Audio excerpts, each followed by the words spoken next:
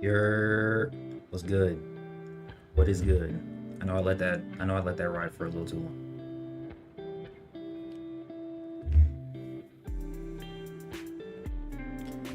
Wait, fan ending is gonna be better? That's hilarious. It's good, Miguel. It's good, Claps. It's good. What's good, normal? See you, Nara. What's good, Ronan? What's good, Asante? I got two objectives. Actually, I'll say this. I'll say I have 2.5 objectives for this stream. 2.5. You eat pizza today? Actually, I had chicken tenders with barbecue sauce. That's actually the only thing I've eaten today too. So, what's good, Links? What's good? What's good, Lance Sterling? First time chatter, I think. I'm not gonna lie, there's a lot of comments. What was good? Ainsley, didn't even know it started on the wait screen 10 minutes. Yeah, it was just sitting there. It's because I had it scheduled so y'all could like show up 30 minutes prior, and then like when the time is actually supposed to start, it just kind of sits there still until I actually start the stream. I watched your vid on the last chapter. Appreciate you. We're gonna talk about it. It's time to slander. It's not time to slander. It's time for like half slander. Actually, I'll say it's time to slander, but that's not really the objective of the stream. The first objective of the stream, of course, as the title of the stream says, we're gonna talk about what makes the season good, but not great, why it's not okay, why it's simply good. Okay? Why it's good, not great, not amazing, why it's not like horrible, the worst thing in the world, why it's simply good, and why it can only be just good, right? And then I want to look at the comments on my video, the 161 review, because a lot of people said a lot of things, and this is probably the most I've seen like people comment a lot in terms of actual word count for individuals. Like some of y'all said a lot of stuff, and I'm not gonna lie to you, I'm not reading all that on a Sunday. I got work. So we're gonna look at each comment like we did last week. And there's a specific comment I actually want to single out at the start of that section. But we'll get there when we get there, okay? We'll get there when we get there. So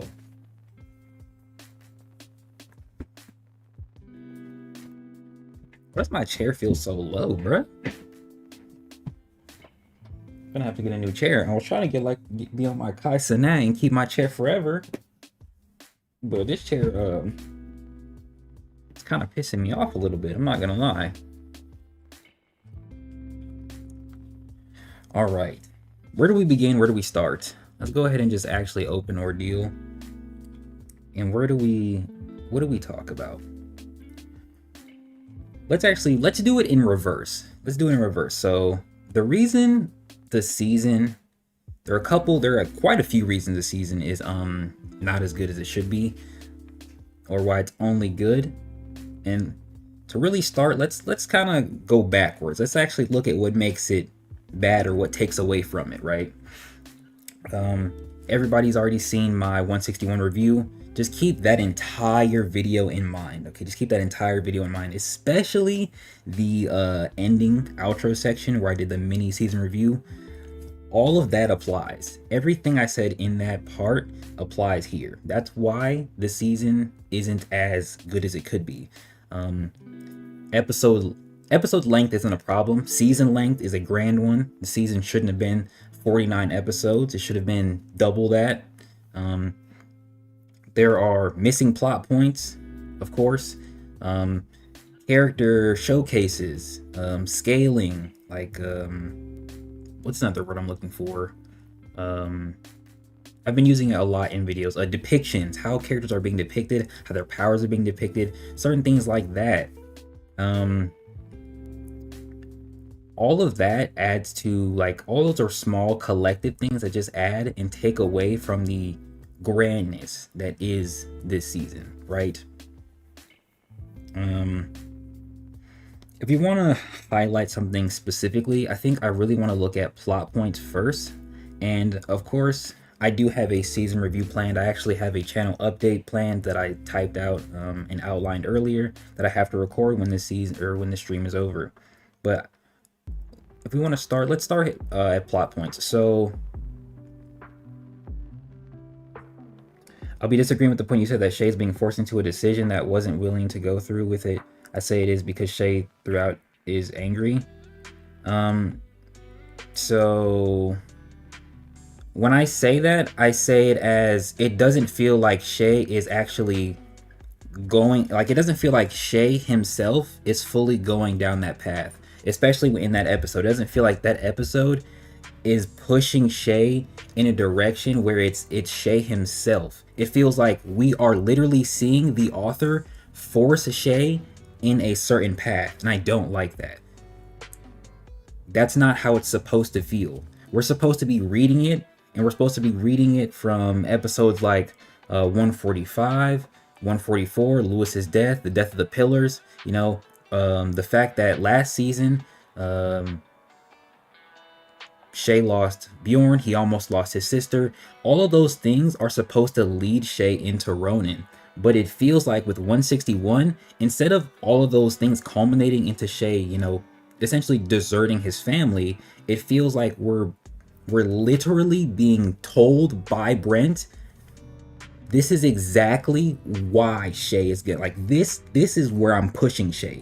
Instead of it sort of being alluded to or implied, it literally feels like Brent is sort of forcibly sculpting Shay into a specific model, as opposed to taking Shay's character and sort of pushing him in a way that actually gets him there more naturally and more flowing. It feels like he's being forced, and I don't like it.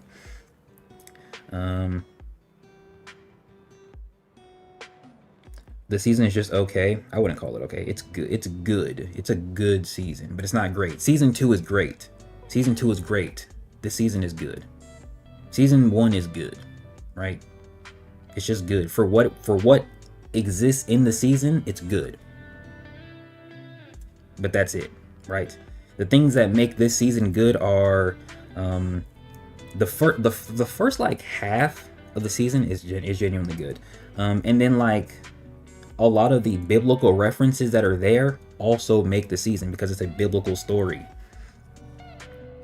For me, I would say that the author is chiseling Shay into a mold that feels too early. Exactly, yes, exactly. We're making the same point. That line with Shay questioning how many... Wait, is chat up? I think it is up. I think it might be a little delayed or something. The line with Shay questioning how many pieces will he lose really took away from the entirety of the Rajani fight. I'm gonna have to dissect that one myself. Again, wait, where was it at?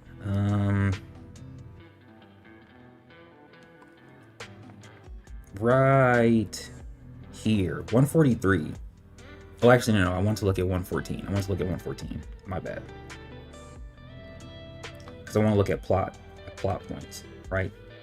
So, like I said in the video, this season doesn't wrap up the initial plot point. Season 2, the plot, we see the plot go from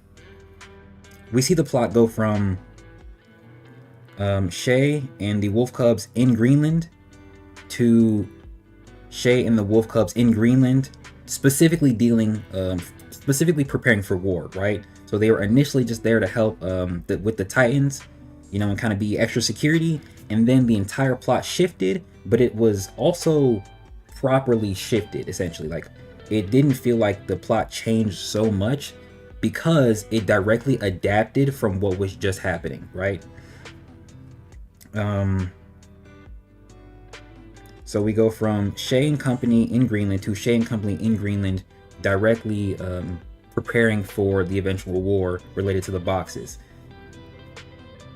while the B plot is everything occurring in the sort of background in Trinidad, right? But then the season ends with both of those things kind of wrapping up and kind of culminating together. In 114, the plot is introduced right. It's like halfway through. A little after Shay shows up, blah, blah, blah, blah, blah. We get this, we get that. Okay. The plant right here. What's up, Quake? My criticism is that I wish we got Anton Lewis, Kevin Morales showcase. We should just get more characters in general. Those specific ones are just more prevalent, but we should just get more characters showcase in general. I'll go back and reach out in a little second. This entire thing is the plot of this season.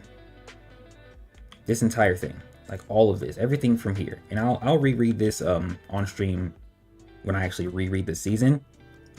But this sets up what the plot is, right? They're going to they're basically going to target little things and break away a mass of Thanatos' forces. And then eventually they're going to use Vatic, Shay, and Kevin to fight Thanatos, right? This is the entire plot of this season, right? This is the initial plot, okay? This stops basically when Lewis dies, okay? Because we no longer follow episodes that follow that course of action, right? You could even say it stops in 132 where Vaal is about to fight Azam, but it fights Lewis instead, right? You could even say it starts there. You could technically say it starts there. And then everything after that fight is really when the entirety of the plot changes and doesn't go back to that at all, right? You could technically say that Kofi's fight is a part of that. I won't disagree fully, but it's almost like Kofi's mission is sort of separate, even just based on what he's doing, is somewhat separate from what the actual initial plan is, right?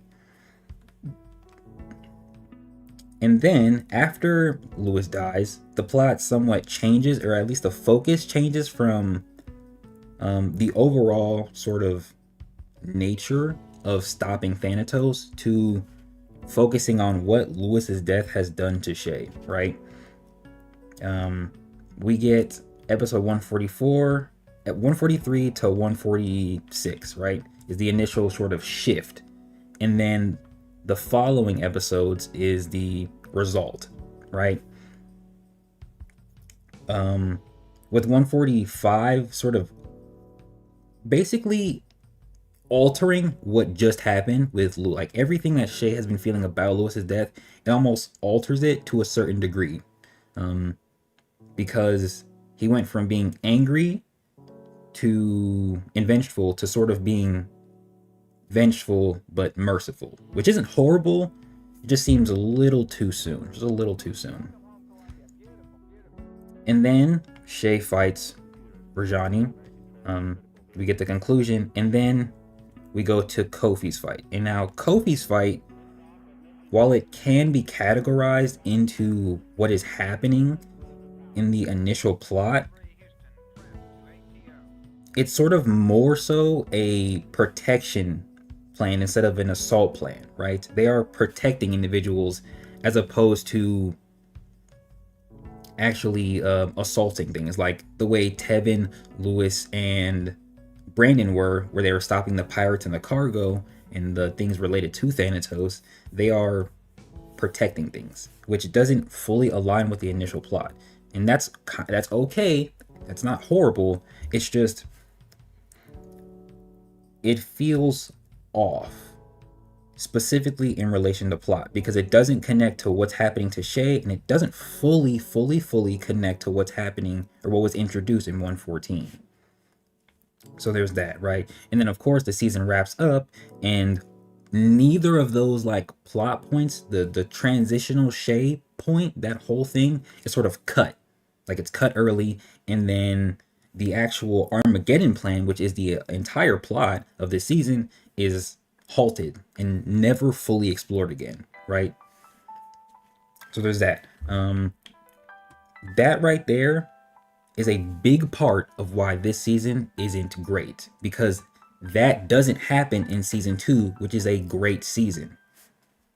That's a major aspect of it, right? I think this season has more biblical lessons than season 2 and even season 1. I don't think season 1 actually has that many, but this season is more direct with it, and that is a good thing because that is the sort of story Brent is trying to tell, right? He's trying to weave in biblical lessons and aspects of the Bible into a fantasy power story, right? And that's amazing, right? That's what makes Ordeal unique. So when he does it against Rajani with Shay, when he even 145, even though that episode is contentious, the impact and the intent there, it's still good. It's still good for what he's trying to do. Okay. What he does with the Great Four and Seth and Azura, it's messed up for timeline specific things, but from a biblical standpoint and how he chooses to introduce these characters and their sort of importance and how even the Bible story weaves into the world of Ordeal, still good. These are still good things, right? Because it shows his capacity to weave in Christianity into his story in a way that's, it can be sort of awestruck and like oh wow, but at the same time you're like, you know what, that kind of makes sense. I feel like it's proper to have Seth and Azura be the parents of the Great Four, right? It doesn't feel wrong to me. However, the problem with that is then it contradicts what's somewhat stated, because the things that are told to us by the characters don't have proper answers, because instead of being angelic beings, they're just Kimyos. So why can't they have children, right? You know what I mean? Unless they can't have children now, but could have children before, right? And then we have things like Thanatos and Abel, where Abel is a descendant of Thanatos. But it's like how? Like how? We don't even have an answer for that, right? So yes, things like that, very important, and I think they're good. It causes overall questions, but these are questions that could be answered if he answered them. That's the thing. If he answered them, they wouldn't be a bigger problem. And the other thing is that these questions don't have answers that need to be like super well in depth or crazily explained. A lot of them are very simple answers, right? If he simply said that the Great Four can have kids, that would automatically fix a lot of things, specifically at least when they were alive, right? Especially with what I said in my episode, I think it's 160. No, I think it was 155 review, where it makes sense for Katai Gita's real name to be Enosh because he is the son, that is the actual son of Seth and Azura in the Bible, right? Like the stated name. And then it makes sense for his representation of sort of what's his name? Zeus, kind of, to also have kids. Like it just makes sense. Like I feel like it makes sense for his character specifically to help continue that lineage without breaking what is written in the Bible, right? This also partially answers Quake's question of how does Christianity weave into the Ordeal. In like the first 3 episodes, we see Leo reading the Bible. He's reading, I think, Psalms. Shay has a Bible shown in his area in episode 113 when they're looking for him. I don't think Chad is showing up, but it's kind of bothering me. Hold on. Refresh? Does that work? Properties?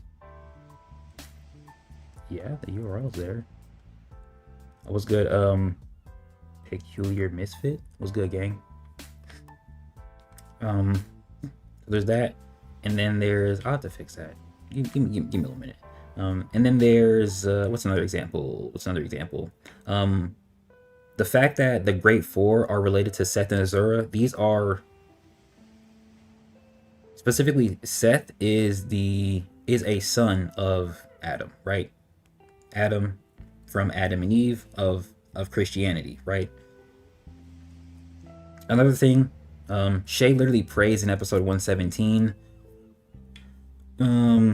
Mahalalel was stated to be in arch, to have the rank of arch, as in archangel, right? What's another one? What's another good one? We literally see Jesus, or God, however you want to call him, in episode 145, in the room of creation. So there's a lot and very prevalent examples of Christianity and Christian themes in the Bible, right? I've mentioned a lot of verses in relation to the points I make in my videos. I think another one that's not as obvious, but I feel like fits very well, is cursed chi and sin. I relate cursed chi to sin as a whole. I think it's in my 151 review. Let me go back and look at some of these comments. Hold on.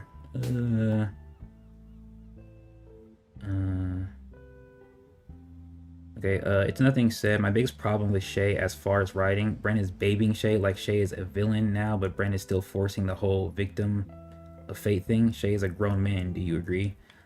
Yeah, actually, I do agree. I think I said this to some of my friends. Shay doesn't lose enough, right? Now you think, what do you mean by that, Jay? Shay lost his parents, he's lost Leo, he's lost Bjorn, he almost lost his sister. Shay doesn't lose a fight. Shay doesn't lose a fight. The last fight Shay lost was to Bjorn in season 2.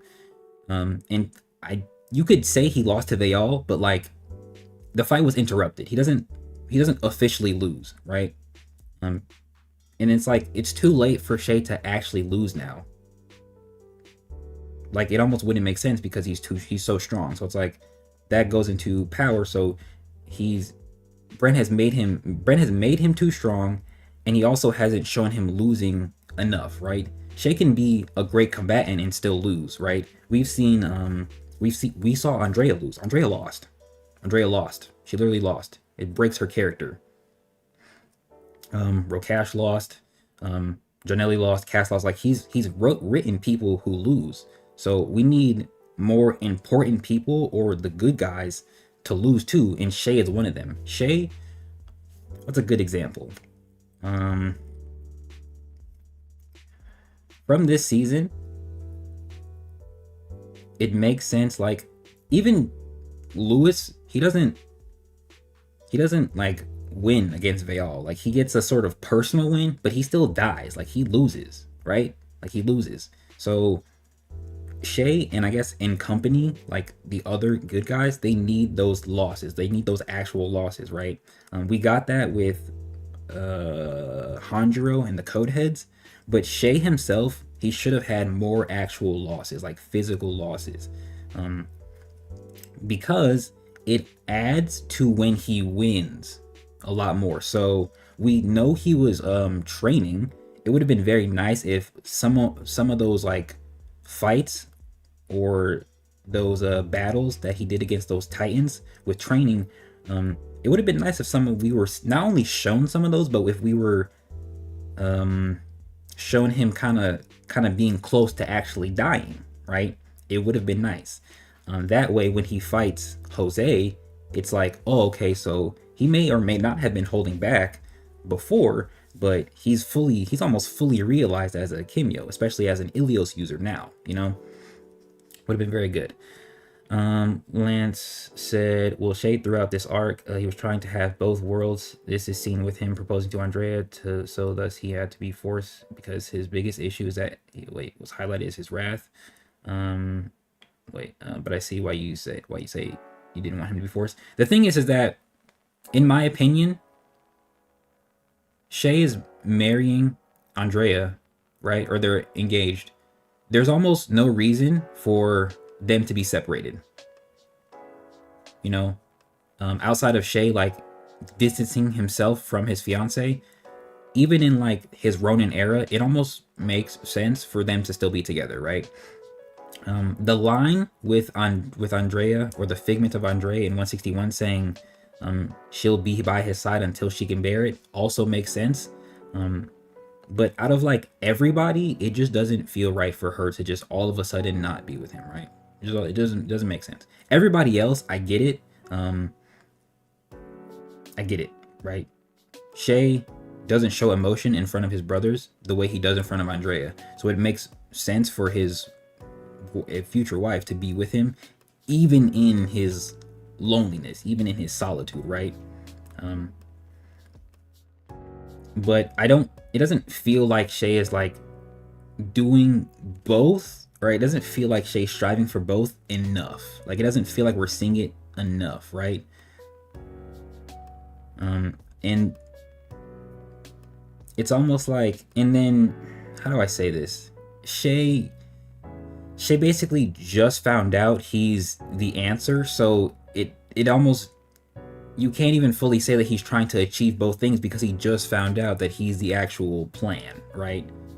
You know what I mean? Like, I feel like you can write Shay having happiness for, specifically with Andrea, for longer, without it being a battle of like two words. Like we don't need a Peter Parker story here, right? We don't need the mask and Peter Parker, right? We don't need that. Shay doesn't actually, like, that's not how Shay is actually written, in my opinion, right? And that's what it feels like he's being written as opposed to it being a sort of natural consequence. Now, I'm not saying that, of course, Peter Parker doesn't have that as well.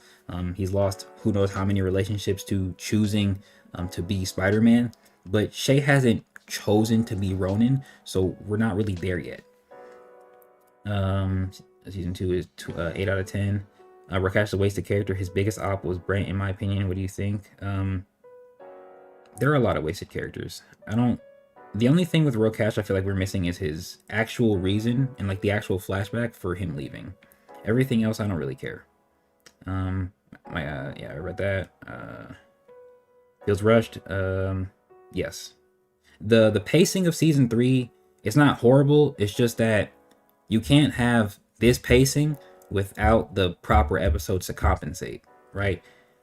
He was able to do it with season 2 because it felt right. Like, everything in season 2 feels right.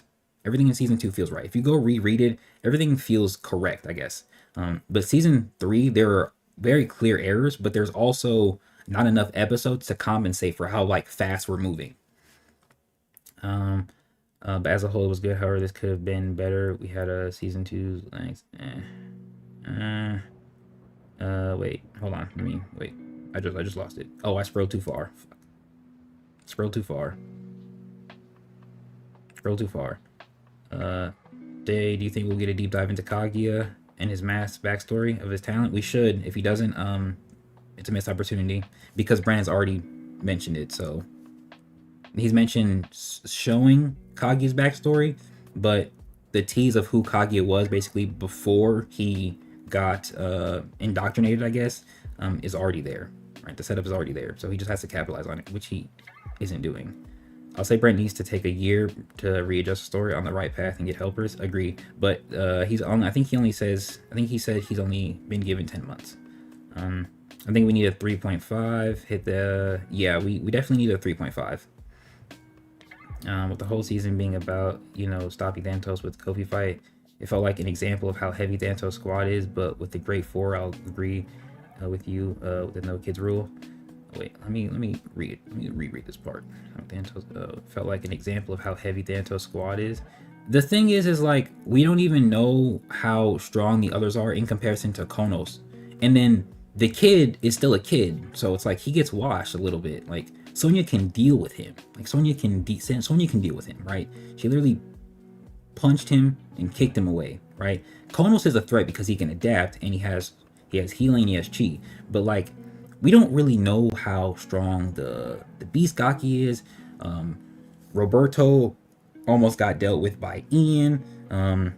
A lot of his depictions of characters are also kind of bad because you can say like Konos is obviously the strongest because of what he is, but everybody else, they will get weird like depictions, you know? Like the kid, he's, I mean, like I said, he's a kid. He's what, 13? He should be 13, but he's as like with his chi, he has chi in comparison to like Sonya. At least that should be a proper interpretation. Yet he's super inexperienced, not very efficient, and he really doesn't know what he's doing. And he's like relying on Konos, right? But then we literally do not know how strong the other guys are. We don't know. Like, we actually don't know. I mean, like, we don't even know how like the Beast Gaki operates to even really say if Orion could or couldn't contend with his brother, because we don't really know like how equal they are in terms of like their little pair. And then Minamoto was supposed to fight him, so it's like it's just weird. There's not enough to really say like,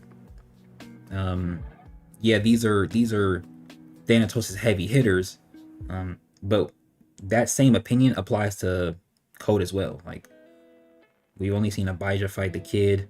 We've seen a Minamoto beat on an Tanjiro. Like, there's just not enough to really like to say that, in my opinion, fully. Wait, Michael Kaguya face reveal should have happened. His face would have been better than Gojo. I agree. There's almost no reason to keep his mask on. I think we're gonna have the faction war in season 4. It just makes sense rather than skipping it altogether for the 7-year time skip. I don't really know how I feel about that. I won't. I'll say it like this. I don't disagree because it makes sense. However, that could have happened this season. There's no reason. There was honestly no reason to sort of stop the season the way it is, to pick up with a faction war that could have occurred this season. Like, basically the war should have been this season. But I also said that in my 161 review. A lot of names and abilities have Christianity ties too. Yeah, like the Four Corners. It relates to the Four Corner Angels, who, well, it relates to the four corners of the earth, but it also relates to the four angels who release the winds of the four corners in Revelation. The chapter where we saw Jesus after Shay dropping the sun and killing everybody was fire. Oh wait, I can see that. I can also see some themes in reference to Greek mythology. Yeah, Brent likes he's a mythological. That's not the term I want to use.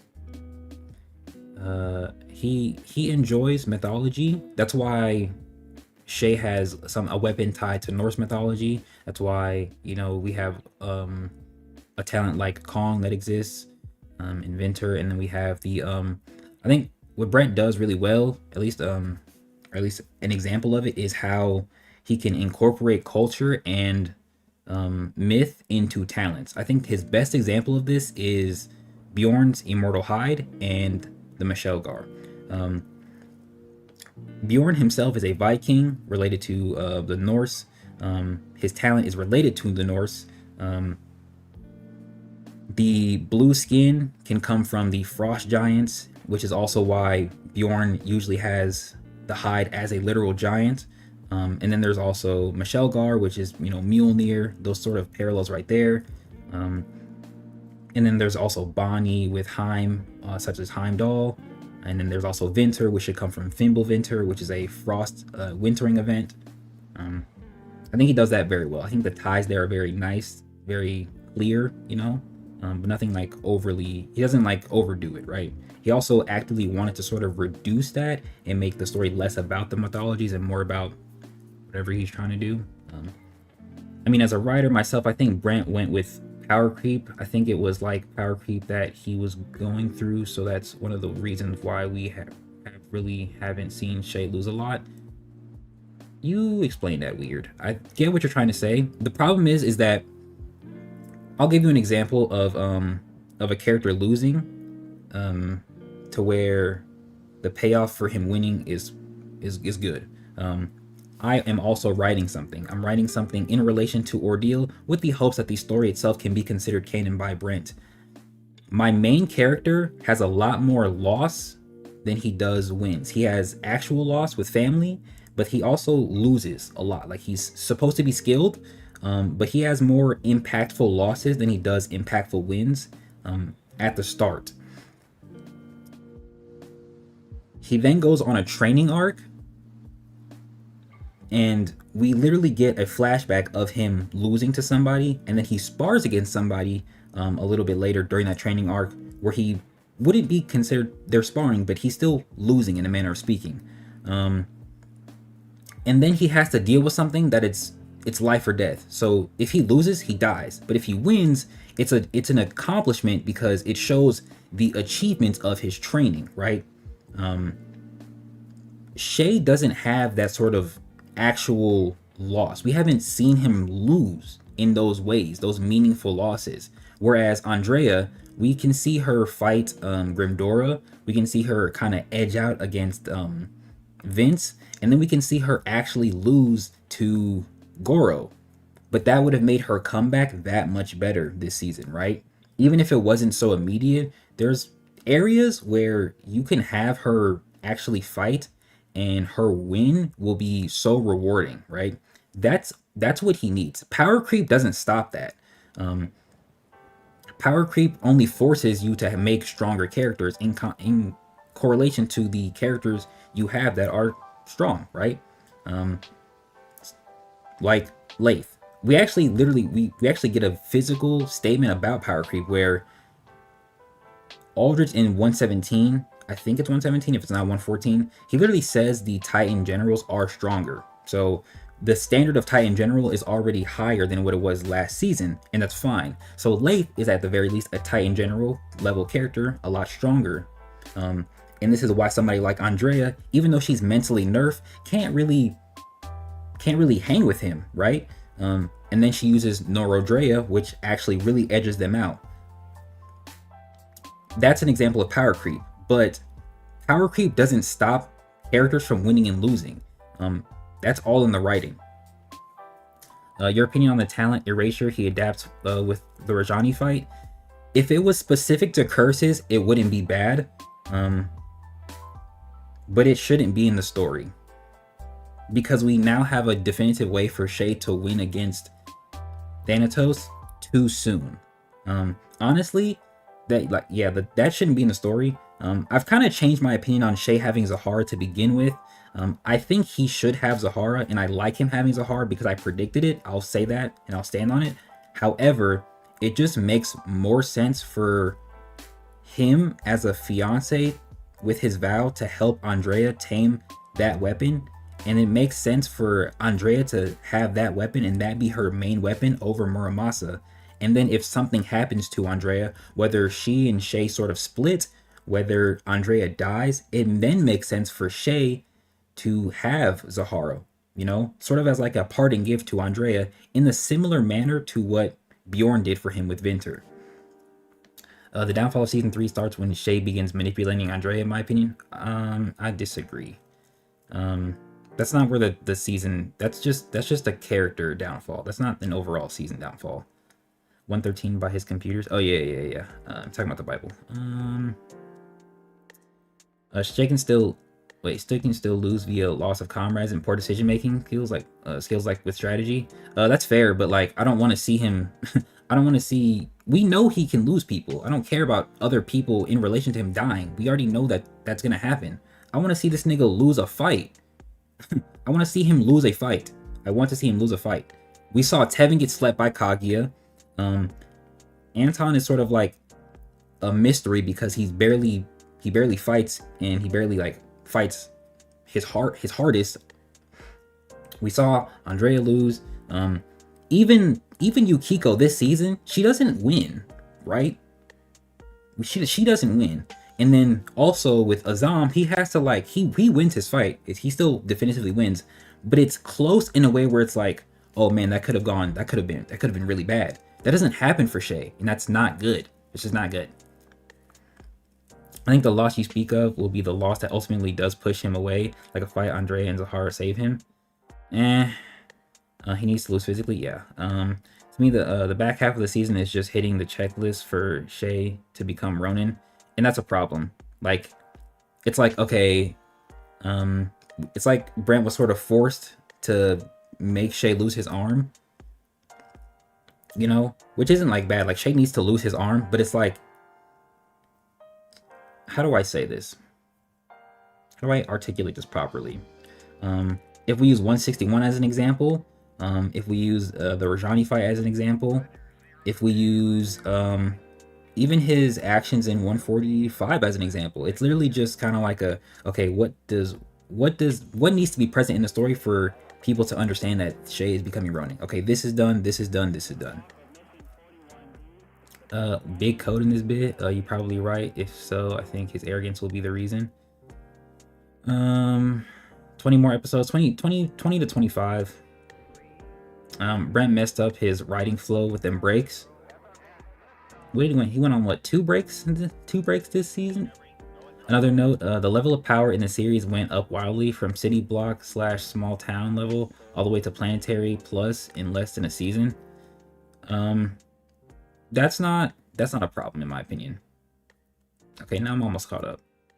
I have like 20 more chapters could have wrapped up the season well, but we would need a lot of clarification on why Shay's doing the things he does in the back half. I agree. Like, I remember when Brent streamed and people were wondering why Shay cut the moon in half. He like alludes to there being a reason in the stream as opposed to there being a reason in the story, right? And we basically just got that reason, right? I would count the episode difference from like Shay actually splitting the moon to when we actually get clarification. And I'm not saying that just because something happens and we don't know the reason doesn't mean it needs to take forever for there to be something to explain that action. You know, like it doesn't need to have a definitive explanation limit. Like just because it doesn't take 10 episodes or 20 episodes, it just needs to be present, right? But I feel like certain things would do better with certain explanations sooner rather than later. Hopefully that makes sense. Child Gaki / Kirito felt around the pillars level rather than Royal Blood or GT. That's fair. What Brent does well is sprinkle a bit of every mythology and a lot of different elements of culture, which I love. I agree. Rather get 3.5 than 4. Felt like even if 3.5 focuses on Tevin, it'll only give more credence to Tevin being a god tier now. Based off this season, he a god tier in his ideals alone. I agree. Also, that boy Anthony. Hold on, let me get to your comment, bro. In fact, I think the pack needs a preamble sort of before the time skip. Preamble. I agree. I feel like that's what this season was supposed to be like. I really thought we were going to see the pack be together and then slowly disperse, which is kind of what happens, but in a weird way. Like in a way that doesn't make the most sense. Like Anton being a code head should have happened sooner, as opposed to us starting the season and then him being a code head, right? Why did it take them 8 months for them to decide they want Anton specifically? It almost makes more sense for it to happen at least during the 8 months, right? He literally is credited as a war hero, so why not? Even if it's like an odd or easy pick where it's like, okay, well, we don't really know who we should pick, but we just made him a war hero, so why not pick him? And then they all vote. That should have happened sooner. That way, when the season starts, there's a sort of active disposition on where the characters are, right? We know Shay has been by himself. We know Azam has been sort of in and out of their training area. Lewis, Tevin, and Yukiko were all together. It would have been nice, and then obviously Andrea wasn't there. It would have been nice to also have Anton be separated from them, and then they kind of reconvene in 114, and then they also kind of work in pairs, but they're still separated in a way. And that would make the sort of them all showing up and being around each other in 144 in those prior episodes a little bit better. Andrea should have kept Zahara. I agree. Then she should give it to Shay when he finally becomes Ronin. Yeah. So like with that, JDad, I think what we see in episode, I think it's 126. The same way we've been getting like future visions of Shay with the Eye of Time. if we got this scene right here, and then we got this scene, and then we get this scene of Shay with Zahara, right? And then Shay gives it back to Andrea.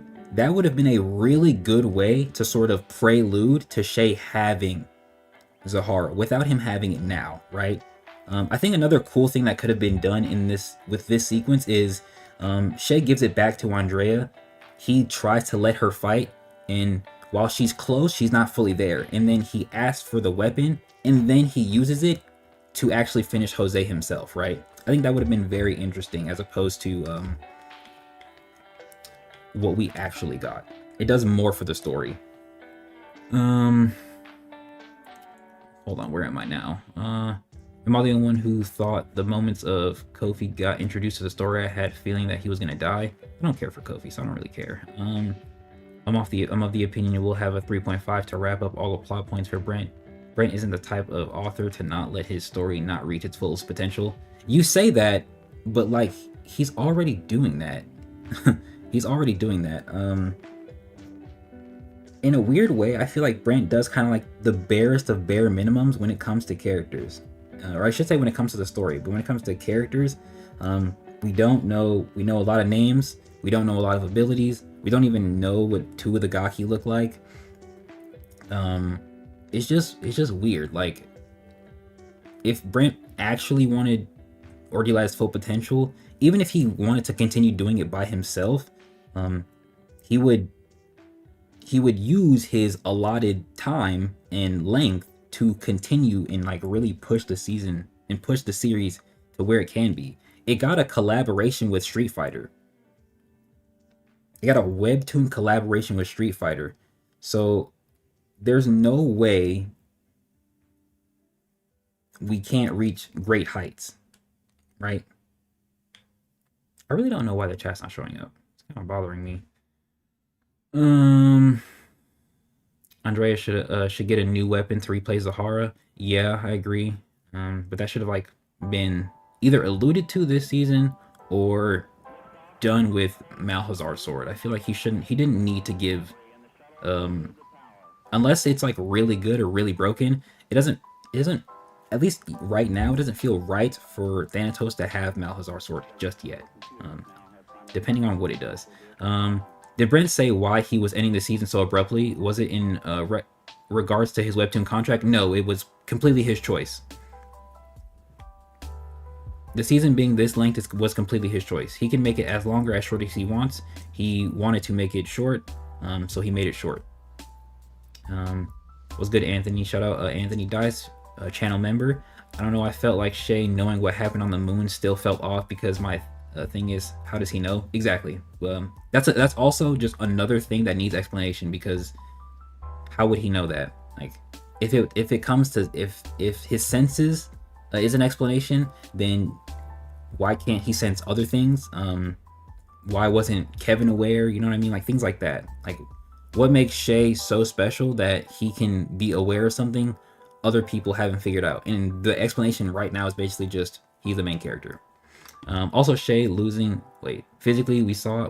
The Shay we saw him getting his ass beat by Bjorn, but I see why you want him to physically lose. Him losing to Bjorn gets a payoff that same season because he's able to destroy the hide and he's able to overcome Kaguya.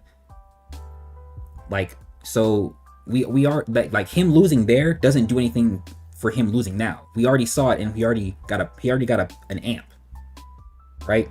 We already saw him win after that. He lost to Bjorn, and then he fought Veal, and he fought Kaguya, and he was compared to Agaki by Abijah. So like, who knows what he would have been capable of if they actually fought? Like, how useful he would have been, right? So like, we need to see him, or we should have saw him lose. Even if it was in season 1, we should have saw him lose a little bit more, right? I feel like there's not enough like win to loss ratio on his record in a way that helps lead him forward, right? It was offspring type of thing, like how Oda Sensei likes to do. I don't know what that means. I'm surprised Veil didn't send any troops or general to the Hemlock Estate, since he knows where it is. It would give Tevin something to do and can build up Yukiko and Elon potential friendship. Yo, you just stole my whole script, bro. I said that I said that in a review. You just stole my whole flow. But I agree, because it makes sense. I even said that in 161. It just makes sense. I wanted to see Tevin actually interact with Shay directly and attempt to dissuade him from being so violent. I hope that Brant gets like 130 plus ep to help him flush out everything. It will be interesting to see how season 4 goes. Not gonna lie, I don't even know what's the threat in season 4. Shay's gonna become so more overpowered. It's not even gonna be funny. I think season 4 is not gonna be good because of this. It already isn't. The series already isn't good because Shay's so strong. Like Shay has Zahara. Shay having Zahara as like a physical weapon isn't bad because it fits his fighting style, but to also depower Andrea and then also give him curse destroying flames, he has no real need for the Eye of Time right now, right? It doesn't even make sense. Like it just doesn't even make sense. And then it kind of makes Vinter redundant, right? But then he also says that he still has Vinter in the future, so it's like, why? It's almost like why, right? Even if Shay took Zahara from Andrea, you could even argue that he should have, or it makes sense for him to give her Vinter because she has 5% of Ilios, and you could, or it could be explained in the story that even 5% is enough to help handle the frost that comes from that talent, right? And then that would be a really cool interaction, because now Andrea doesn't have just a weapon, she has an elemental weapon on top of that she could also chain, just like Shay, with her fire, right? There's like a lot of potential there, but you know, I'm not writing the story. Malhazar's sword was supposed to be for Andrea. My theory died in my hands. You and me both, bro. The season could have been so much more with all the lore and things that could have been developed. Agree. Realistically, there isn't a single character that we have seen who has the ability to win against Shay, except maybe Kevin, Vatic, / Santos. Even then, I don't see them winning the 1v1. Agreed. Shay's body, like there's just so many things that go into it. English is not my first language, so I'm going to try my best with this, but in my opinion, I feel like season 4 is going to be a very interesting season. I mean, we all agree. We all agree with that. Okay, I feel like we've kind of gone over why the season is in its sort of shamble-ish nature. I'm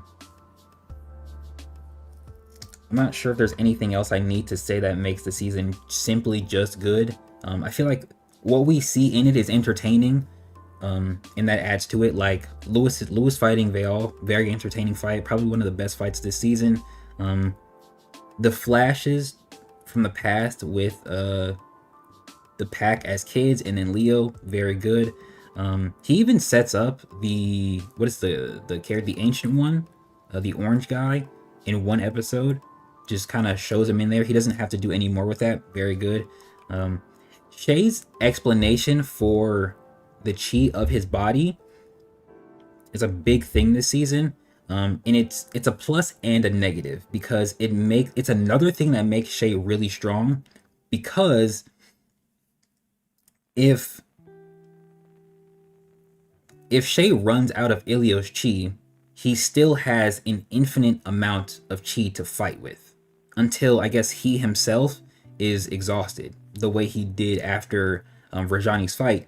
However, that shouldn't be the case, because 1, he has chi still fueling his body, and 2, that was situational because that chi was being nerfed. So Shay should essentially never be tired. So any fight you can say where the battle comes to like a stamina win, Shay should just win naturally, because he also has chi in his body, right? Unless you think that chi is equal to Ilios's, and Brent did confirm that, you know, Shay's can use that chi passively, or it passively exists there. Unless you argue that Shay is using that chi while also using Ilios's chi passively, Shay should just win off of stamina, right? However, the explanation for Shay's chi in 132, it does a lot for the story, and I think it's very good. The things that make the story, or I guess I should say, things that make this season good are things that add to like overall lore and information. And 132 does a lot for Chi as a whole. I'm pulling up the episode right now, but like this explanation on like the Chi and the ether, even if my interpretation of the how talents die in the ether is wrong, it's still very important information, right? Very important information.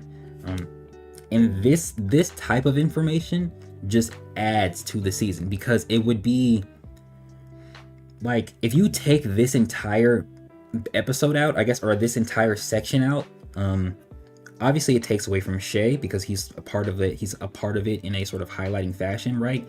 But it also takes away from every other Kimyo, because we are now told, and we now know less about how Chi works and how talent limits work on a fundamental level. We are told right here, not there. Here, not there.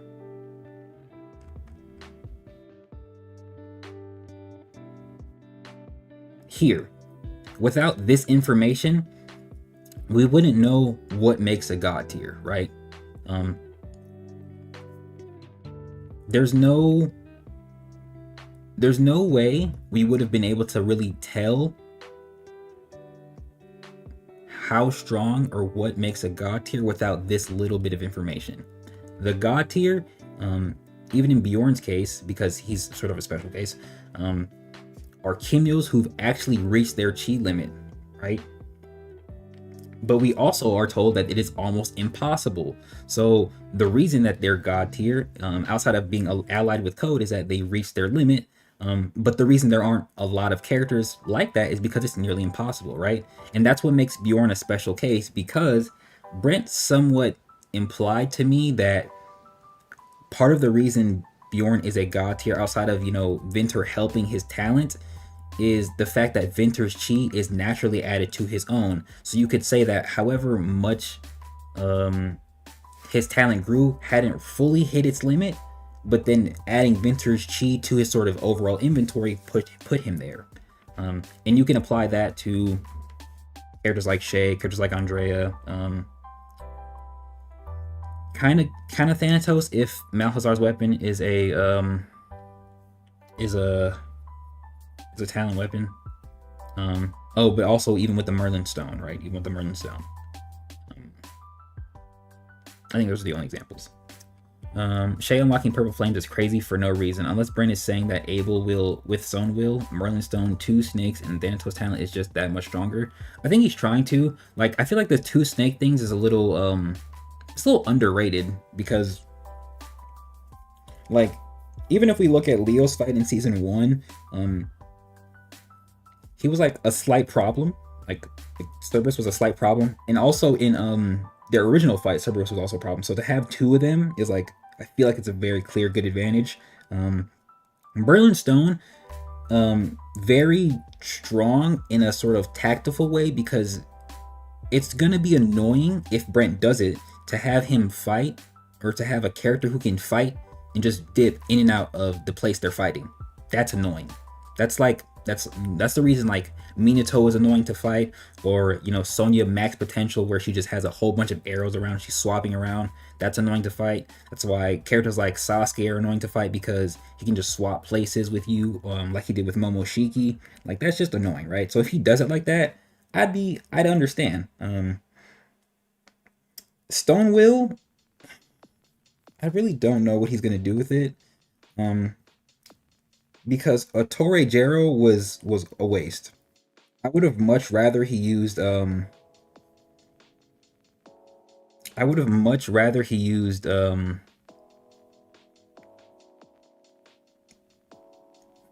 me remember. It's the axe.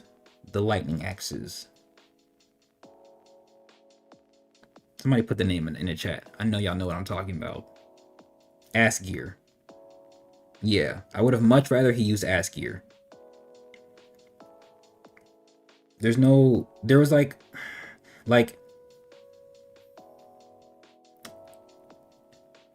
like I feel like having Askir has it basically has the same effect. Like there's no need for him to introduce this new weapon for this weapon to be fodder, right?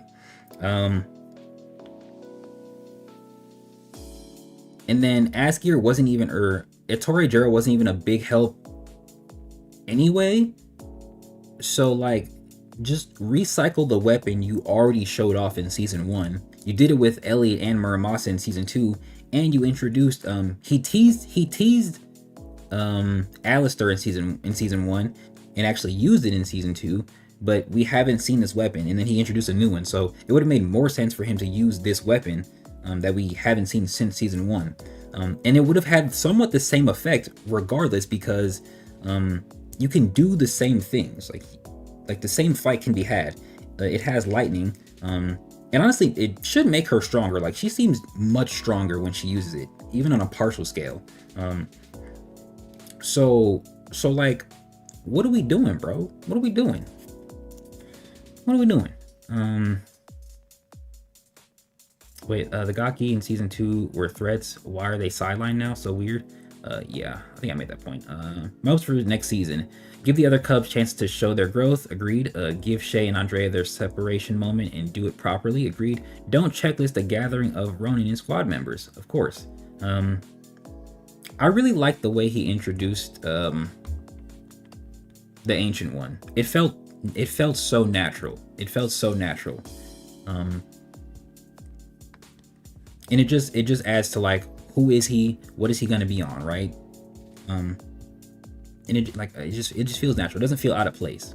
Be honest, chat. The side characters are more interesting than Shay. Yeah, everybody agrees that. Not that many are. Well, that's true. That's true. And so, I mean, Shay can burn the chi, so he can literally nullify every kind of talent that can be used against him. I felt the diagram is fire. I think we needed more of that. Yeah, I agree. Also, I hope Oviedo gets a chance to show his ability, or at least become a guiding figure for the Cubs. He low-key should have died. This is why the season should have been longer, because Shay did something that directly correlates to what they talked about in episode 128. Shay literally did something that would cause Oviedo's death, and he's still alive, right?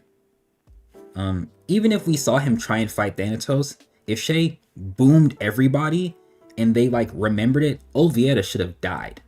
He should be dead. We should have got, even if Code has their little spat going on, a whole month after that happened, in the month that we got Shay booming everybody to when he fights Rajani, Oviedo should have died. We should have seen his talent, because he tried to fight Thanatos. Shay should have killed everybody, and then Oviedo should have died because Shay killed everybody. That's how you do it. That's how you do it. I don't know why Brent introduces concepts and then doesn't like actually go forward with him, or he chooses to do that late when it almost doesn't matter. Like, another example, and it's more of a flashback. We should have saw Sabito versus Veil this season, right? It's already been teased once. It's been teased twice. It should have been capitalized on this season, right? So at what point is Shay going to do something that's worse than what he did in 145 that leads to Mikhail's death? There's almost nothing that's worse than what he did in that episode that can cause, like, because if that can be excused, or for whatever reason the masses of the most important people don't know about it, there's nothing Shay can do that would cause that kind of repercussion. And this goes into the conversation of Shay needing more consequences, but I don't feel like getting into that because it's kind of clear. I don't want him to be a guiding figure to the Cubs. The only Cub I want him to interact with is Tevin. Tevin is what you want Oviedo to be. He is their moral compass. And I think that's going to be used to interact with more curses and living talents. We might even get that Leviathan at some point. You're talking about the Purple Flames? I want Oviedo to be a guide to help the Cubs assist in achieving God's goal for Shea. Wait, hold on. Heaven is the moral compass. I don't want that nigga interacting with none of them, bro. Let him show off his talent. Let him preach his gospel.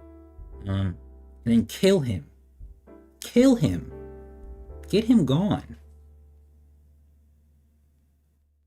I feel like it makes more sense for Mikhail to interact with specifically Tevin. Specifically. There's no reason for he's not gonna interact with Azam.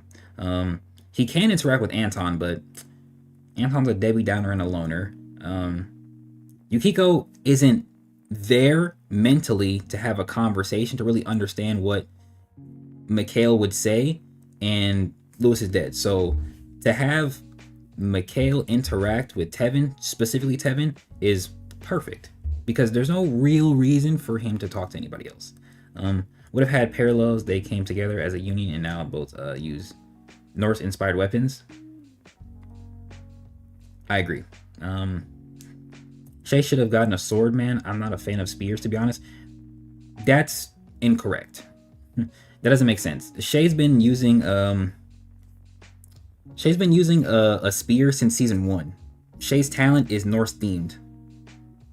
It doesn't make sense for Shay to use a katana or a European style sword like Yukiko, right? It doesn't make sense. It doesn't fit him. It fits other characters.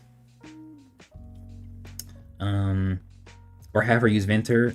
Also, Venter was operating weird. I don't think Shay was able to recall because the handle was broken, but still the handle matters that much that he can't recall it. Oh, that's actually a fair point. It's a fair point. Yeah, he might not be able to recall it. It's kind of fair. I did mention her using Venter earlier. I believe that the handle had Norse charms on them. They didn't. They were just wrappings. The weapon's not complete. Keep in mind Zahara switch weapons because of that, as well as it breaks. It makes sense. It won't have all of its abilities. Shay needs more consequences, but who is gonna check him though? Nigga, I don't know. I'm not writing it. I'm not writing it. Don't ask me. You better DM Brent. Kind of put the one man who could in critical condition while hurting 2 members V's, one being a traitor. Akantia was a spear. Or is a Spartan base a must? Oh yeah, spear's a must, yeah. And the Naginata for his parents' roots, yes. Now I like Venter, the ice is pretty, no lie. I mean, that doesn't matter. Like, it doesn't fucking matter. Doesn't matter. What matters more than what individuals like is what fits a character. Andrea is a weapons master. She has weapons that are different from each other because she can master any weapon. Shay is a Trinidadian Japanese boy. It makes sense for him to have a Naginata because his father's Japanese, and it makes sense for it to be a Naginata because his talent and his weapon aptitude is spear related. The axe is a gift, right? Something he had to master on his own, but he was already using spear related weapons and spear related combat prior. So it don't matter how much we like Venter. Venter's great. Venter's cool. Venter's amazing. It technically fits him far less. It just does. There's no ifs, ands, or buts about it. Like Zahara or weapons like Zahara just fit Shay better. And you said why I crash out? Because comments like that don't take into account what actually matters to characters, like what actually fits and what actually is important. Like Tevin, for example. Tevin doesn't need a weapon. Tevin using a hammer this season was interesting, but it's not really him, in my opinion. It's not really him. The shields fit him very well. Very good defensive addition, right? And you can use them in combat, like Shay does it. But take Captain America in the Infinity War movie, where he's using the shields he got from Black Panther. way more offensively than he really has used his own shield, right? That would be very good for someone like Tevin with those shields, right? Another example is Lewis. Lewis is a weird case because he doesn't really need a weapon. Like, he does, but he doesn't at the same time. He needs better close quarters combat, and he has that with the lance. But he also is still using his talent in conjunction with that sort of combat, right? That's the thing. Yukiko needs a weapon because it fits her character based on who her father is, right? Are we seeing the correlations here? You said, my bad, I'll shut up, I didn't mean to offend. No, bro. It's all good.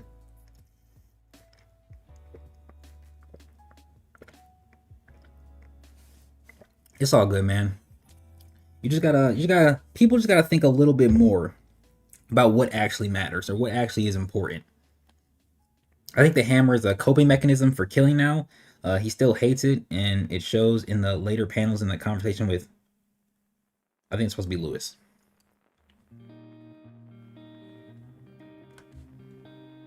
A coping mechanism? That's an interesting take. What I call it, a coping mechanism? I want to call it a coping mechanism. It feels like a natural byproduct of him having to exert less force. But it's also a hammer, as opposed to like a sword or a spear, is also a little bit, what's the word I want to use? Maybe it is a coping mechanism. Because he doesn't technically have to kill somebody with it. He doesn't technically have to kill. The force of a hammer and the impact of a hammer versus a sword or a spear or any bladed weapon just isn't the same as a hammer, right? Like an axe. Like, he could have used an axe, but he doesn't. He uses a hammer, right? Right.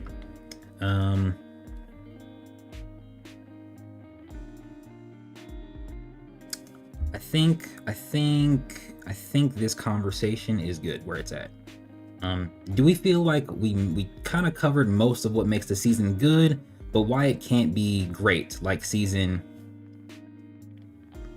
2? Is there any other point I should cover before moving on?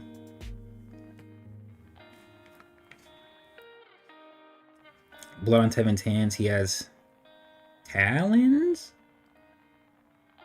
Are we talking about Tevin and his cookie basher? That's funny. Hold on, let me see if I can fix chat. I don't know why it's doing that. It should be appearing. It's very abnormal. Azam development? It's not here. I didn't save that? Yeah, that's not good. Oh, wait, it's right here. Hold on. Oh, wait. Wrong one. This one. Yes, this one right here. This.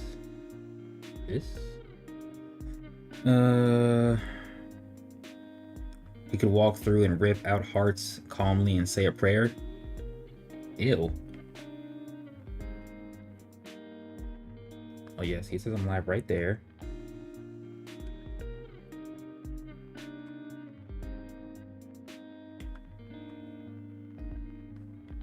Hold on. Save. Oh, layers. No.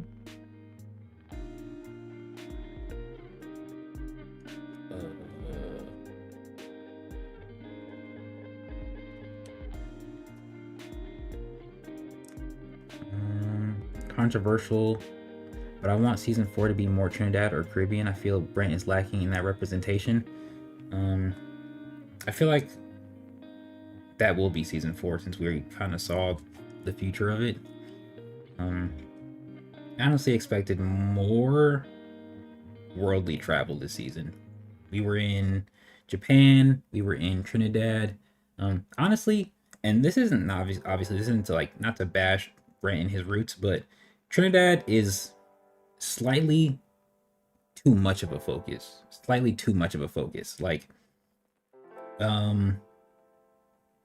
Because I get, as a writer and like where Brent is from, I get him trying to put Trinidad on the map with how he's writing his story. But I also like that he had Shay and Anton and things happening in Japan. I like that he had a fight in Arizona. I like that he had a fight in Schehelion. I even like that the placement of where Shay is like a sort of vague spot that can be looked up, right? I also like that, and I wish we kind of got more of Zuri, because they are in Africa. I feel like using Africa as a ground for battle and conflict will be very entertaining and nice to see. So I really like when Brent actually kind of moves away from Trinidad. It just feels, I'm not saying it feels better, but it opens up the world of the story more, because not every character is going to be in Trinidad. Like, not every character in every conflict is or should be in Trinidad.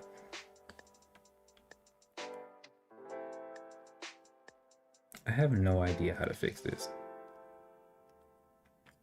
Guess we're just not going to have a chat on the screen this stream. I'm not really sure what happened. Natural? Yeah. Wait, hold on. Azam development. I'll take my time and talk about that in the actual review. He has a section, or he has a part. How do you feel about Vial and his investment in the involvement in the story? Right now, I feel he is not only written better, obviously, but he is overall a better villain than Thanatos. Yeah, Thanatos, Vial has, even with his backstory, Vial still has a quote-unquote better reason to be a villain, as opposed to Thanatos. We still have no real reasoning on why Thanatos is a villain when his life is almost, it's not perfect. He taught them.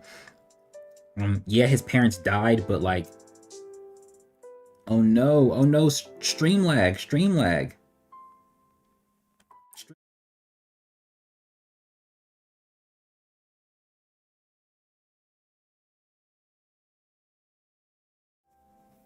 I don't know why it does that, or why it does that. It did that. Maybe it's because of the Wi-Fi we have now.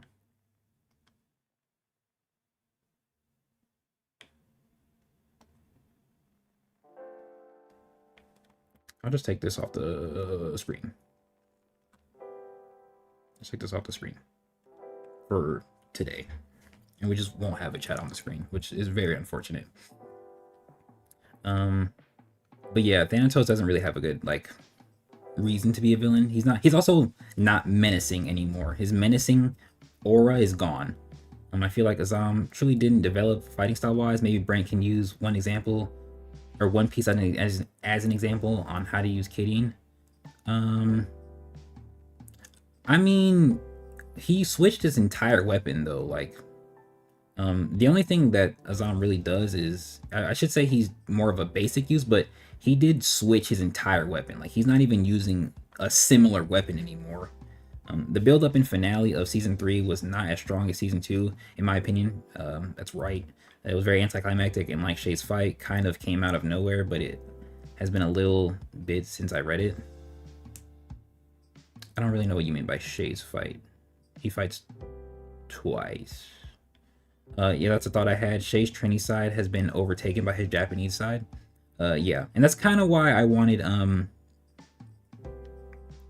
Malhazar's sword to kind of go to Shay, and then he can give it to Andrea, so that his Japanese roots are important or relevant, because right now they aren't. They just aren't, right? The Heart clan as a whole just isn't really relevant to Shay. He's Lord Heart, but it's like, it's more like he's just the Ilios vessel still, right? I personally would have loved to see them come to Africa, because that's where I'm from. So I personally love to see it in the story. Yeah, Zuri, I feel like when Brent actually decides to lock in and use Zuri, it should be really good. Scenery wise, cultural wise. I don't really like Jabari like that. I'm not like a fan of him, but I like Zuri. Zuri's cool. Zuri's design is cool. I like her attitude. She's very interesting. she's also a fan-made character, and I want to see how Brent incorporates that into his story, right? So I can't wait to see how he does that. Other point, the story is already at a worldwide scale, so we should be everywhere for the events of the story. Agreed. With Vale, I don't know. I feel like he should have been taken out by Shay before he got away. Vale should have died this season, in my opinion. There's another reason why I think the season should just be longer. Vale should have died this season so that Thanatos' main villainy can be more impactful. Yeah, 3 seasons of Vale as a villain makes sense. 3 seasons of Thanatos as a villain makes sense, right? And that way, at the end of the season, we could have got a sort of somewhat reason as to why Vale is the way he was. If Brent actually put in Sabito versus Vale, that would have been another good point, another good way to sort of close off his story. Like Vale should have died this season, but the way the season was written, it had to be. Obviously, the season needs to be extended, and then there are things that need to be added for it to add to his death being impactful. The conflict being in Trinidad and expanding outward from there, outward through the lens of Shay, even if we don't view the world the same way, actually good world building. Even from a strategic point, he is making better moves. He crashed out on me. I'm crying. I'm sad as hell. Also, to me, I like how much more weaken for Vale. It's like, how much more weaken for Vale to die? Are you saying like, how much more weakened does he need to be to die? Is that what you're saying? Is that what you're saying? Because I was initially reading it as like how weak is Vale, but I don't think that's what you're trying to say. Yeah, I do think we can move on though. Just to close out this section, the things that make Ordeal good is obviously its art, its aspects of its story, its biblical influence, the action, some of the intensity,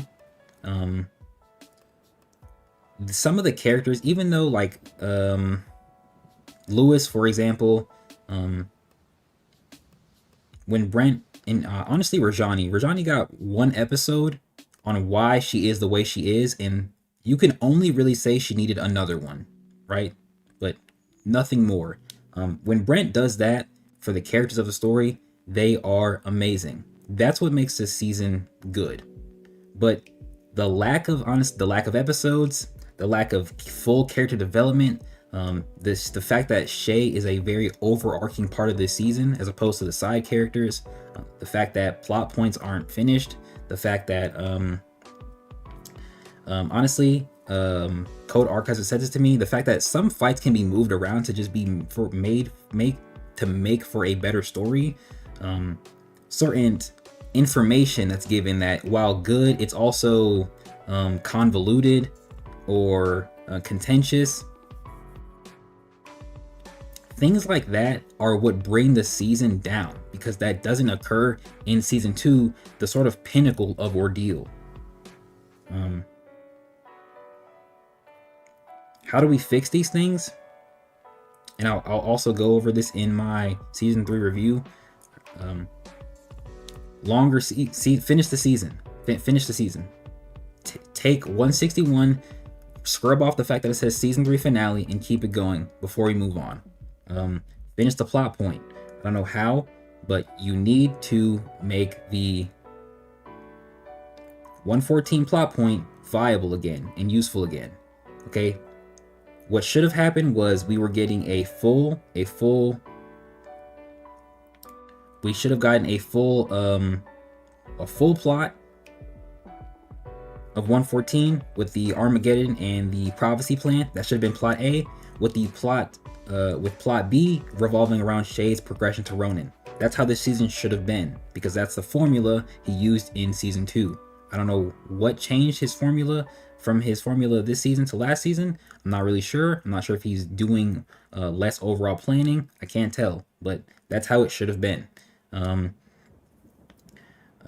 Character showcases, character development, character depictions.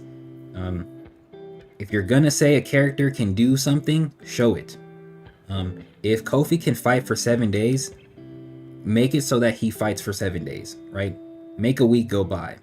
If you're gonna say that he might destroy all of Arizona and they need all of Arizona to battle, do it. Yes, they rampage and move around Arizona, but the actual destruction of his attacks aren't that large. So do that.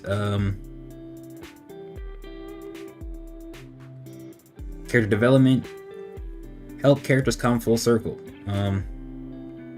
Go ahead and, even if you want to make Shay and Andrea's characters and their relationship dynamic the way they are, don't take away from Andrea's individuality that existed in season 2 and season 1. She's still a ranked member. She's still the daughter or granddaughter of Leo Thomas. She is still a fucking Ilios user, right? Keep all of that and just add it to, and just put it next to Shay. Don't let Shay overtake her, right? And even if we have her losing to Gaki in season 2, where her character is now broken, do things that actually bring her back to her former glory. And this is the same with characters like Azam. Show more of their progression into the characters you're making them become. That's how we fix these things. I think that's it.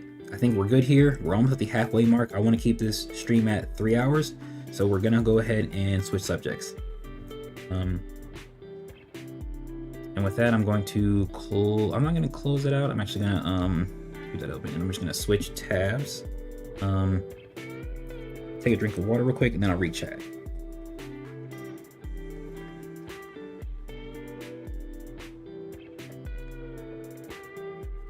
Okay, to answer your question, Anthony, how weakened does Veil need to be to die? I think even before he got to what Lewis did to him was a good point for him to die. I think what Lewis did to him should have been used as a segue to show that Veil can be weakened, he can be killed, which we already saw with season 2 with Bjorn. It would have just been a good way to reinforce it, and then we can actually have Shay or whoever actually defeat him, right? Just another big hindrance, right? That's cool. I think some things like flashbacks should be a tad bit important depending on character importance.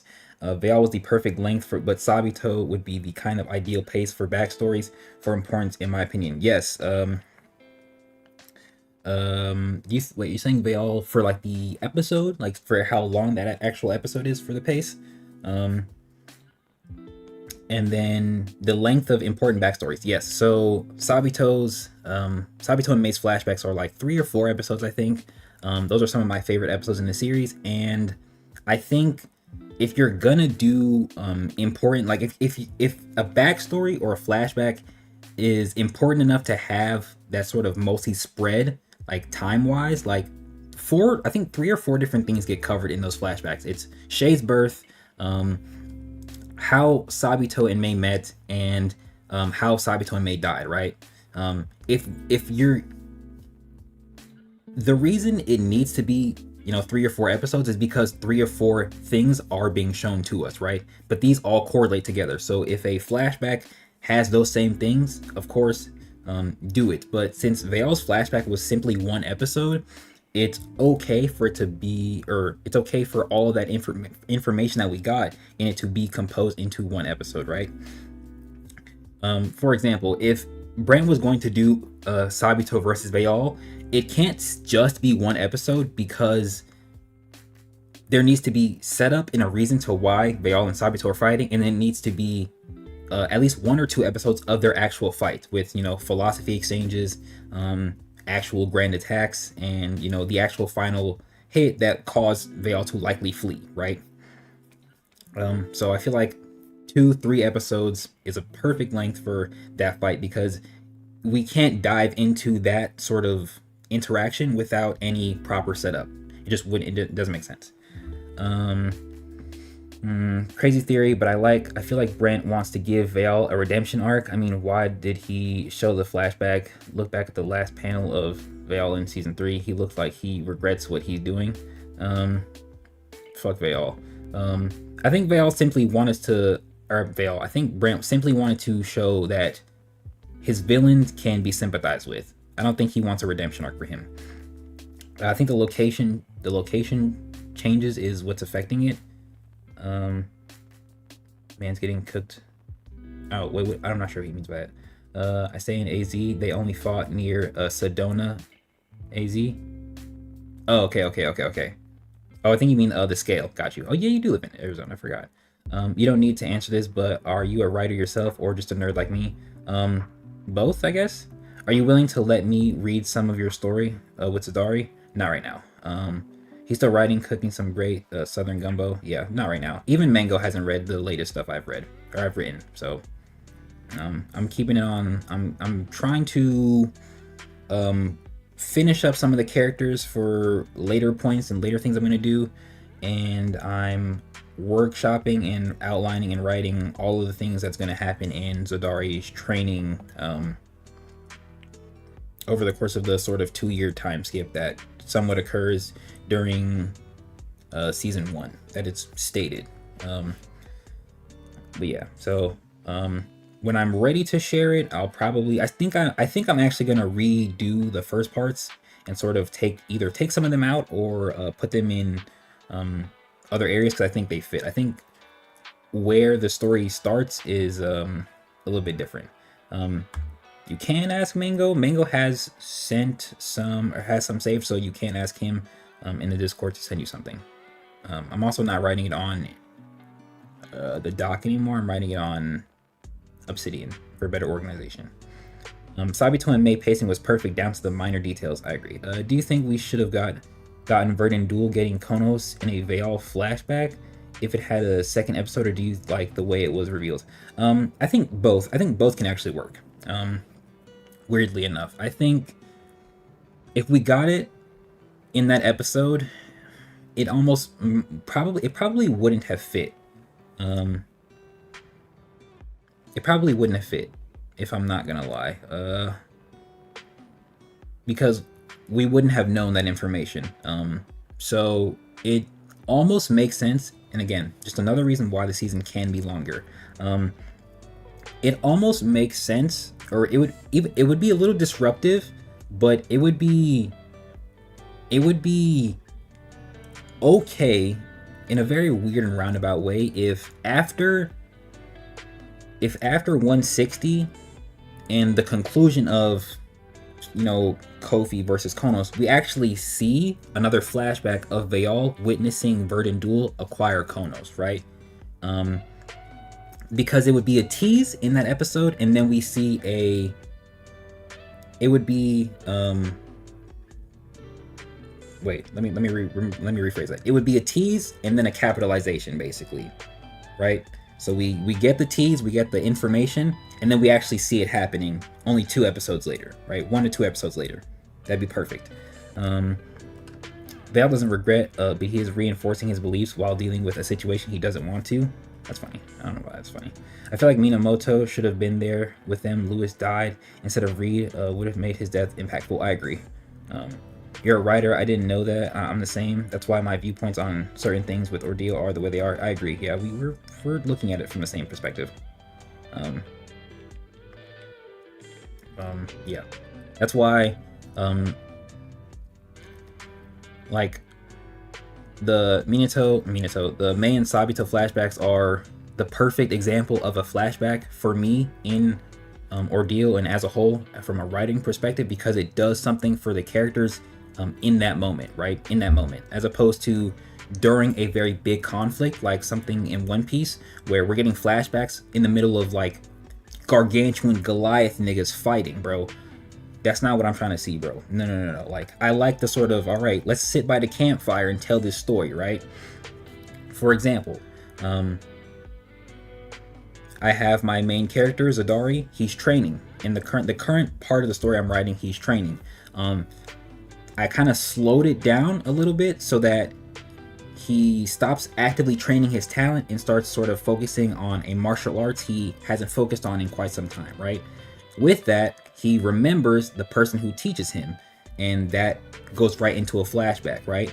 That flashback will have its own implications for later moments in the story. But the flashback then sort of segues into right before the training, and then we kind of leave out of the flashback, right? And then part of that flashback goes directly into what actually will happen next immediately following that, when I get to the next part of writing, right? If that makes sense. Though I'm not gonna say I'm not a writer, but this is my first time writing something, right? So I'm kind of using Ordeal as a model, but not in a way that it's like my writing will be similar or as direct or close to Brent's, because after like viewing this season, I know even more what not to do, right? Like what not to do. But I already had the sort of knowledge to make sure that things actually connect and things actually matter when I put them in the story, right? But again, I'm not gonna say I'm not a writer because I technically am writing something, but in the capacity of people I know, I wouldn't consider myself a writer compared to them, right? Because I feel like they are better and far more experienced than me, right? Oda always makes up for his flashback pacing with the information in the flashback, so it's a balance. I mean, you could say that, but I don't care. I don't care. Like, I didn't care about what's his name? Odin's flashback. I didn't care. I could not care less. Regardless of how important or prevalent that information was, I didn't care, bro. I seriously did not care.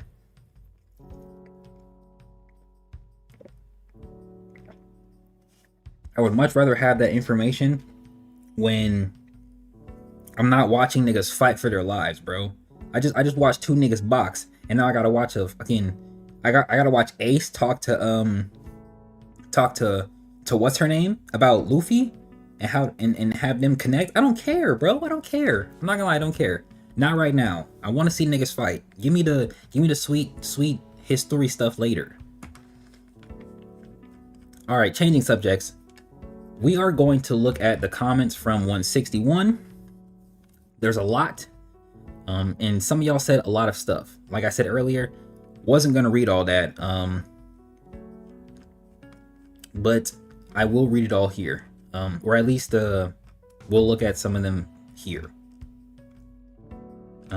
There is a very specific comment I will address first. This one, real quick.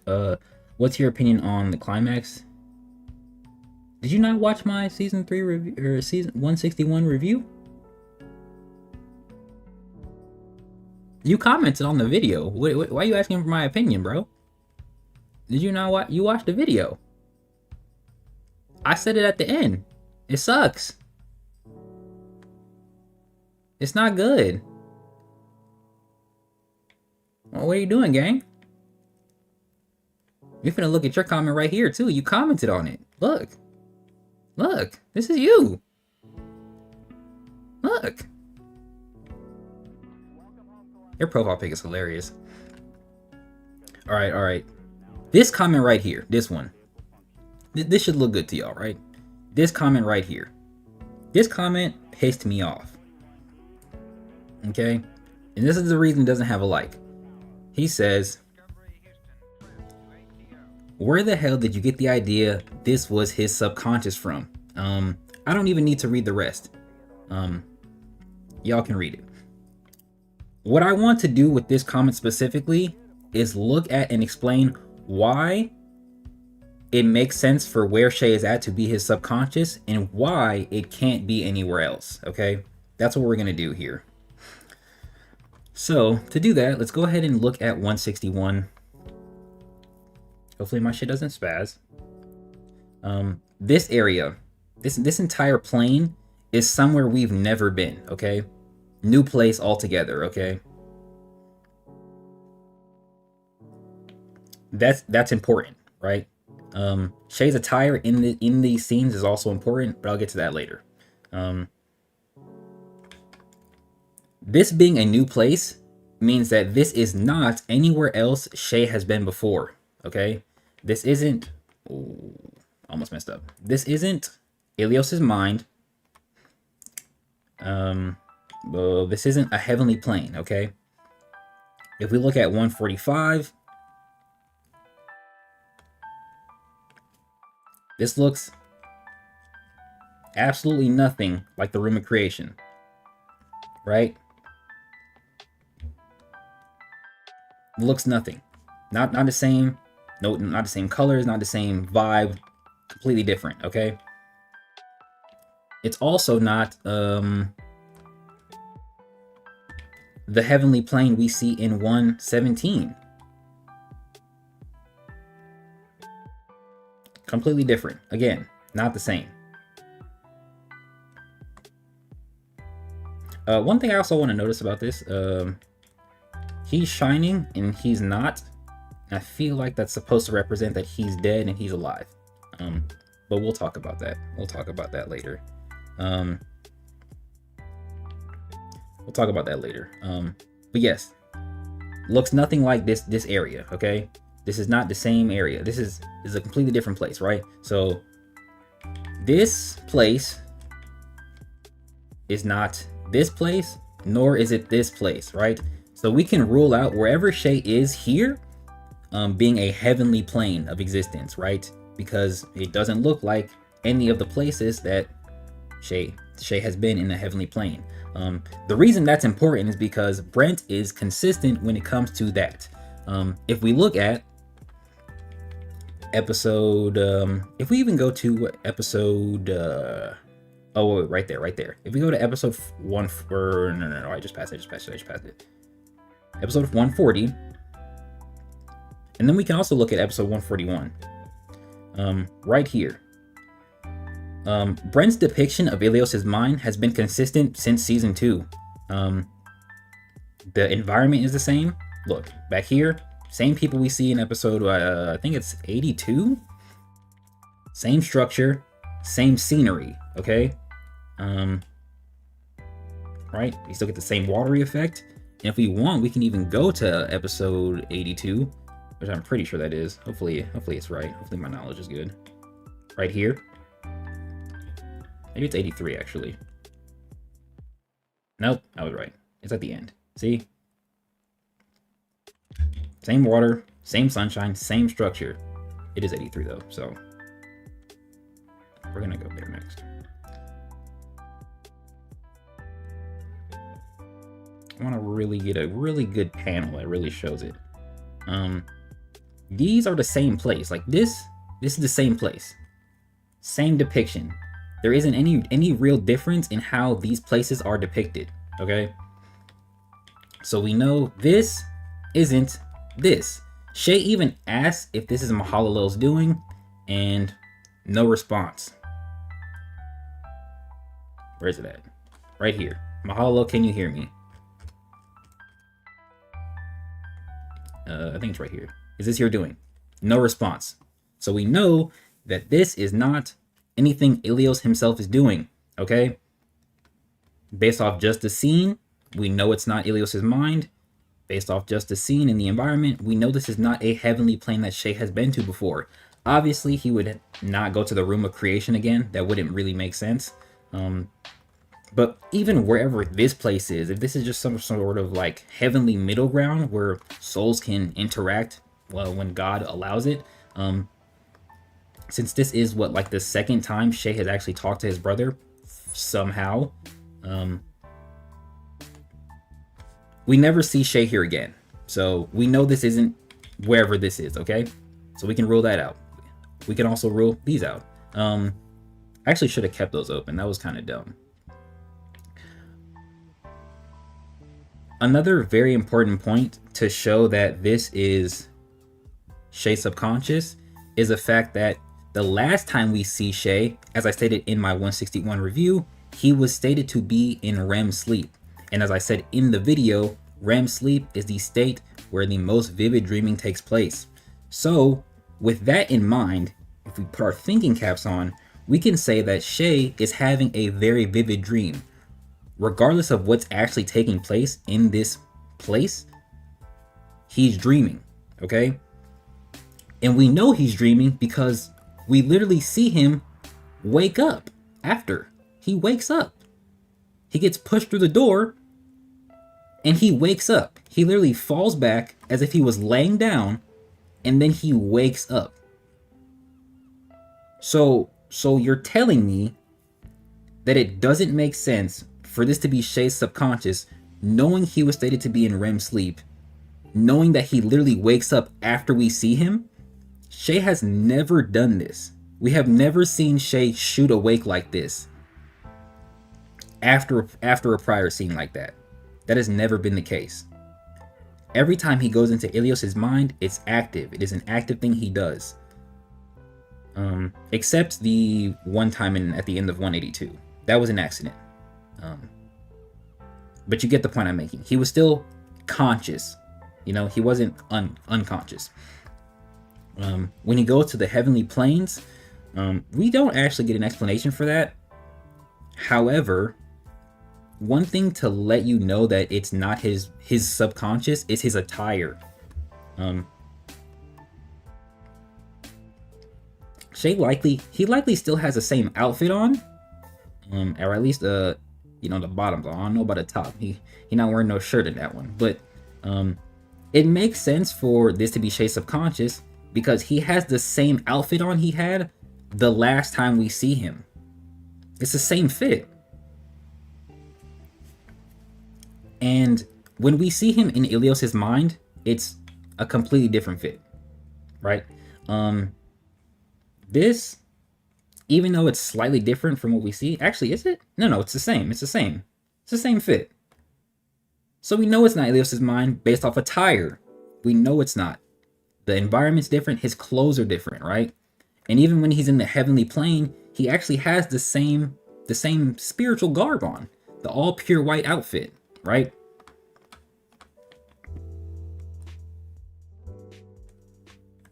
Come on, don't make me look stupid. Right here. And this is the same for 117 as well. It's the same fit. Let's just look. Go to 117.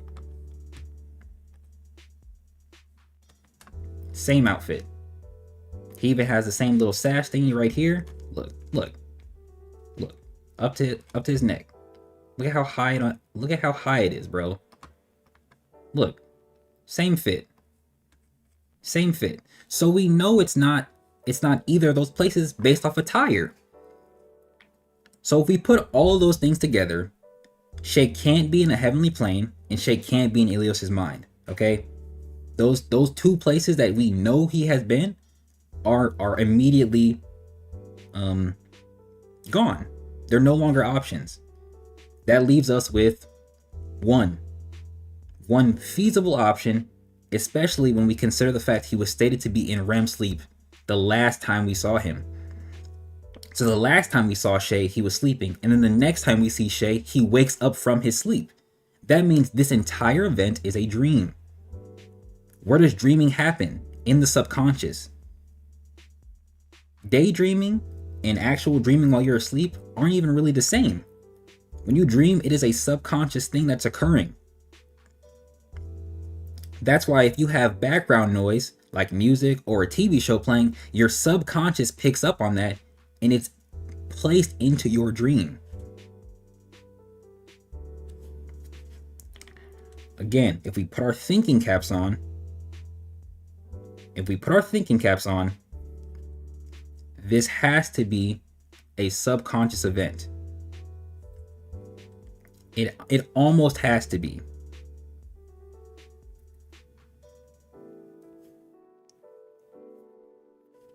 It almost has to be. I feel like the things we see And the things that we know and the things that we have seen in the past directly show that this is at the very least a vivid dream in Shay's subconscious.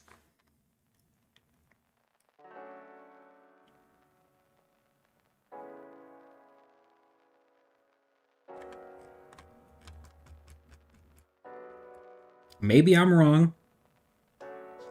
Maybe I'm crazy. But I feel like that makes the most sense.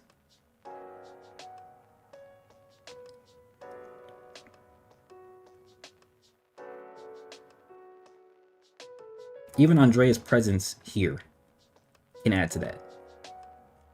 But again, maybe I'm tripping. Maybe I'm not as smart as I think I am, and I'm losing my mind. You know?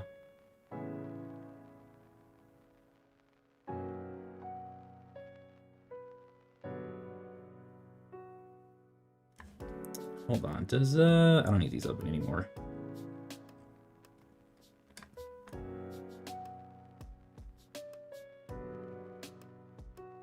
Yeah, see, Shay doesn't even know where this is. Shay doesn't know where this is. Very interesting that the boy walks out of a sort of garden-like area, you know?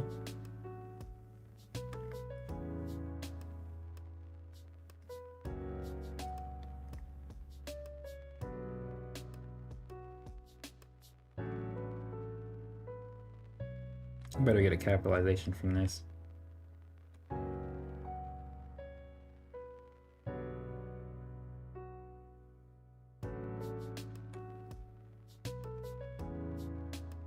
Yeah.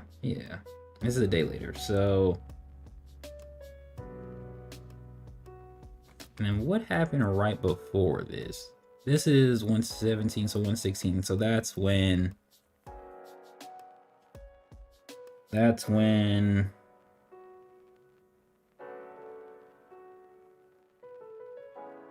And we can't even get a time estimate on when this would have taken place. I mean, it would just happen in between whenever we see Shay standing on the train and the last time we see Shay standing outside of Andrea's house.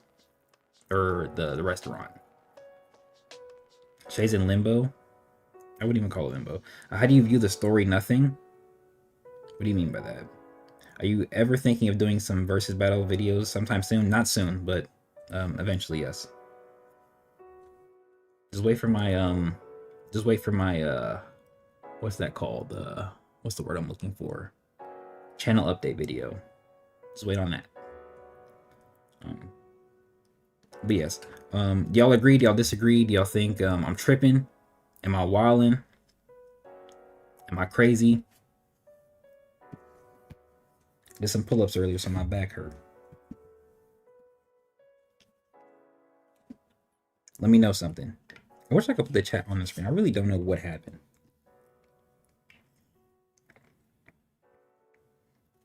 I wonder if it was because I scheduled it. I wonder.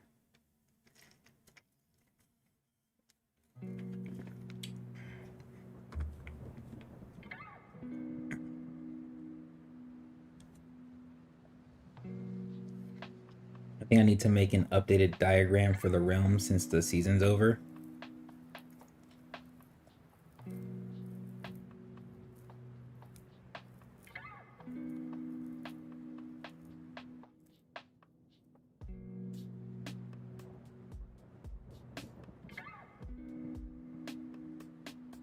Another thing, at the very least, to say that this place is not just environment. Shay doesn't recognize it. If this was like, I guess, a similar experience, he would note it.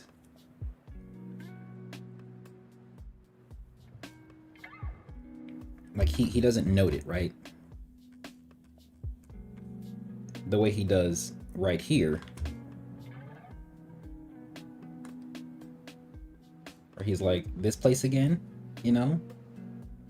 You could also call this a dream, but like I said, he's wearing a completely different attire. Almost wouldn't make sense. But this area, from a story perspective, was never explained. So who knows, right? But of course, we know what this is, and he's wearing the same thing in here, so it has to be of like heavenly relation at the very least, right? And then he doesn't acknowledge that he knows where this place is, and that it's anywhere like this. So these two places shouldn't be the same. It makes sense. It makes the most sense for Shay to be in a dream since there's no other interference from Ilios or anyone like him. Exactly. All right, so we're gonna start from the top and work our way down. Shout out, It's Nothing.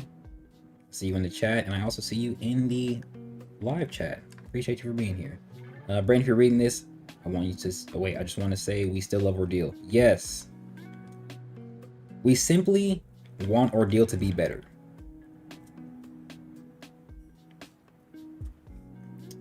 We simply want Ordeal to be better. You said you think this is God talking to him through a dream, like with Joshua or Jacob, etc. The only problem I have with that is the fact that he kisses Andrea, which would mean he's kissing God. Which is weird. And I don't think Brent would depict Shay doing that. As a Christian man, I should say. Unless you're not saying that Andrea is God. Because the Holy Spirit can talk to people, can talk through them, right? So, but even then, it's like, it's slightly, I don't want to say convoluted, but it's like, it just adds another layer of confusion on top of it. Peace out, It's Nothing. Glad you came by.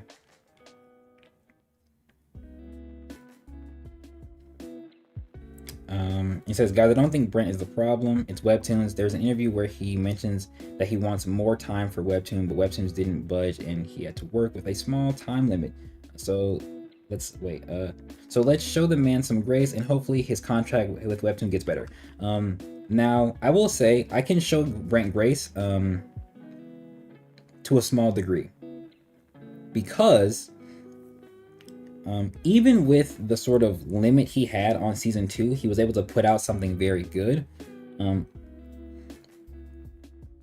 But we know that Brent doesn't need that much time to work on Ordeal to put out something good, and he actively can change things as he's writing it, as we saw with Malhazar's sword.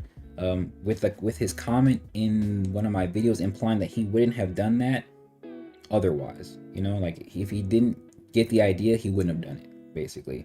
So I can give Brent grace for what he's doing, or what he has to deal with, but there comes a point where we still have to fault him. Like, Webtoons isn't the one writing the story, it's Brent, right? Webtoons isn't the one detailing how things are explained, it's Brent, right?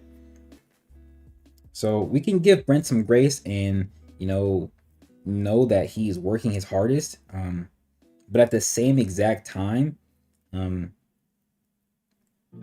there's a certain level of credibility or accountability that needs to be shown, because he is the one still doing he's the one doing the majority of everything that's happening with what we're reading. Night, y'all. Peace out and blessings. Appreciate you, Nocturnal. So there's that.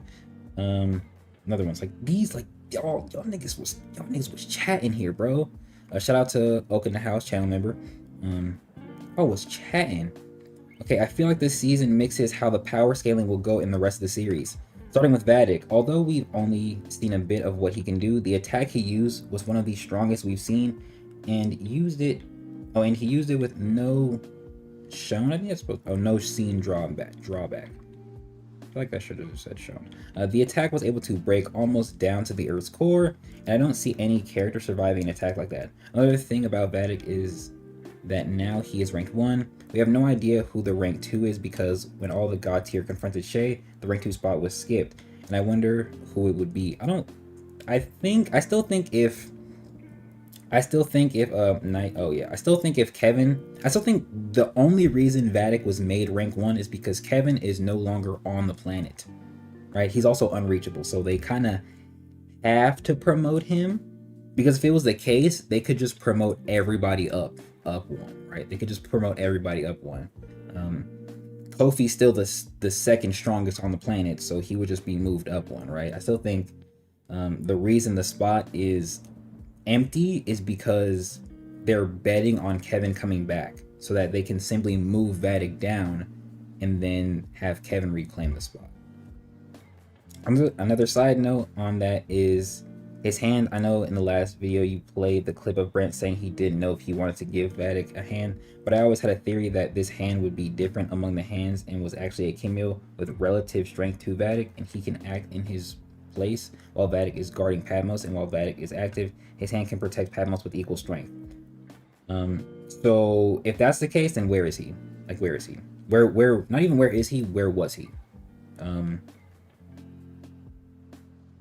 Because then he should have just been there in season 2, when the Pat like that. This just adds to the question that Naomi posed during the clip he's mentioning that I posted in 160, where was his hand? Because if this is the case, his hand should just be on standby for him to do things and leave, basically, and then he can just keep him replaced. But even then, no other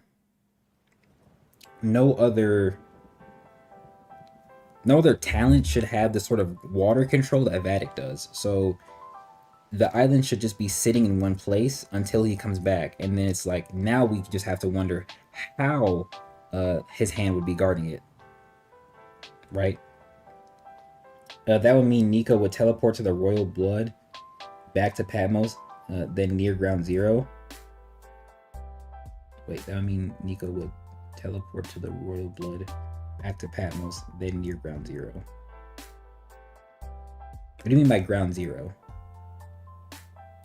Are you talking about in 160, right? Right. Yeah, I'm pretty sure that's what you're talking about.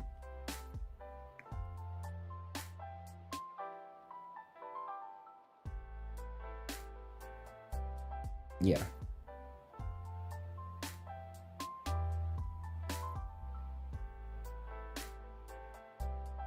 Okay, that's what I thought. Okay, strength. Yeah, so I honestly think if Brent is gonna give him a hand,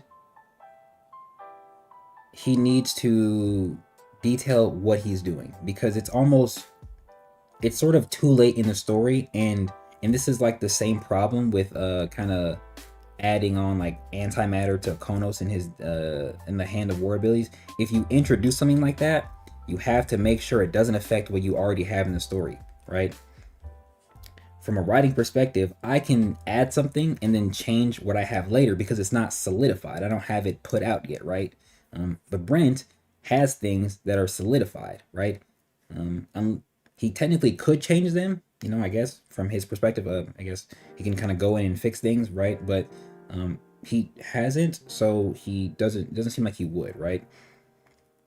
With that being the case, if he's gonna give Vatic a hand, he needs to detail properly what this nigga's doing, what his job is, where he's been at, right? Why he's not important, right? Like, for example, let's just say Vatic's hand is Dean, and Dean has actually been alive this whole time. What's Dean been doing? You know, just as an example, not to say that Dean actually is alive, but if Dean is, you know, what has he been doing? Did Code give him permission to just fuck off? Like, he can just do whatever the fuck he wants? Like what is this guy doing? Like, what are we doing, right? That's why that's a somewhat contentious topic. 2, the fight between Konos and Kofi really threw me off. You mentioned in the last video that if the Adamas brothers' father had antimatter, he should have killed Konos with no issue, even if Konos was at his strongest at that moment, with Kofi saying all they must do is drain his chi, then Konos will die. Antimatter is the best thing at doing that. This is also backed by Brent's statement that talents get weaker over generations, meaning that Kofi's talent should be significantly weaker than Hands of War, but it seems that Kofi's talent was doing proper damage to Konos and draining his chi to a potential end. Also, this is minor, but when Kofi sacrificed himself, his first punch was powerful enough to send shockwaves to Vatic and Anton. That's true, and was powerful enough to launch Anton in the air. I feel like this is an underrated feat because his punch had to retain enough power to travel all the way back, all the way from close to the Earth's core to the ground level. This is fair. This is fair. This is fair. I was actually looking at that. I think a couple days ago. Yeah. I'm not sure about how weak Kofi's talent actually is, because it has sort of infinite potential.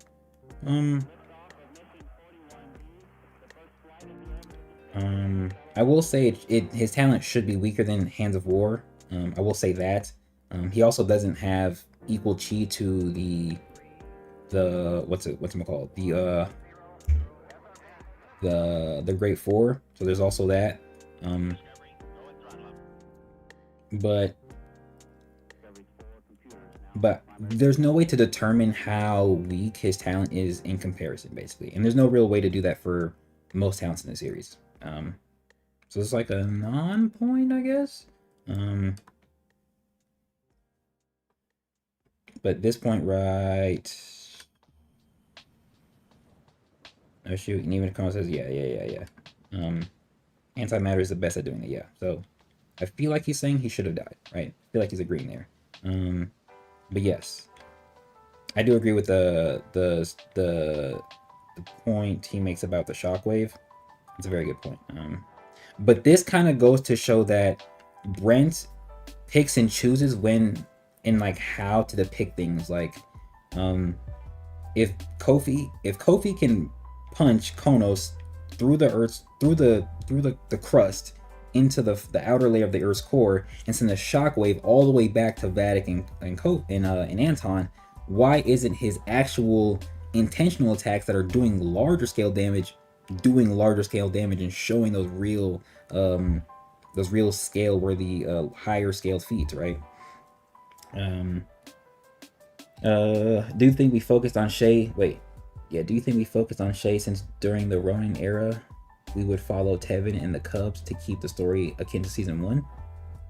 Do you think we focused on Shay during the Ronin era we would follow Tevin and the Cubs to keep? You mean like season 4? You mentioned in the GC. You mean like season 4?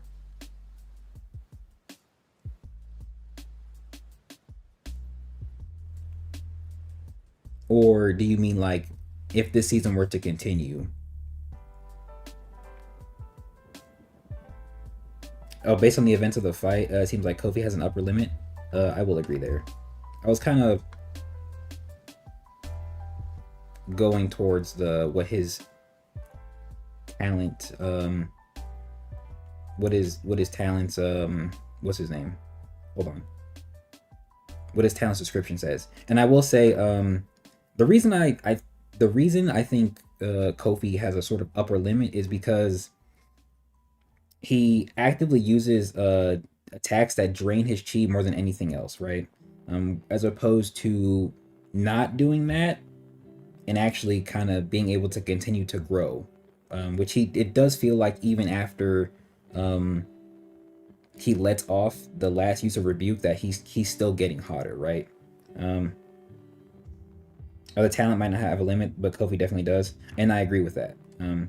I will agree with that. You can give Kofi's talent to somebody with more experience and they would probably just do better. Like, let's just say at the level Bjorn was at, if talent swapping was allowed and we got like a sort of like Freaky Friday situation, you could argue that even though Bjorn doesn't know how to use Kofi's talent, he would be able to handle it a lot better due to his experience. But you could also, counter that. You could say, that wouldn't be the case just because individuals are different, right? But, older individuals and older Kimios should be able to sort of handle nearly any talent that's kind of thrown upon them based on their own experience. And I feel like Bjorn training Shay kind of shows that. And then Bjorn also giving Tevin a hint on how to evolve his talent also shows that as well.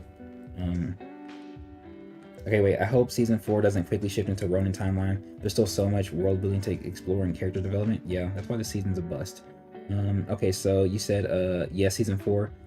Do I think we should focus on Tevin in the Cubs to keep the story akin to season 1 in season 4? Yes. I think if not just to keep the season or the seasons akin, the story akin to season 4, or to season 1, I think focusing less on Shay and actually having Shay sort of move in the background while we focus on like Tevin and Tevin with Yukiko or like Anton or like even Azam and kind of what they're doing and how they've been operating is a little bit more interesting. And not just because it gives them a chance to shine and it gives them a chance to actually explain kind of who and show more of who they are in this era, but it allows Shay to have more mystery, right? Shay's supposed to be this sort of Ronin, wandering figure that it's like a oh man, if you see this guy, get the fuck out of there.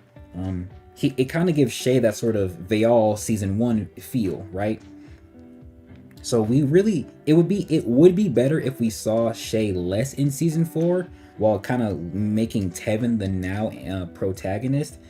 And then you can kind of switch it in season 5 to have now us refocus on Shay and actually what he achieved and what he did and like what he's trying to do, right? I feel like that's not a bad way to write it. Yeah, Kofi does have a limit as the heat lets off, he cools off, which is why only a portion of his body was still transformed. Then when he puts a ton of chi in one fist, that fist loses that form. I would like season 3 to focus more on the Cubs and how they cope with the loss of Shay. I just need Tevin to fight, man. Okay, wait. I can be mistaken, but I believe some of the Gaki were in Patmos, and if their strength is on par with the God tier, it would take a God tier to put them in Patmos. Also, for them to be as strong as the God tier, they have to be a country to planetary level, and I feel the power scaling is too high for the story currently, because if Shay has the power to split the moon, and the story still has a long way to develop, the enemies and allies must also be on that tier. And that is inconsistent with the previous point that Kimyos get weaker over generations, so everyone can't be too strong, but also can't be too weak. I disagree, because the point of Veal boosting their chi is still prevalent. So even if a talent is getting weaker because of the ether, Veal directly counters that because he's giving talents a new chance to grow in strength, right? And this should be a sort of permanent buff, but we can't really know that. So that's why all the Titans and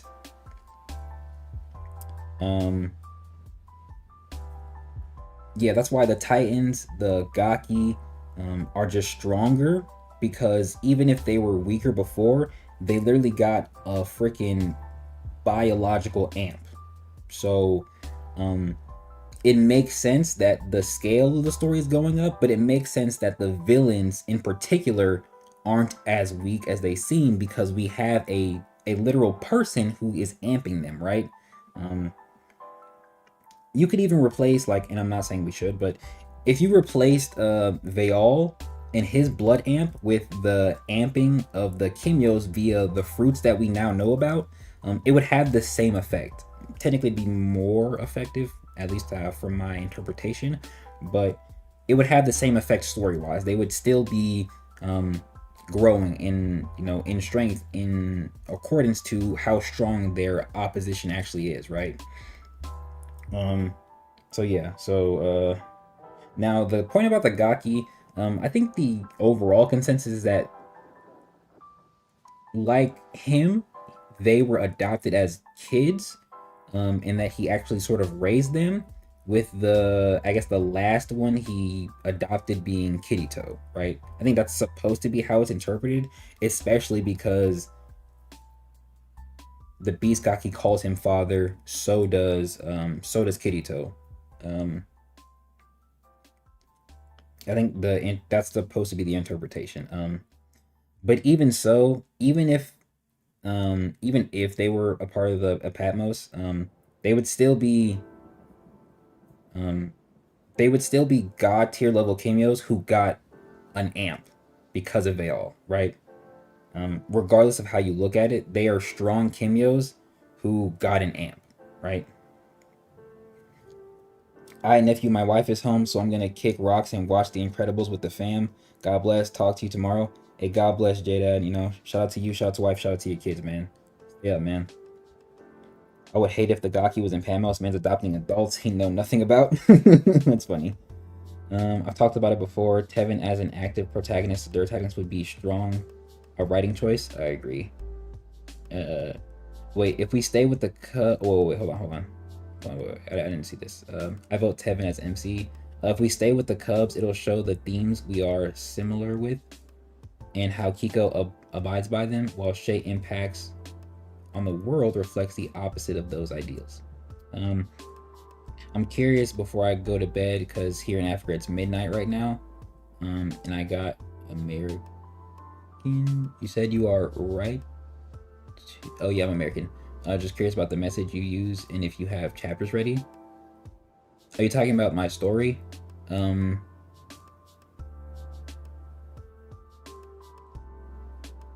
If that's what you're talking about, technically yes, but I'm gonna make them into videos, so also no. The parallel of the Gaki and Veil is the same as father, but he's often during the flashback going to reflect Veil is attempting to have what he had before while staying true to himself. I also think I mentioned something like that in that review of that episode, I think.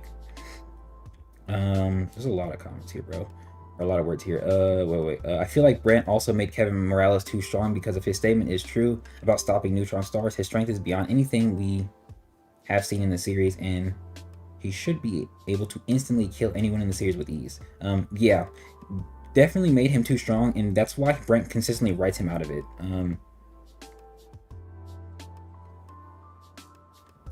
That's why he writes him out. Same thing with Anton. He definitely, I'm not gonna say he doesn't think about the consequences of making characters too strong, but he is like aware of like, okay, well this person's too strong, so I can't have them there.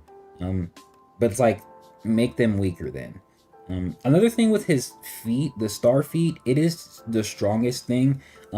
He does say it takes a lot of his power, so you could put, there's a way you could potentially argue that he's not fully star level since he pushes them and doesn't like destroy them the way we see Shay kind of split the moon, right? Unless you then also say that it would require a similar level of force in comparison to the feet, but I'm not a power scaler, so I don't know. But I do think he was made too strong. I feel like the Gaki aren't as threatening as they seem because if Kronos is the strongest out of all of them and Vatic can just smite him on to the Earth's core, he could do it to any of them, but also Veil is supposed to be stronger than them all. This isn't true. This is only true when he's at his peak. I think, like, but also because Veil has a lot of experience. But I don't think this is the same case, because like, if Veil was at his peak, Lewis would have died sooner. So this just depends on how much chi and blood he has. I think Veil as of right now, or yeah, as of like when he fights Lewis, he's like 50%. And the reason I feel like that's a fair assessment is because he's youthful. He's not an old man, but he still has white hair, right? He looks young, but he still has the white hair. So he doesn't actually have the final thing that brings him to his last levels of strength.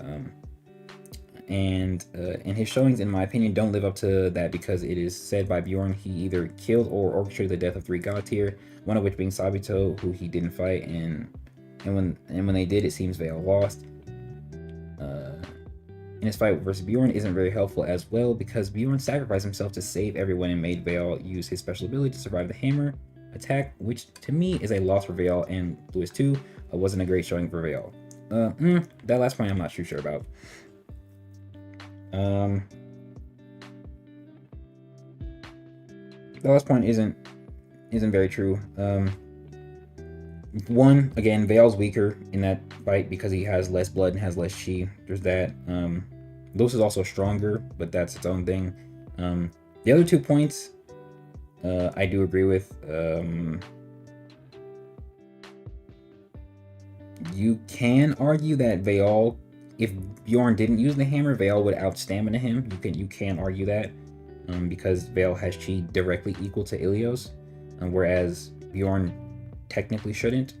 But then also, yeah, like it does seem that he lost to Sabito, so there's that. And then to cap it off, I'd like to thank you for the consistent Ordeal content. The series is super slept on, deserves more praise on everyone's social media platform, and I'm looking forward to more of your content. Appreciate you, man. Okay, wait. Wait. So yeah. Miguel. So I do have like things written. I have like I don't even think I'm halfway done. In relation to like where it would be in the canon of Ordeal, I'm still technically in season 1. Yeah, I'm still technically in season 1. I'm not even in season 2, what would be considered season 2.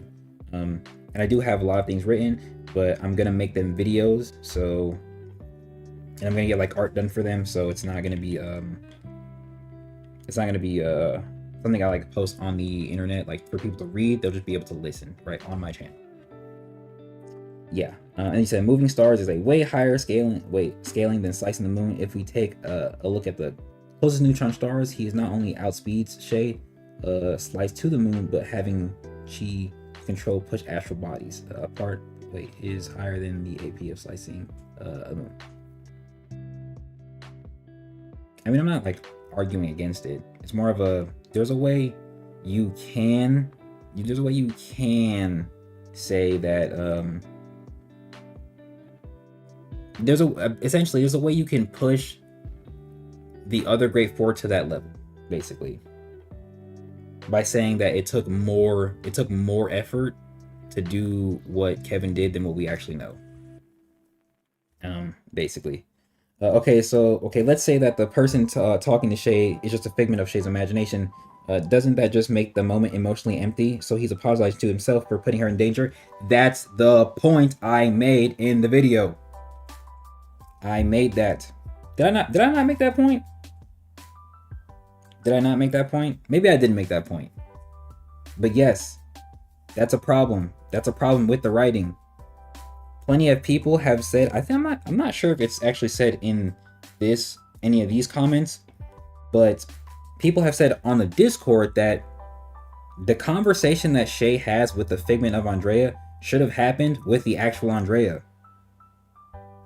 That's it. That's a problem. That's a problem.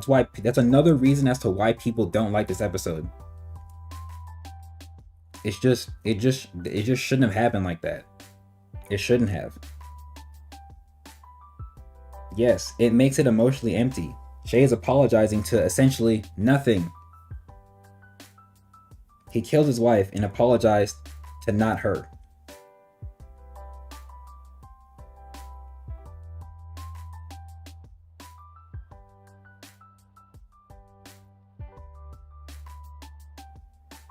It's just another issue in the writing. Just another issue. It doesn't make sense for Shay to be apologizing to God because one, Brent would just write Andrea or depict on God as God himself instead of Andrea. And then in turn, he would also depict him the same way he did in 145 with Shay feeling sad, but the Lord comforting him. So we know it can't be that. It can't be that, right? Shay is essentially talking to nothing, apologizing to nothing, and getting wisdom from himself, basically, right? It's more of a self-reflection. It's like the deepest form of a self-reflection possible. But at the end of the day, it shouldn't have been like that. It shouldn't have been like that, right? It just shouldn't have. Um, the conversation that Shay has, people also think it should have been shorter, which makes sense because you can sum it up and then have him actually talk to Andrea. Basically, before Andrea calls Keith in, you can have Shay wake up and talk to Andrea. And then Andrea can say, Keith, get in here, because for whatever reason, Keith just doesn't know that Shay woke up. So you can just have that happen. You can just have it happen. Like that's just another, that's just like that whole section is a problem in and of itself. Seeing his fiance and told her what's up. Exactly. Like he hugs her and then she just fills him in. He doesn't like re-apologize.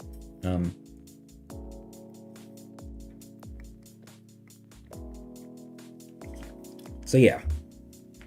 Like no bueno. I would like to give the season a 7 out of 10. I wouldn't even give it a 7. I would give it a 5. Well, that is the reading you guys chose to go with. You do you. I mean, you really can't say it's anywhere else. Like, you tell me where that is and give me evidence and supply evidence, and I'll understand your point. But you essentially didn't really give much of anything as to why it's not Shay subconscious. That's the thing. Whereas I gave a reason in the video as to why it makes sense for it to be Shay subconscious. I would like to give this season a 7 out of 10. I would give it a 5. Could have been a great season, but the pacing was rushed. And I felt like Brent was trying to squeeze too many things into 50 chapters. And another problem, which funny enough, Brent stated, was that he didn't know where to put some things. Prime example being Veil backstory. Yeah. Veil's backstory shouldn't have been where it was. Definitely put too many things in not enough episodes. Another like 20-25 episodes would have helped. Another 50 would have helped.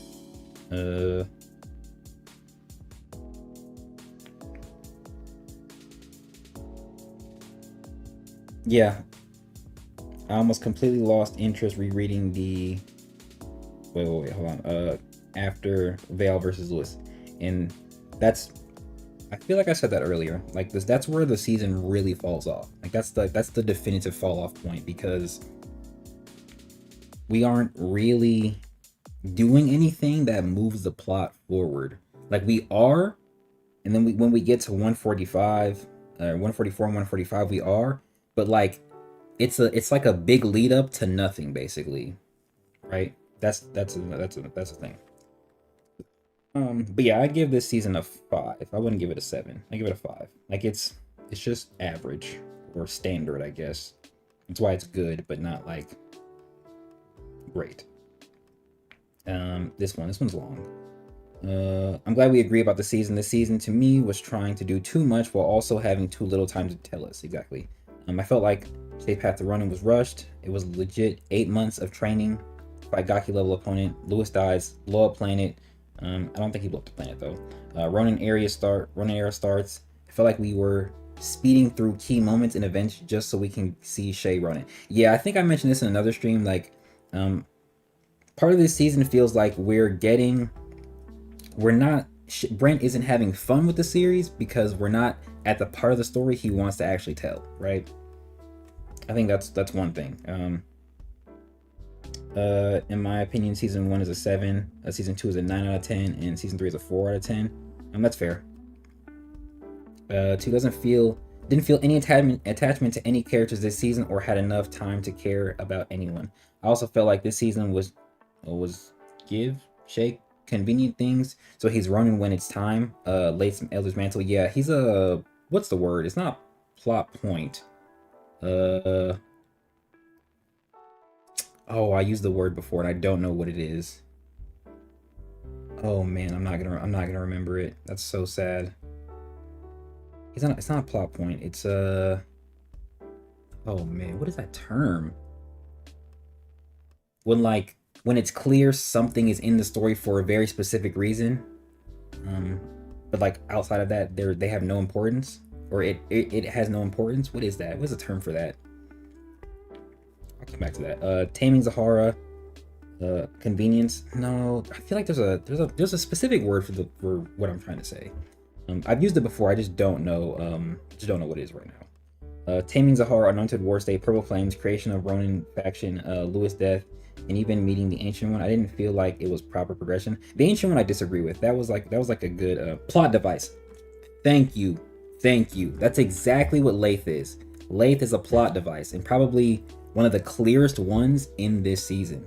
Outside of Layth's fight with even Andrea, Layth is primarily in the season to help give Shay the Elder's Mantle, because Layth as a character shouldn't even be the one who has the mantle. I feel like he doesn't have the chi needed to actually require it, in my opinion.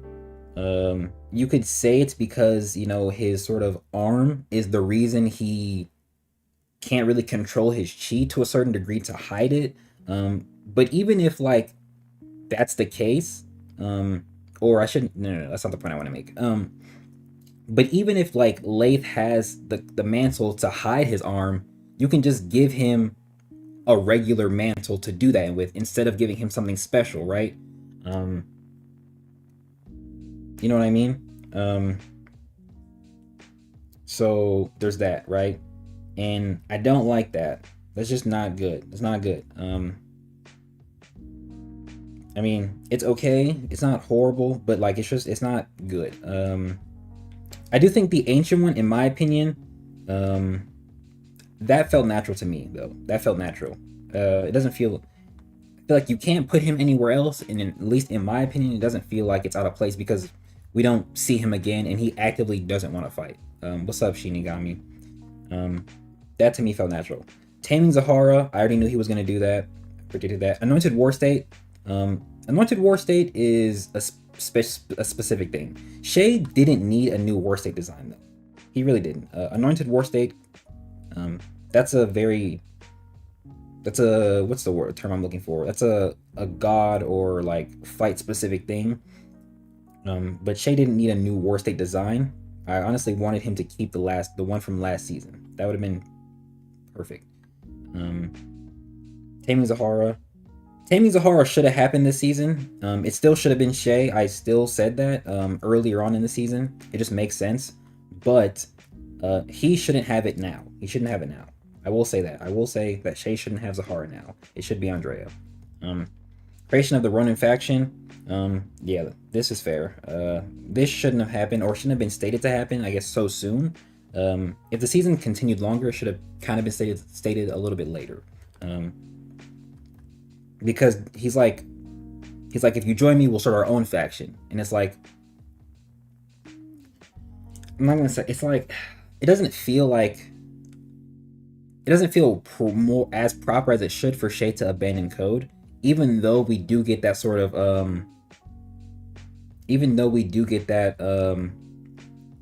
that initial like Shay is only in Code for his siblings, right? For the pack. But like the pack is still a part of Code. So you know what I mean? And then like even still, like Lewis and Azam aren't ranked, yet like Code is actively showing up to help them. It's just weird. It's just odd, but I agree with the points here. I think this season should have been a 2-part season or something. Agree. There was a lot going on while also no real structure to it. I thought it was supposed to be a war in multiple fronts. Agreed. But we barely saw the other fronts. We also had questions left unanswered or showings that felt hollow compared to what it should have been. For example, we don't know the ranks of Shay, Lewis, Yukiko, or Azam. And with that, Yukiko shouldn't have been ranked. Shay, I'm not gonna say Shay shouldn't have been ranked, but there's no reason to make his rank a question mark. No real reason. Lewis and Azam should have been ranked, because they were almost actively being taught by, well, Azam was being taught by Abijah. Azam should have a rank. You could say Lewis doesn't need a rank, but Lewis was coached to some degree in season 2, and is a big help to the people in in Trinidad. But then at the same exact time, he showed up at the meeting. So like, why are we at the meeting if we don't have a rank, right? Um, right now, there's certain things you could do with that. Like I said, Yukiko would still be there because she's like a asset, I guess. Um, but like the rankings, as a whole, the format of rankings is just bad. Like it's just bad. There's no, I'm not gonna say there's not a structure. It's very clearly supposed to be strength and skill based, but the actual foundation of it is not good. So yeah, Yukiko shouldn't have been ranked. She doesn't do anything worth really being ranked. If you're gonna give her a rank, don't make it a question mark. Don't make it classified. The same thing with Shay. There's no need to classify it. Lewis and Azam also should be ranks, right? But I'll talk about that in my review. The first table felt like a joke against Thanatos, even though they were around the top 50 strongest Kimyos and were put together for their talent synergy. Agreed. Tevin felt like an afterthought, and Anton received a high role, almost comparable to Shay, but we didn't see what it entails or what he looks like with the other heads of code. Agreed. Especially when it was stated a connection with the other heads are key for the ordained judgment to be used. Whoops. While also being a great way to see the other personalities of code in ways we haven't. I agree. Definitely, I even said that in the review. And Anton could have been used as a way to look into code, basically. Keep in mind, Brent said Anton was on a secret mission or a secret assignment. That's never implied in the season at all. Which would have made the Hanjiro betrayal hit harder. I agree. If we saw the code heads interact like a family, if we saw the code heads interact like the series friends, and then Hanjiro betrayed them, I might have actually cried. That would have been kind of crazy. Shout out Hanjiro. We were also told that Kofi's role was supposed to be on the same level as Bjorn. And after this season, as a character, Bjorn clears. Agreed. Then it was just odd decisions like seeing Vale's backstory that felt out of place at the time it was given. Agreed. I think I said that too. It would have been impactful if it was shown throughout Lewis's fight, while we see more of Lewis's backstory as well. That's also cool. That also would have been good. So when he uses an ability we've never seen, it could have hit the narrative storyline being written. I don't know. I'm a fan of the series, but I feel like this season was rushed so we can see Ronin and Shay. When I felt like there was so much that could have been done to bring the story together and make people feel connected to the characters instead of seeing it as an aura farming and power scaling.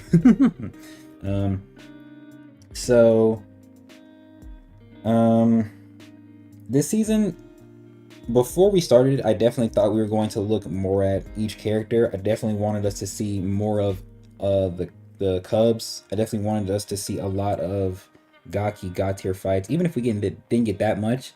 The Beast Gaki and Minamoto should have ran it back. That would have been amazing. We can keep Kofi's fight, I guess. But it also would have been perfectly fine if the events of 144 led to an actual fight between Mikhail, Reed, in their hands, and Berto, Ariel, the Beast Gaki, and the Corrosion Gaki, right? And honestly, Thanatos doesn't need to be there, or he doesn't need to stay there. To make the point he's trying to make, he doesn't need to stay there. It almost would have been a little bit more impactful if Shay decided to kill everyone while Thanatos wasn't there. You know what I mean? But that's neither here nor there. Because then there's more overall consequence, because he just killed everybody. For what, right? Can someone send this to Brent? He needs to hear this. Yo, Brent, you in stream? I was so annoyed when I read this weeks ago. It dropped the ball in so many ways. I almost felt cheated. Like you said in your video, so many of the plot points introduced were not touched or concluded. Instead, we got Leo's brother, and who will most likely be another underdeveloped character that dies in a blaze of glory. Also, if Leo was around 11 when he joined the military, then wouldn't his brother have been a toddler, judging by how he looks in the chapter? Oh shit, there's so much more. But they were also orphans in wartime, so who took care of them? What purpose does he serve that the story besides making Shay cyber arm? Wouldn't it be better if it was made by the leader of robotics and research at Code or something, and Kage just comes out of nowhere? No, it wouldn't be better if it was made by Code because Shay doesn't like Code, right? Doesn't like him getting an arm for them doesn't make sense. Specifically because Shay doesn't want to associate with them anymore. Doesn't feel right. But it also would kind of make sense for someone based in Trinidad who has connections to Leo to make him a robotic arm, especially if that same individual is the one who's been making all of Trinidad's technology, who's been helping Code advance their own technology, but starting out with the Titan tech that's come from Trinidad, right? It makes more sense that way. But Kaguya does come out of nowhere. Hold on, let me look at chat. Zara is the best side character introduced this season, and she has no lines. I honestly think that Shay getting Zahara kind of is a way of Brent showing how Shay can't love her properly while on his journey. I mean, I said that. I actually said that. Yeah. I also wish we have seen more Camille fights that are ranked in the lower top 150 to gauge the other Wolf Cub strength better. Yeah, that would have been a good idea in season 1. I think Trooper said it would have been a little bit more interesting if was it? I think he brought up the idea of like another ranked member training them. I think during season 2 though, but yeah.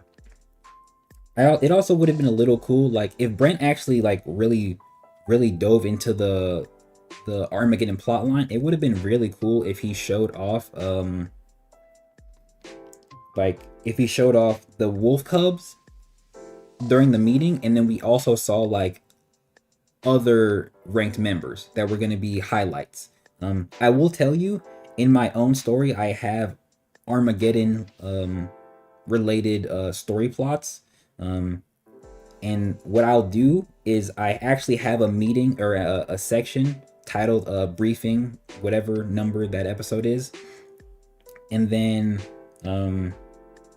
we'll see from my character's perspectives. We'll see obviously we'll see the Wolf Cubs on the other side, but then we'll see another character that I will introduce and use in one of those Armageddon missions. I think that all the Cubs should have gotten rankings, although Shay's rank realistically would have been 21, which conflicts with Grimbor. That would be fair. The Pootie Tango ordeal is insane. That actually is crazy. Yeah, they definitely all should be ranked. Except for maybe Yukiko. Maybe. I'm just saying Zahara ain't even need no lyrics, no beat. Just touched a shoulder, jumped off a sword, and me mug Shay. That's funny. Just got here. Sorry if you already mentioned when it'll drop, but do you have an estimate as to when your season review will release? Potentially within a month or a month and a half's time. Just wait on my channel update video. The fact that we haven't seen Shay's rank is kind of dumb at this point of the story because it won't matter after season 3, honestly. Exactly. He didn't need to be a question. You could also say, am I using Q and Z for this? No, they're not. They're not, I'm gonna be honest, they're not a very big part of the story I have. They're not. They're kind of their own plot, but where I introduced them is before. It would be technically in the 6 months between season 2, and then we don't really see them again until I go into their backstory and then kind of give them their own plot, and then we won't see them again after that until I use them again for a grander sort of mosh pit of characters sort of a plot, kind of like a battle royale type of tournament, but like it's across an entire country. Loki, I should make it a continent, huh? Nah, that's doing too much. Maybe I could do 2 countries. I'm gonna still keep it in Egypt though. But yeah, they don't have a lot of like relevance. They have their own sort of plot that I'll unfold, but for them specifically, they aren't super grandiose in a lot of what I have for the other characters. A lot of the characters in my story have sort of individual little character plot and growth moments, but to the grander plot line I have, only a few characters are actually the most important for it, right? Obviously Zadari is one. His love interest was one, but I changed something so it doesn't make sense for her to be there anymore. Um, um, his brother's one. His adopted brother's one. Like, and then like there are characters Zadari.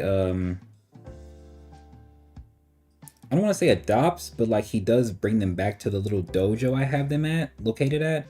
But they also have their own sort of growth plot lines, right? That aren't fully tied to him, you know?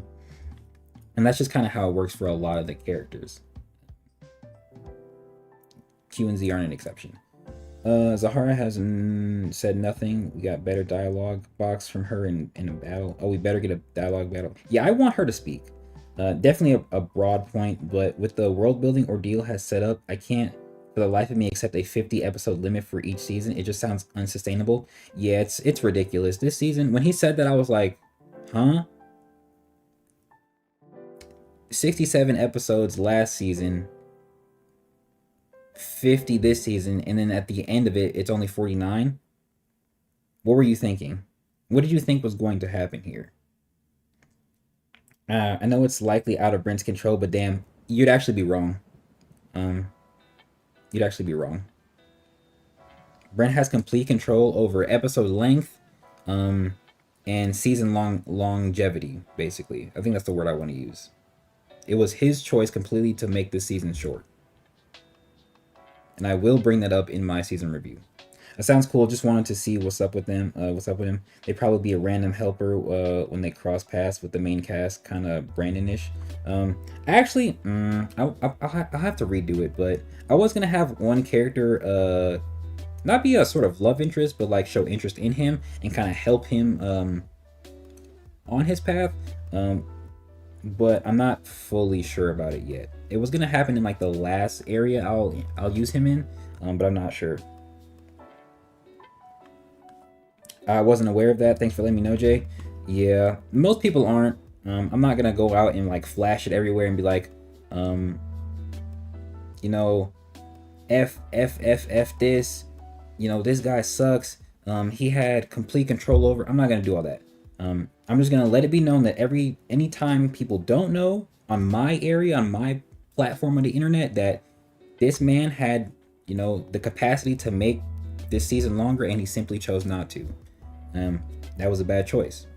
Now, it wasn't wise. And I'll do that, you know, just because it's right to say it. It's the truth. But I'm not gonna slander him for it. Not yet.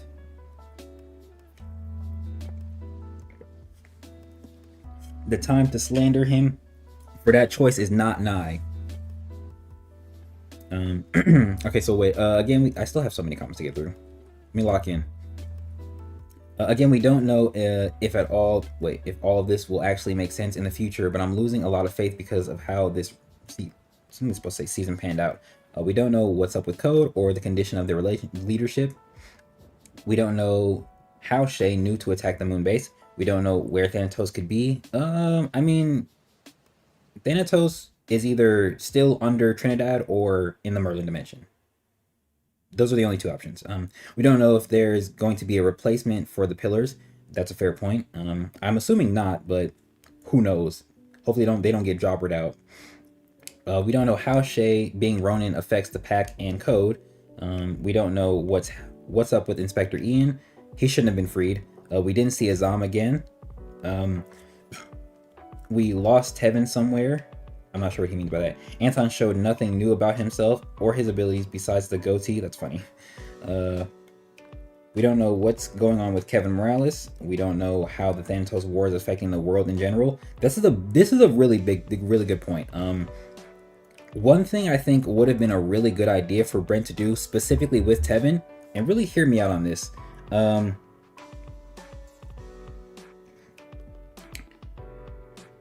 I think it would have been a really good idea if Brent capitalized on the concept of a Kimyo using or Veal having Kimyos in his army with his past Kimyos memories, right? I think that would have been a really good idea.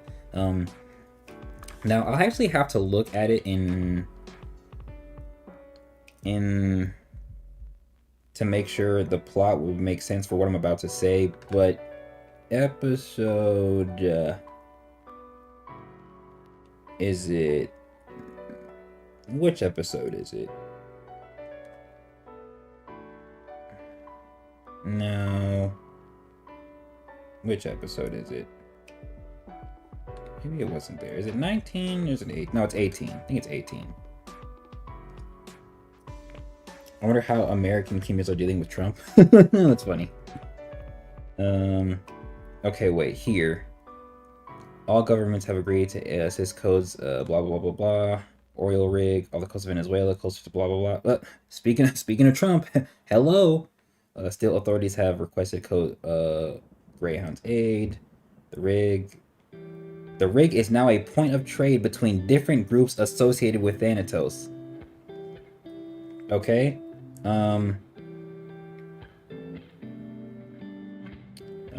Yeah. Okay, so here. So this episode sets up that where they're going is associated with Thanatos, which is in line with the mission that they have, right? Duh. But the episode we see them actually fight, I think it mentions that it was taken over by pirates, right? It was taken over by pirates. So that point initially, I think it's actually redundant. And then there's this stupid support Kimmyos always got your damn arms folded, right? This is something I'll come back to in a second. I'll come back to in a second. Pirate scum, they've been taking supplies from neighboring towns to sustain their men. You think these guys did to them, blah, blah, blah, blah, despite their allegiance, they had it coming. Despite the allegiance, they have coming. Yeah, so no. So these pirates are associated with Thanatos. Okay, so this right here, I think this is what I really think Brent could have did that would have made Tevin, a Tevin showcase very good. So imagine this. Imagine we get this entire episode, right? And Lewis leaves. And then we get a Kimmyo who is actually helping these pirates, right? Sent by Veal, right? Veal assigned a Kimmyo to aid them, probably on the higher end Titan General level. Potentially above Layth, but weaker than Jose, right? Depending on how you want to do it, you could even make him stronger, right? Honestly. There's two things I think this would do. This guy is clearly racist, one, right? This guy's clearly racist, right? They technically don't know that, but I think it would have been interesting if this was a sort of more prevalent point that was stated, and then it was found out later that even though these guys are racist to a degree, and I'm not gonna say they hate Kimmyos, but they sort of, they're kind of indifferent about using them or associating with them, they still have a Kimmyo as their aid because they recognize Kimmyo power. I think that concept would work very well in this situation. Now, moving on to Tevin, if these guys had a Kimmyo aid from Veal, that Kimmyo aid would have the memories of Ryu Gotskin, right? This would capitalize on the point that was made by Andrea, where she thinks that Jose and Layth may have the memories of Vincent Sota, right?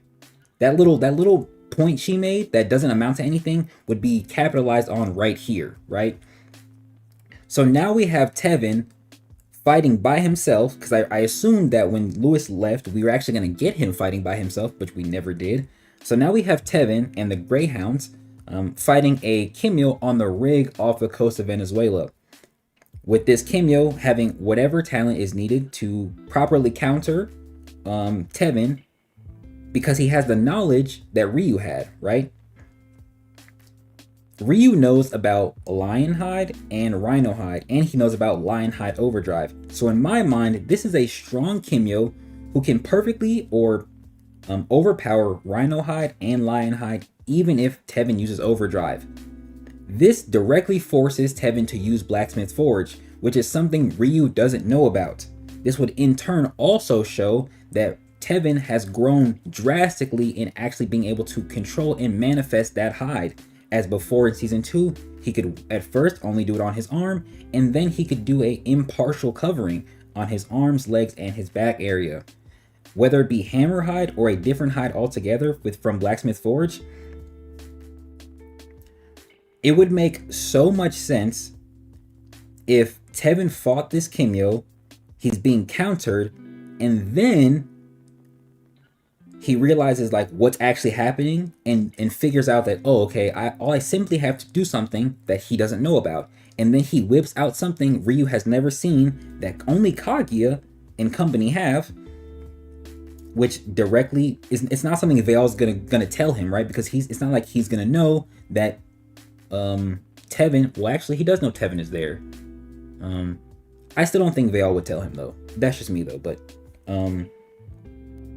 then Tevin whips out something, whether it be Blacksmith Forge, Hammerhide, or something new that this Kimyo doesn't know about because he doesn't have that memory. He doesn't have that knowledge in his memory, right? This gives... We can then say, if this Kimyo is either stronger than Layth or definitely stronger than Ephialtes, potentially stronger than Layth, either as strong or close to Jose's level, this is now a direct upscale. Kevin gets a showcase. We get to see the results of his training and all of that in one simple thing. It also capitalizes on previous writing elements that Brent mentioned literal episodes ago. And it can, if you want, you can show the sort of dynamic between humans and Kimyos in a negative light, where humans don't want to actually have the aid of Kimyos, but they need it. It's a necessity, right? I think that works very well. That's just me though. And then you could even, since they're in water, you could even have Tevin kind of come up with something shark related. You know, you could have him adapt on the fly instead of, you know, doing something that's solidified in his own memory and his own skills. You could have him adapt and allow him to use the water to his advantage, right? Showing what the actual capacity to adapt and his overall ability to achieve sort of higher strength, kind of sort of, I'm not gonna say boundless, but like limitless and sort of what's the word I'm looking for? Unrivaled isn't it? I'm not really sure, because adapt isn't the word I want to use again. Evolution? I don't know.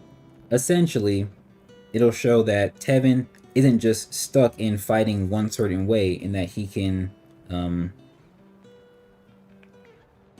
come up with things or use things to his advantage, and shows how versatile, and actually shows how versatile his talent really is, which was stated by Andrea and Rokash. You know what I mean? That's just me though.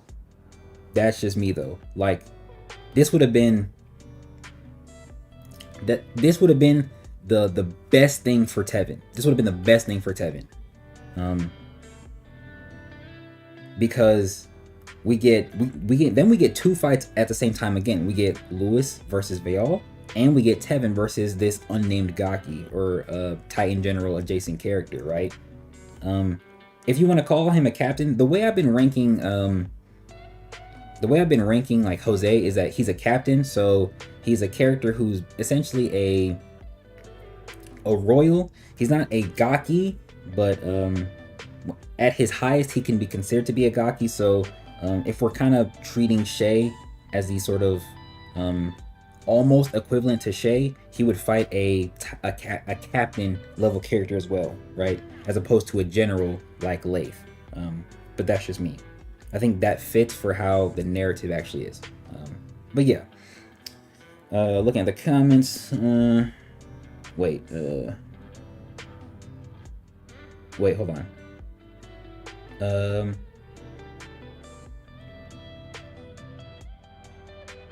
important distinction. Def W Brent, but L decisions.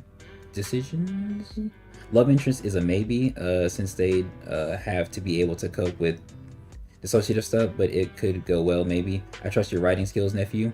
I'm not gonna lie, the character I would consider for that. I plan to have her die, so I'm not gonna lie to you. I plan to have her die, so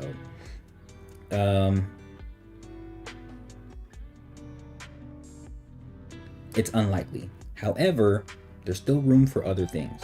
There's still room for other things.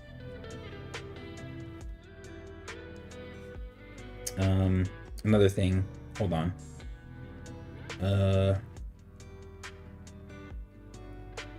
Yeah. I think that's really all I have to say. I do think I want to have them interact because I plan to have her kind of say something like allude to an interaction when I first introduce Q and Z. But anything after that, I haven't fully set in stone yet because I did change what I plan to do at the very last end of where I will use them, because I changed something for my main character, which affected so much. I didn't think a change would ripple like that. And I was like, oh, okay, well, I can no longer do this because it doesn't make sense. Like, he would look like a shitty person if it went like that, right? A lot of good changes, but it's gonna be great. But I do think I want to have them interact. I think it would be nice to sort of. She's also the character I'm using, or the character I'm talking about. She doesn't have a streak of disobeying the rules, but it would be possible to kind of have her be where they are, because she wanted to go there, even though she's not assigned there. Whereas the characters I will have go to where they will be at are assigned to be there. So I think I can kind of force an interaction there, and it would be in character because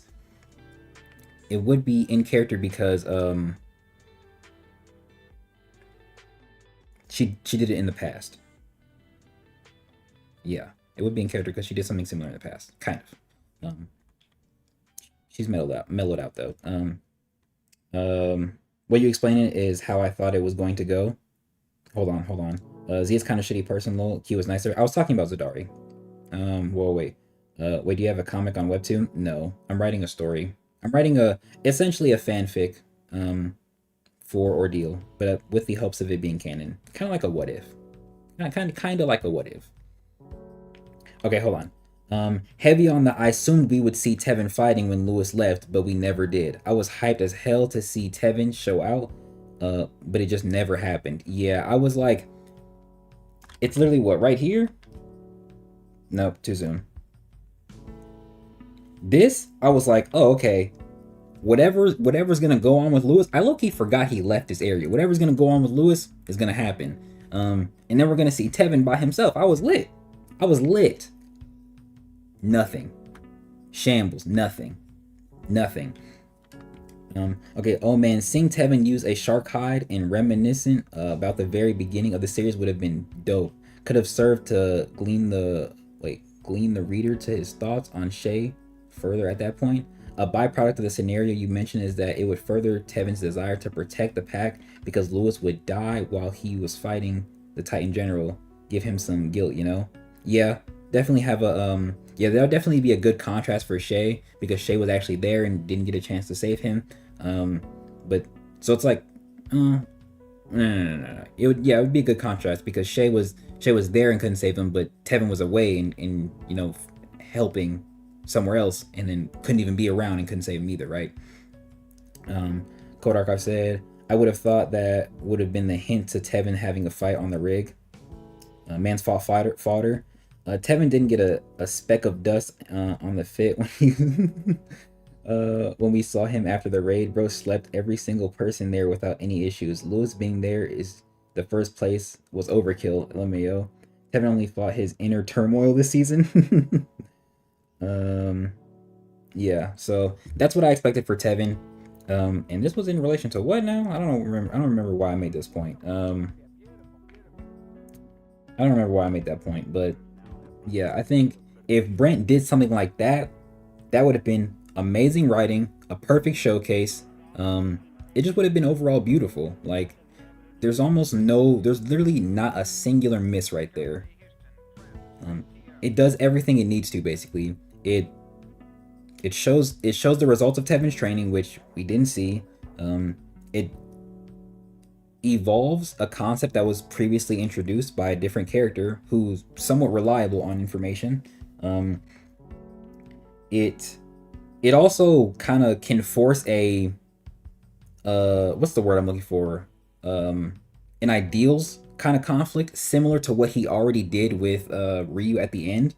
But I think it could be taken a little bit differently, because Ryu wanted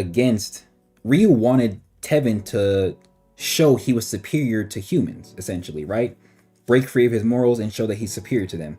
But it would be interesting if the person Tevin fought now is directly aiding humans, similar to Tevin himself in season 2, right? And also obviously in this scene because he's helping Brandon and the Greyhounds, right? But they would be two sides of the same coin, just on different sides of the war. Perfect. Oh my gosh, you can't ask for any more right there. You simply can't ask for any more. It would have been amazing. Okay, where was I? I think it was right here. Wait, no. God tier. Kevin Morales. You don't know how Thanos' war is affecting the world in general. Yeah, this. I think this is the reason I said this. Yes. How are the God tier dealing with it? What threats are they facing? This is another big thing. Not knowing what the God tier are doing at any given point. Basically, they're lounging around. Horrible. How does being limited affect them? Are they leading squads or armies? I don't think so. Well, actually, you can't say that because of Kofi's fight, but I think it's less likely for some.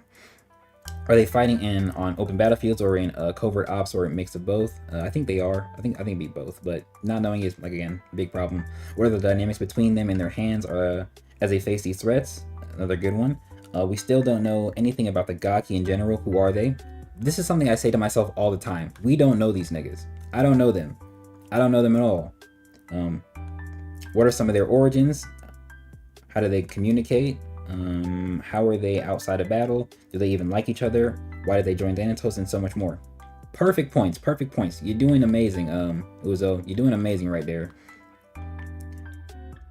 Again, I say that to myself all the time. We don't know the Gaki. I don't know who them niggas are. We honestly barely know the God tier. We barely know who them niggas are. The thing about how they interact outside of battle, it's teased when we see Meladan and Roberto talk. It's also kind of teased when we see Roberto talk to the Greyhounds when they show up outside of Abel's mansion. But outside of that, the only other thing we see is how Kirito yells at Dr. Hanzo in season 2. That's pretty much it. We have a little bit of character information, but not enough that's really substantial. We know Rita bum. At this point, I think Brent should focus on making the plot cohesive before continuing with Shay's journey. Agreed. I think we need at least 15 chapters without anything to do with Shay at the beginning of next season to develop characters. Nigga, we need about 20. Shit, nigga, we need about 25. Fuck. Like, damn. Characters wrap. Wait.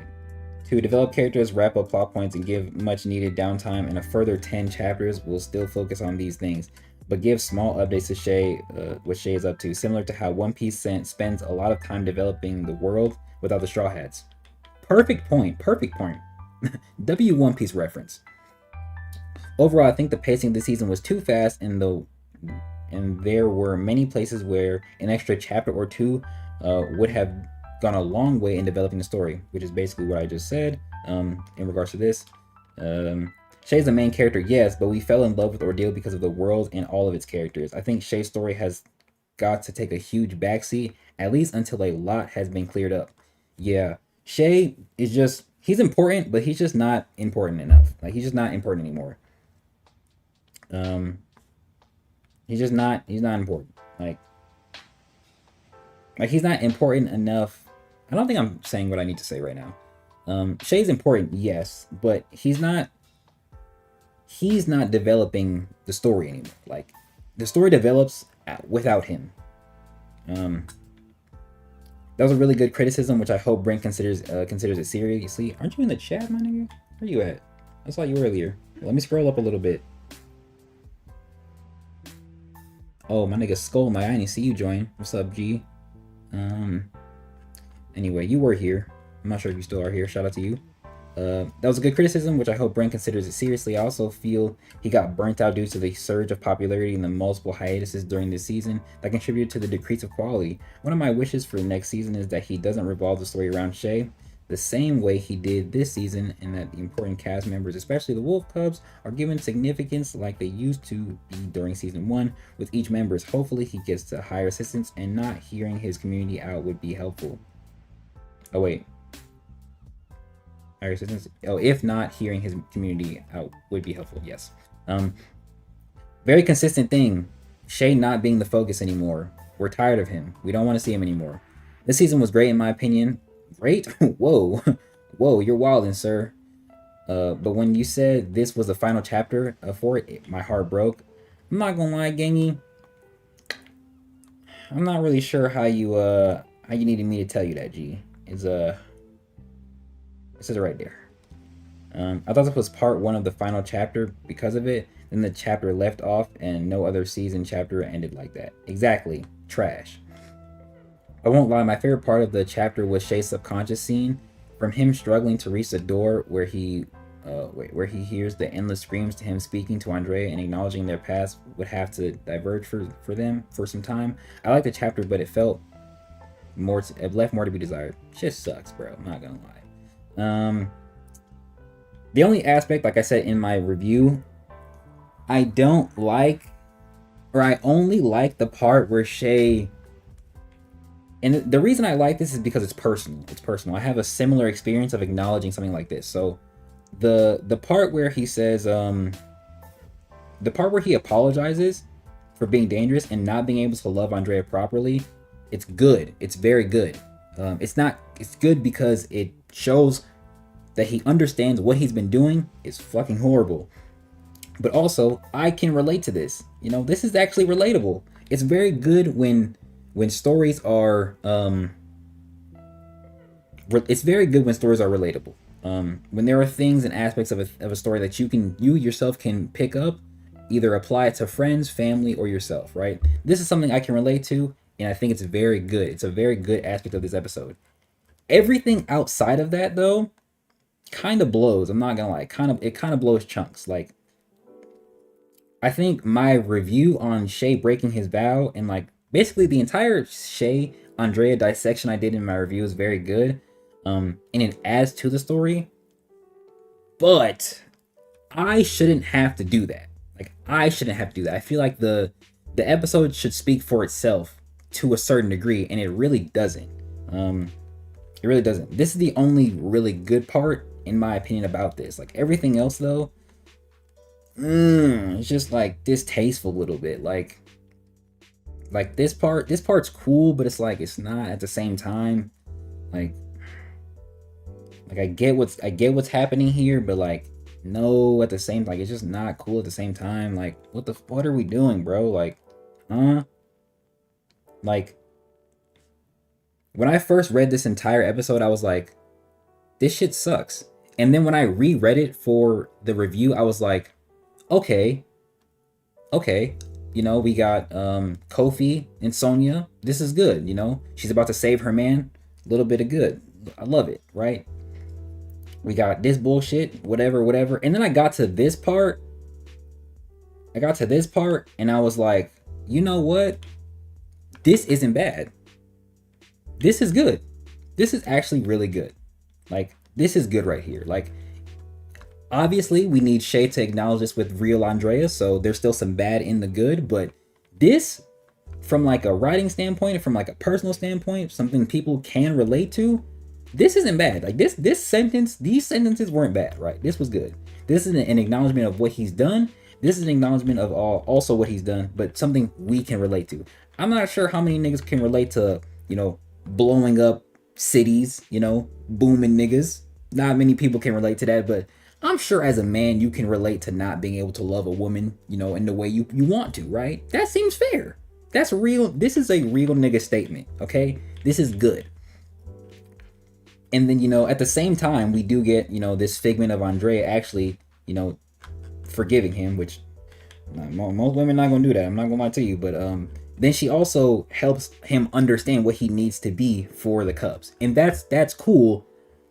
But at the same exact time, it's also not.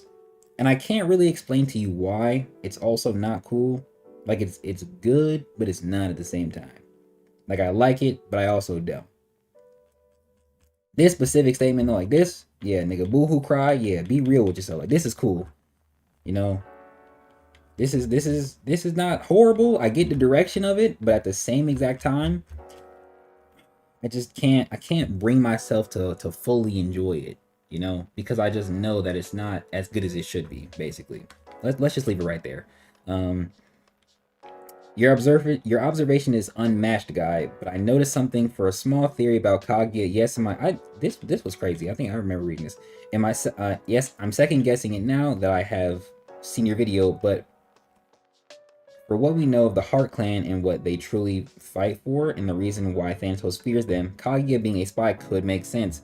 What if Shay's grandfather is still alive? If Masato was still alive, that would be shit writing. I'm not gonna lie to you. That shit would be horrible. If Masato was alive, I would hate it. Where have you been this entire time, my nigga? The code needs you. Your grandkids need you.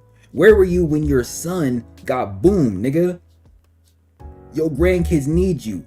This nigga this nigga Sabito took Shay and Yukiko to Leo. Makes perfect sense.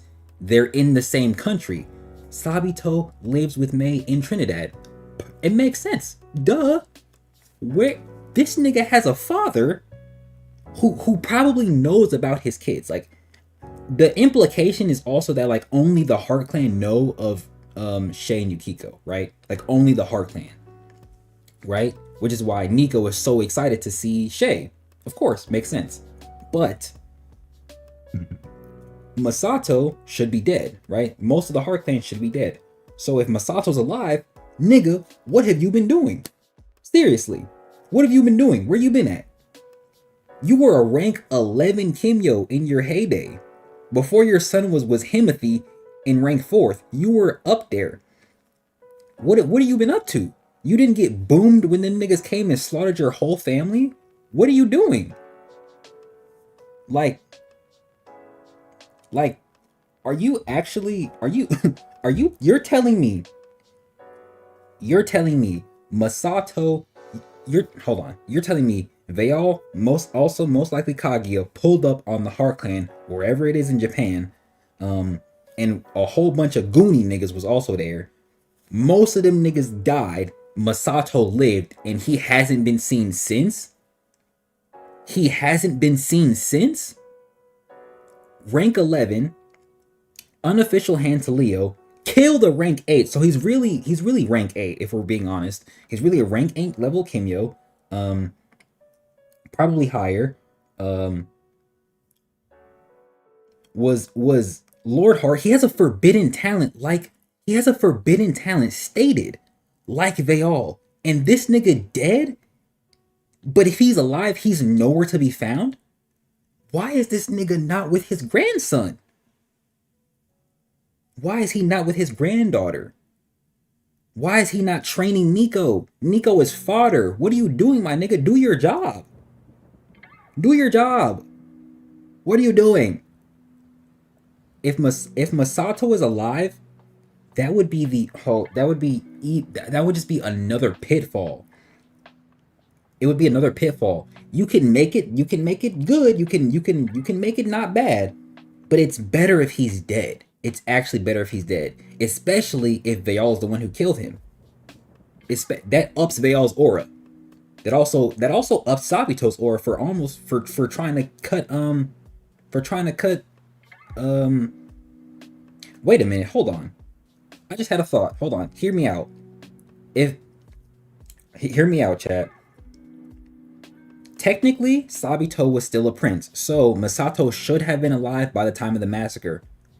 But what if one of the god tier that Veil dealt with was actually Masato? Okay, what if? And the reason Sabito fought Veil was for revenge. Hold up. Now, that still doesn't explain where the Eye of Time is. It still doesn't explain where the Eye of Time is, right? Especially if Veil killed him, right? You could argue he even kept him alive to take his talent, you know? Or another thing, which would be very interesting, Veil wanted to keep Masato alive, but Masato committed seppuku and killed himself. I mean, there's potential here. I'm not saying it's the best. This is not my best idea. I'm gonna be honest. It's not my best idea, but it's definitely something. But if Masato is alive in current time, definitely a bad idea. I'm gonna get to chat after I read this. Hold on. Okay, what if Shay's grandfather's still alive? Because we never get content that he's dead, and maybe Kaguya knows where he knows his whereabouts. That wouldn't be horrible. Like I could see that. Sabito is in the soldier fight had 2 openings to end Kaguya. He was stated to be Veil's transportation, and killing him would have made sense. And I can't say he didn't kill him because he is his brother, but you stated yourself that Sabito was a part of his wife's death. So why hold back on him? That's his wife, plus Sabito has proven that he can do anything to protect what he values. Leo incident. Proven that he can protect what he values. Oh, I know what he means. He's talking about when Leo got taken over by Mahalalel during the flashback, and Sabito was ready to fight. Sabito was ready to fight Ilios for it. Honestly, Sabito real for that.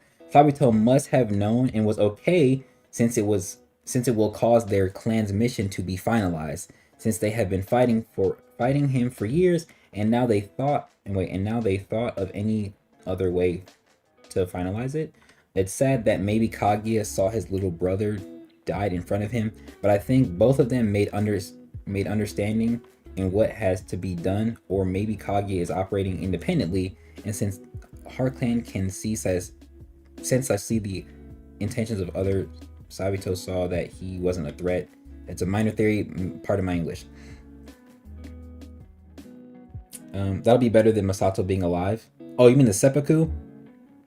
Oh, you mean yeah, that would be better. That would be better than him being alive. But okay, so before I talk about this, let me look at chat real quick. Okay, personally, I would have rather Shay learned what he needed to be the lead of the Cubs on his own. I agree. I'd rather he had to genuinely struggle to figure out that he can have that. Genuinely struggle to figure it out than have had the answer given to him. That's also fair. I think having the answer is perfect because now free will is in play. Now it's going based off his decision making what Shay chooses even more important. That's also a good point. Masato in a cave with the katana on the ground. Aura farming. That's funny. Oh, freaking click something. Oh my gosh. Oh no. I clicked something. There it is. Okay. If Masato was alive, the only way I'd accept it if he was in a comatose state for decades, refusing to die so that he could pass on the Eye of Time properly. That'd be interesting. That'd be kind of interesting. I'm not sure how they would do that. Well, I guess a coma induced by himself while also being affected by Veil's blood would be an interesting way to keep him alive. I will say that. If he's using the Eye of Time, if he used the Eye of Time on himself to keep himself in a comatose state to pass on his talent, I think that could be a decent way to keep him alive. With only Code, specifically Aldridge, knowing, and Nico knowing where he is. Now, in regards to this, I think there's some merit to what he's saying. I will say that. he does make a fair point of like, why didn't Sabito just kill Kaguya? I will say that. Um, I will say that. Um, you said, "Damn, Jay, you cooking with that?" I'm saying, bro, Brent just need to put me on the roster, and bro, I'm cooking. I'm cooking. I won't let y'all down. I promise. Hire me, fuck. Um, I will say there's merit to Sabito not killing Kaguya. Um, do I like the idea of Kaguya being a spy? No, because even people have problems with Kaguya or with Itachi being a spy, right? If we're drawing that similarity, um, even people have issues with that. Now, I don't really care because I haven't fully immersed myself in that part of the plot, so I don't actually give a fuck. Um, but if Kaguya is a spy, I'm not saying it feels horrible or off completely, but I will say it can somewhat it can be a little contradictory to what he does in season 2 where he was about to kill Shay. I will say that. Um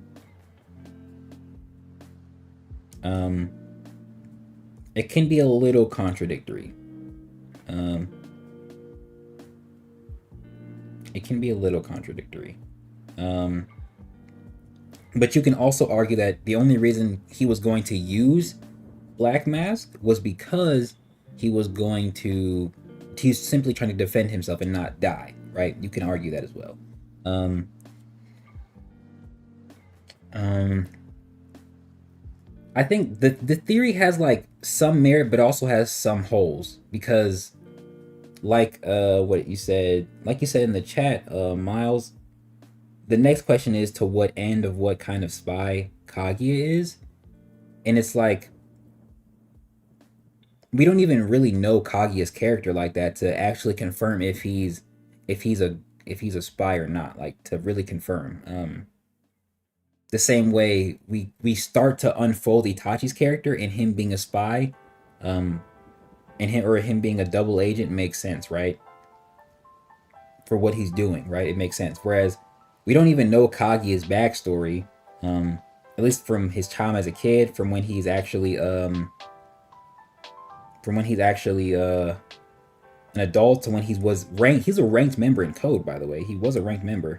We don't even know any of that. So I feel like if we knew more of that, we could determine how well a spy role would fit him and if it fully made sense. But the fact that it's even more shrouded in mystery, I can't like fully co-sign. I can't yay or nay Kaguya being a spy. I can only sit in the middle because there's not enough for me to determine if it's proper or if it makes sense or if it doesn't. Hopefully y'all can agree to some extent, potentially, maybe, I hope. Frozen time and Shay uses the purple flame to break it out, but if he alive, no, I need pure Madara Uchiha, give me your eye for this. That's funny. That's actually hilarious. Kaguya was rank 102. I feel like Kaguya simply ran away because Thanatos wants Veil to hunt down the carts again. I don't think he needs to be a double agent just looking for whatever benefits he can find. That's honestly not bad. That's not bad. That could add to Kaguya's character a little bit. Okay, yeah, the final chapter definitely put a cherry on top of that thing that this season is more of a part 1 of 2 type season. Even if it wasn't initially, I'm sure it will become exactly that due to how lackluster the last chapter was. If anything, I feel Brent may be a bit too eager to get to the Ronin stuff. Very good point. Very good point. And if he doesn't do this, we're kind of cooked. Like, we're actually cooked. I'm not going to lie. I'm still not even fucking halfway through this shit. Damn! This is supposed to be 3 hours. Okay, where the hell? Oh, I already discussed this one. And he commented in chat. He actually never answered my question. He never answered my question, by the way. He never responded with the at least maybe he did. I can't really see it in chat because I don't want to scroll up too far to find it if he did. But I addressed this at the start of this section. And in the live chat, he, from my knowledge as of right now, he didn't answer my question of, if it's not Shay's subconscious, where is it? Basically, if it's not Shay's subconscious, where is it? You know, because there's more evidence to suggest it's Shay's subconscious than anything else, especially anything else we've seen. Those were the points I made. Shout out Links. This video is so good. Connecting the dots together was so satisfying. The Matthew verse was literally what I was reflecting on during my Bible study. I actually got up and clapped when you covered Shay breaking his vows. W video. Shout out to Links. W support. He basically said I'm him.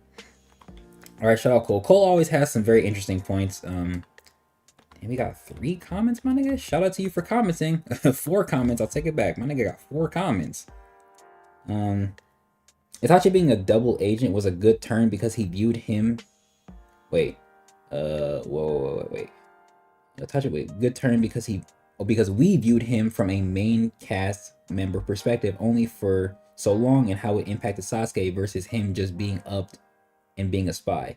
What made Itachi being a spy so compelling was that he refused to kill Sasuke, and that he wanted to protect the village as a whole, even if it meant being seen as a monster for the rest of his days. Instantly digivolve into a member. He's been a member the whole time. He's been a member for like 2 months. He's gonna get a shout out in my update video. Shout out Anthony. And the rest. They're on there. They're on that thing too. Don't worry. I have to record that video tomorrow, actually. Shout out Anthony. You guys are making fair points about Itachi being a spy. Thank you. So essentially, if Brent doesn't, I can't even like really say what Brent should do in that regard. It just can't be ass. It simply just can't be ass. It needs to be good at best, right? Basically, it doesn't. If he can make it great, amazing. If he can make it amazing, amazing.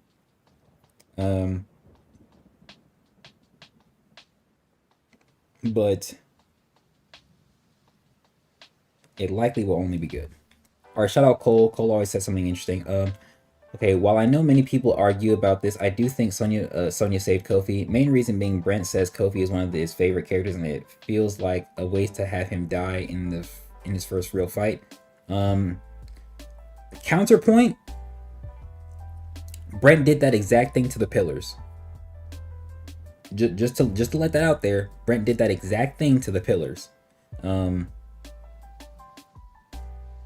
Let's just leave it at that.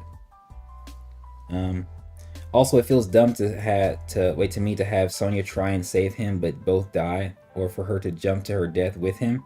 The main reason it feels dumb is a waste of her character, and it would not be what Kofi wished for her. I mean, he probably was willing to die just so she could be safe and live her life. So imagine you were going to sacrifice yourself for a loved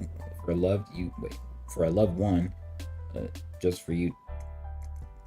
Hold on. Sacrifice yourself for a loved you to live, but they make sure they die with you. This is personal. This is a situational thing. Like, depending on who it is, I might not be mad, right? Like, if it's me and my wife, and I'm trying to save my wife, but my wife wants to die with me, I'm okay with that. I'm okay with that, right? But if it's me and my wife and we have a kid, and I'm trying to save my wife so she can take care of our kid, you can't die with me, because you have to take care of our child, right? You know what I mean? This is like a personal thing. Like, it's not dumb, it's just personal. Like I'm not sure everybody would be mad if their significant other, even if they wanted them to be safe, chose to die with them. That's why I brought it up as an option, because it's possible, and you can't fully be mad at it. You can't be fully mad at it. My guess is that she's teleported him out in time, and both with be out of commission for a time. Because Kofi will need to get treated and get a new hand. but also so he can cool down from getting Tyson so hot. But also Sonya would probably be out of commission because she's probably suffered severe burns from being in the mantle of the earth and would need treatment. Yeah, she's probably gonna look like Maki the next time we see her. Whatever the case, I do hope both survive and we will get more screen time later on in the series. Again, Brent hold the pillars in one episode, so it's not out of the question. It's not out of the question that Brent can hold Kofi, even if he said he's his favorite character. Brent gave him the Kofi is Brent's favorite character, and he gave him one of the worst depictions in the season. Shay split the moon in half, or split the moon. Kofi barely destroyed the state he was fighting in. So it's like, it's genuinely, you really can't say that you can't say that it's not possible, because Brent has done it. He has given other characters better shine. He has hold other characters for no reason, right? Yeah. I do think they lived because it makes sense based on her abilities, but it's just as possible for them to die because Sonya wants to die with Kofi. It's very possible. Kofi finna look like Dobby if we see him again. That's funny. That's all up to execution. I need 3 episodes dedicated to the flashback. Oh, you said the seeds are there. We saw Kaguya notice Yukiko during the fight between Baal and Lewis. He just sort of regarded her. Yeah, that was interesting. Maybe that was a stepping stone or a reason for his dedication. We'll see. The pillars were such a waste. Yeah, they got fucking washed. They got washed. It was horrible. Also, solid deduction on Shay's mentality and the meaning of his whole dream sequence. I'm very curious to see how his character and his relationship will evolve in season 4, and how he will interact with the rest of the pack, if at all. And yeah, I'm curious what Kaguya end goal could be with that last scene. And as for Keith, he probably didn't want to be involved with the war and went into seclusion. And like you said, his involvement recently could be the replication of Titan tech and such. And if I had to guess, I think he could be a Kimyo like Hanzo with an enhanced intelligence that would explain him being able to build the robotic arm and the Doc Ock arms he had earlier. I don't know why I couldn't read that. Overall, I still enjoyed this season. It has ups and downs, but every series does here and there. I give Brent some leeway since he is doing all this on his own. He doesn't have to. I just hope he listens to the criticisms and takes them into account with season 4. I also hope he enjoys his break in the meantime. Also, I'm curious what all has happened in 3 months. Shay has been asleep because most likely a lot has happened. And you know what? I can't agree with this either, because 1 month passed. 1 month passed from Shay booming everybody and nothing was stated. We didn't hear anything. We heard nothing. What a background music. Am I tripping? There it is. Like, play the song. We heard nothing. So like, it's possible that 3 months has passed and stuff has happened, but it's also possible 3 months has passed and ain't diddly squat happened. It just depends. I do agree. Overall, I enjoyed the season, at least the start of it. You know, before Lewis died, some of the parts before 144. I enjoyed the season. It does have its ups, it has its downs. This is why it's good but not great.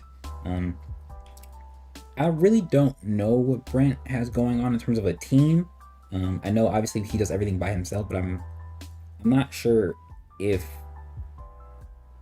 like, I'm assuming it's because he wants to. Like he said in another stream, I think it was the Q&A, but I'm not sure what stream it was, where he said he doesn't feel confident in somebody replicating his art. But if you look at Shadow Ronin's art, especially with like when he actually like really focuses, it's probably one of the closest art styles I've seen to Brent's, if we're being real. Especially his post for the draw Shay in your style. it was probably one of the closest things to actual Brent's actual art style.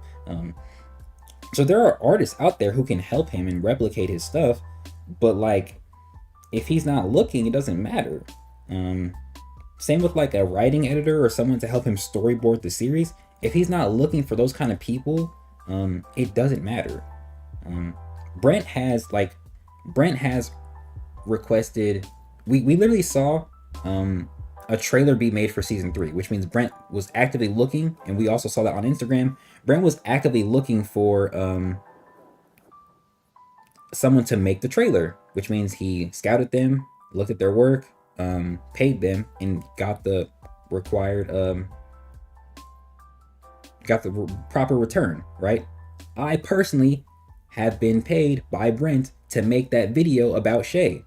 That was basically a commission, right? He has requested my aid in doing something, and I have been paid for it. So he scouted me, and then I got compensated, and then I was able to put out the product. If Brent isn't looking for those type of people, it doesn't matter, right? But I know he can. I know he has the capacity to, right?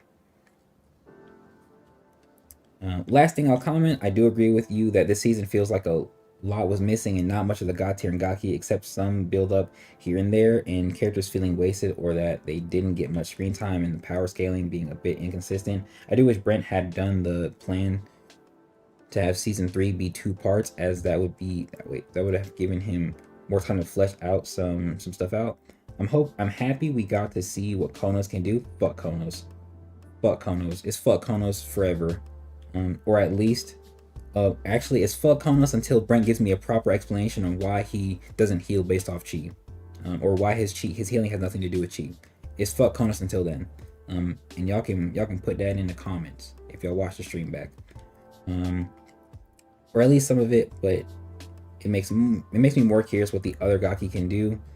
Hopefully we can see more of the God tier and Gaki characters and abilities in season 4, and hopefully we see the other characters grow as well. Whatever the case, I still love Ordeal. I just wish Brent was given more time to rest and fully plan things out, and it would definitely help if someone was to help him in areas of the series production. I'm hoping this break will help Brent some, and he will listen to the criticisms on season 3 and try to improve those areas. I'm still looking forward to more of Ordeal though. I'm not gonna say fuck Ordeal, that'd be crazy. I'm not gonna say Ordeal is the reason I get a little bit extra money on YouTube, so shout out Brent. But Brent talks about taking criticism. He's mentioned it before, so it will be very bad and very not counterintuitive. What's the word? Hypocritical? Hypocritical if all these problems are brought to his face and he does nothing about it, right? I'm gonna make an entire video on like basically the review of the season. I'm gonna talk about the good things or the things that I like and the bad things that I feel like the things that are just objectively bad. But if Brent doesn't improve, the series as a whole will be a dumpster fire. That's just the truth. Yeah. Oh look, bro. I don't know. You still in the chat? No, I think he left earlier. The Matthew reference. Shout out, bro. Shout out, CEO. After reading this episode the first time, I was thinking, wait, did Brent make his self-insert have a smooth session with our Lord and Savior, cosplaying as his self-insert's wife? but considered it his subconscious talking to him as he gave her a piece of her soul through the ring. Anyway, great video, Jay. Articulated better what I thought about this season. Shout out to you. That's crazy though. That like this even being a question is horrible. Like that's how you know it shouldn't have been in there, because I don't even want to talk about it, bro. Oh, whoops. I'm curious what happened to Kirito. Either he was captured by Anton and Vatic or teleported away. Either way, I'm interested to see how he's grown from this fight. Also, I know you didn't mention him, but I don't think this is the last of Konos while he's... Man, fuck Konos. Konos not coming back. I don't even want to read the rest of this comment because fuck Konos. No, I don't even want to hear Konos again. Who do you dislike more, Lathe or Konos? Hmm. And I think I'll say Konos. I think I'll say Konos because Lathe is a wait. What is it? What's the word? Was it plot device? Lathe is a very clear plot device, but Lathe's character, like actual character, isn't bad. Like it's not bad. There's aspects to him that are very clearly rooted in his identity, and I think his conversation with Andrea, talking about, the Titans and the generals being outcast, is very interesting. Way more interesting than Konos, in my opinion. But Brent fucked up Konos in my opinion, Brent fucked up Konos when he made his chi, when he made his healing completely unrelated to his chi. That's where he fucked up.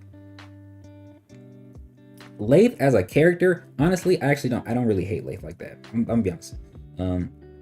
Lathe just made me look stupid at the start of the season. The season's over. I don't need to be petty anymore. But Brent actually fucked over Konos' character, in my opinion, because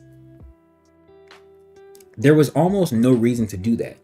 And there's ways to do what you want to do in that regard simpler and better. It's like there was no reason to do it. And then the fact that we don't get an actual explanation from anybody also pisses me off, because Konos can't tell us. Vatic doesn't tell us. Methuselah, who's probably the closest thing to a character who can actually explain why Konos doesn't heal from just chi, doesn't tell us. That pisses me off.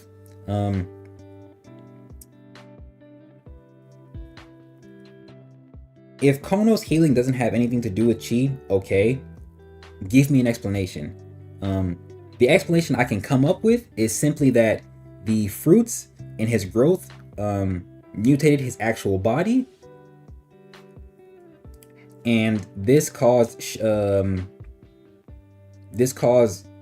Myrrh to no longer require naturally his own chi to heal, but his body that is made of chi, instead of simply being destroyed and healing, recovering using chi, the chi of his body dissipates and then reconstitutes, right? So he's not actually capable of dying. And this is the same effect that would apply to the talents, the vials, the life and death boxes, when Aldrich mentions that they tried to destroy them, but they simply came together, right? That makes sense to me. But the fact that there's no explanation is dumb. It's dumb. It's dumb. His entire character and that entire fight just plummeted because everything Kofi was trying to do just got shat on because it was never possible in the first place. Now you got Kofi out here looking stupid. Okay, he already looks stupid, but he looks even worse because he never had a chance to kill him. He got shown up by his uncle, basically, and Konos is just sitting in lava, or yeah, just molten lava, right? Fuck Konos. Lathe actually isn't bad, but fuck Konos. Hold on. Did we even see what happened to the world leaders after being sent away by Sonya? No. Hold on. Also, for me, it's if I have time, because why introduce it in the beginning just for it to not have any relevance this season? That to me isn't horrible. I think that was simply a way to like show, okay, like y'all want to know what this is. Here, this is what it is, right? Like he like the common joke of like in the Discord, like a here damn, like that's basically what it was. It also adds to the sort of Ronin thing he's doing, but I wish he also did that with Zahara. Because then it's like it's two hints as to what Shay has when he's Ronin, right? Now we understand that, okay, this is what Shay has when he's Ronin, and then we know he has Zahara. But it would have been also cool to be like, oh, okay, so this is also what Shay will have when he's Ronin, right? But the Eye of Time, right now, it basically serves no grander purpose power-wise, because Shay should realistically be strong enough to kill Thanatos, which is just another thing he messed up, because now Shay is... One, Thanatos looks like a bitch in comparison to Shay, but also Shay should objectively be able to beat him. right? Especially with the purple flames. Before that, you could argue it, but now Thanatos has psychic abilities, the Merlin Stone, Stone Will, two snakes that are bigger now, and a similar body to Shay with also large amounts of stamina. And Shay only had Ilios, Ventur, Zahara. It was definitely a debate, but Shay being able to burn talents. What is Thanatos and Abel's body gonna do, bro? This nigga Abel might take control and run away. Dead ass. Dead ass. It's not looking good. I'm assuming they escaped, but if the radiation was so bad, it would have insta killed Nico. Any regular human is curtains. Oh yeah. That's because Nico's weak as hell. She's basically a regular human, which is so sad. I'm gonna do I'm gonna make a video, and she's gonna be in it where we actually upscale her crazy. That's a good point. Kofi was relying on wearing down Konos' chi to dampen his healing, but now his healing has nothing to do with it. What was the point of that vicious beating then? Exactly. He would need chi to accelerate the perfect healing, since he doesn't have cellular mitosis, meaning the perfect healing is a biological function enhanced through chi, which could be an example of a Kimyo with natural advanced healing. But again, no actual statement. Exactly.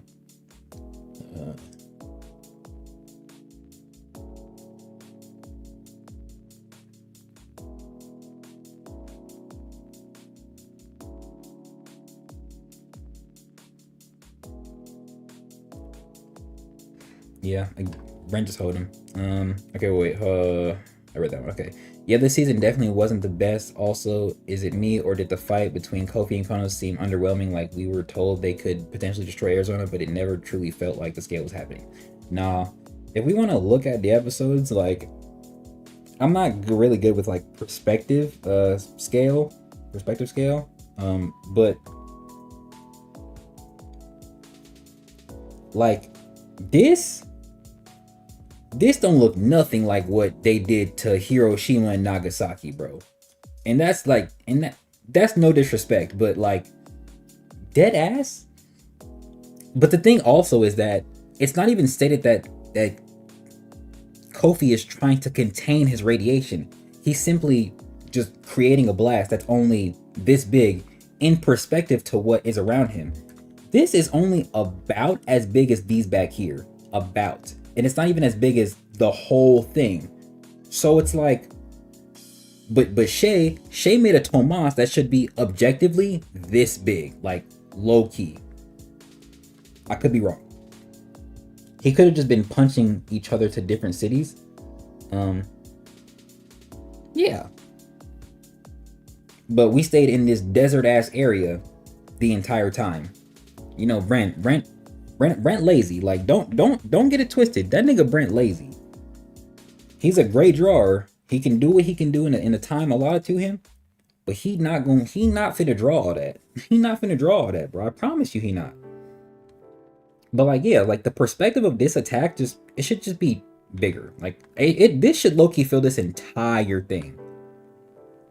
Honestly, it should feel like all of this. Like all of this. All of this. Like this. Like all of this. Now, again, no disrespect to the Japanese, but seriously, like from a scale perspective, like this, not, I don't know, I'm not trying to make it seem as though like I know off of memory what a atomic bomb drop looks like, but if we're being realistic, if they drop the same nuke that they dropped in Japan right here, I guarantee you all of this would be destroyed or in rubble. Like, we got pre-rendered already. Then again, he switches between the or in rendered in his art. True. Which is kind of what these are, I think. Like this right here, like this, and this. Like this nigga did not draw this. He took this and slapped it on there and then threw some extra mounds in the back to clean up and make it look good. That's fine. That's not horrible. Kofi multi-block radius, no mushroom cloud. This is what I'm saying. Like, Like this should be fucking massive, bro, and it's literally the size of. It's just bad. This is bad. This is bad. It's horrible. It's just horrible. Not didn't happen. Yeah, this was a This was a masterpiece. Sad that this how it ends. What about future Shay with the haircut? No backstory, how he made it that far, and what happened. Man, man. When works like this leave with such a big question unanswered, has me so scared to get into new things when they finish like this, but was very good. Thanks, Brent. Nah, bro, you gotta take very good off of that. Just put good. Shout out, Brent. Nasty cliffhanger as well in unfinished storylines. One more season won't be enough in my opinion, unless there are a lot of episodes in the next season. Facts. Like, this nigga Brent needs to drop 175 episodes next season. I need every Jet Li. Wait, whoa. Hello? What is he doing on YouTube? Y'all know he had YouTube? Let me stop. Seriously. Hella episodes. Shout out Code Archives in the chat and right here. Outro cinema. I do enjoy the 2 additional flashes, but every time I think of us seeing mostly panels of the on the train and during the code meeting in season 2 for the vials of life and death, it's like Kofi barely experienced anything before the death of Bjorn. I agree. Watching Mur die was with no flashes to Kofi. Wait. Watching Mur die with no flash to Kofi. I think the Seth Adamo stuff would have been perfect right there. Yes. Okay. Yes. Even would have made us feel not only for Kofi, but for Mur as well, given how much credence to Slip giving us the I'm tired and we're weapons lines, most possible impact. Overall good season, definitely good. You see, good. However, ending was really hollow. Yeah, if we put the flash to Mur's flash to what Mur is here, it would have been more interesting. And it also wouldn't have required Shay. It wouldn't have required Ilios in Shay's body to tell him a story, as we could have had that sort of interaction come from Vatic, right? Like that would have been just as good, right? But since Brent is kind of, how do I say this? Since Brent favors Ilios, he just kind of uses him instead, basically. Y'all remember Abijah's 4 corners? His hand straight up said it could destroy Trinidad if he used it. So I expected to see what that same level of destruction by Kofi, but it wasn't the case. I don't know, I feel like the eye was just to give Shay a near god tier level talent. To me, the purple flames weren't needed because of Anointed War State. And don't get me started on Anointed War State and how it was handled. The thing about Anointed War State is that it's nothing. I'm gonna explain to you what Anointed War State is right now. Anointed War State is simply Shay's state blessed by God, because God is accepting of the fight that Shay is participating in. This is a sort of ordained fight. It's something God approves of. This is why there is no anointed form when Shay goes to fight Rajani, right? This is exactly what Brent told me, and so I'm telling you. Anointed War State is nothing grandiose outside of God saying, yes, I approve of this action, right? It doesn't provide any additional power. It doesn't provide any additional abilities. It is simply just that. The thing is that the Eye of Time, Shay already has a god tier level talent, or because actually, yeah, it's god tier level talent in Ilios. So it just feels. I'm not gonna say it feels unnecessary, because I feel like it can be useful if when Shay actually fights Thanatos, but it only depends on. It only depends on what Thanatos' kit actually is. That's the thing, right? Yeah, like Anointed War State is nothing crazy. It's simply a biblical, another biblical reference, I guess I'll say. Brent could stop killing all his Titan generals and just reuse some of them so he can save time in making new enemies for characters to fight. That's fair. But doesn't that contradict what he said about the burden on his body will be great? No. No, it doesn't. That's just the first time it's happened. That's the first time Shay has used the sort of, I guess, new state design, but the overall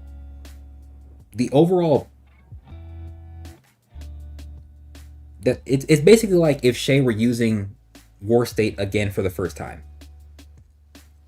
Basically, that's all it is. It's like if Shay is using, so like imagine it like this. Think of it like this. I was gonna try and use Super Saiyan, but I think I can explain it a little bit better like this. The first time Shay used War State, Shay just came off of training for a month, right? He just came off of training. That was his first ever time using War State, and he used it for who knows how long, but he still eventually tired out, right? Anointed War State and his new War State design is essentially Shay having improved with Ilios after 8 months and then using it for the first time, using his state for the first time months later, now participating in a fight that is ordained by God. That's all it is. There's no additional power that comes from it. And you could say a new design makes sense, but it's just unnecessary. Like it's not needed. Like it would have been nice if the same state design was used from last season was simply golden, because I low-key liked that design a little bit better.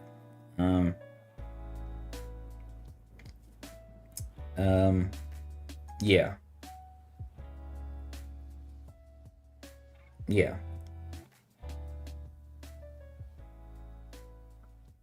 And who knows if Shay will even use a state when he's like Ronin, or when he's like sort of mastered Ilios's power, right? Who knows?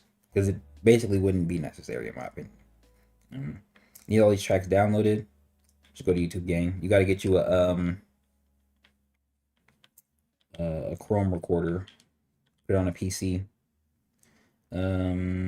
Great segment, bro. I really enjoyed your explanation, sources, and video quality. Couldn't agree more. It's clear he just didn't have the time, but at this point he had the time. But at this point, I think he's just doing to himself and being too stubborn. He needs a team. W video, bro, my favorite one you've made so far.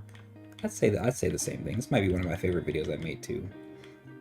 I think this one, 160, probably some of my favorite videos. I think 132 is a good one. Yeah, definitely being too stubborn. Like you need help, my nigga. Like you're not at a point. You're no longer at a point where you need to do it by yourself, right? Where you have to do it by yourself. You actually have the resources to and the funds to reach out to other people. You said makes it unnecessary. I don't think so. For what he's trying to do, I wouldn't agree with that. The actual design itself, outside of the gold, that's unnecessary in my opinion. The gold definitely has a sort of weight to it, but the new actual design of War State, that's unnecessary. Because we should see the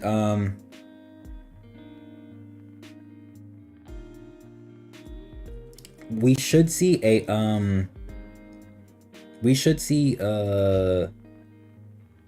Shay use Anointed War State against Thanatos, right? And that would fit with what's happening and with what happened in 145, right? That fits, right? If we got more ordained fights like that, it would be okay. Like it would fit. But if we only got it basically once and we never saw it again, obviously I would agree. But we should see it when he fights Thanatos. That response message you sent me made me too upset. What you mean?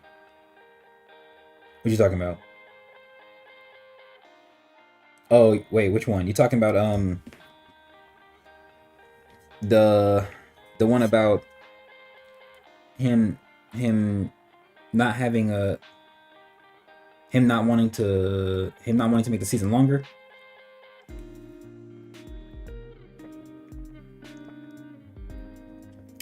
Brent doing the Batman crying in the rain meme while listening to this stream and storyboarding season 4.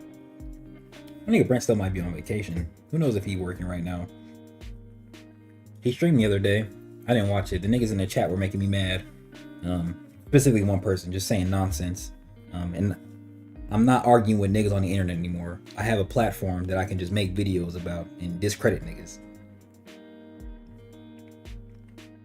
Not doing all that talking, bro. Like I did today, actually. But yeah. Okay, so you know, if Brent is making a movie, I hope it focuses on not only finishing the season, but adding to all the plots, subplots, and character arcs that's missing. The mini end season review was really summarized all I thought when I read this episode. He's not. So the movie idea he brought up before was basically the Kofi fight. I don't know why he made it seem like it would be separate unless he is going to do it. But from what he told me, it was essentially just the Kofi fight, which was just a part of the season anyway. So it was like, what was the point? But if he is going to do a sort of movie or OVA, I guess, canon OVA type thing, yes, it needs to finish up plot points, subplots, and character arcs, right? It needs to focus on things that are missing. It basically needs to do the rest of the season's job. Okay, Miles said, on that topic, what was the reason as to why the fight against Jose was one ordained by the living God? Probably because it was a declaration of war at the same time.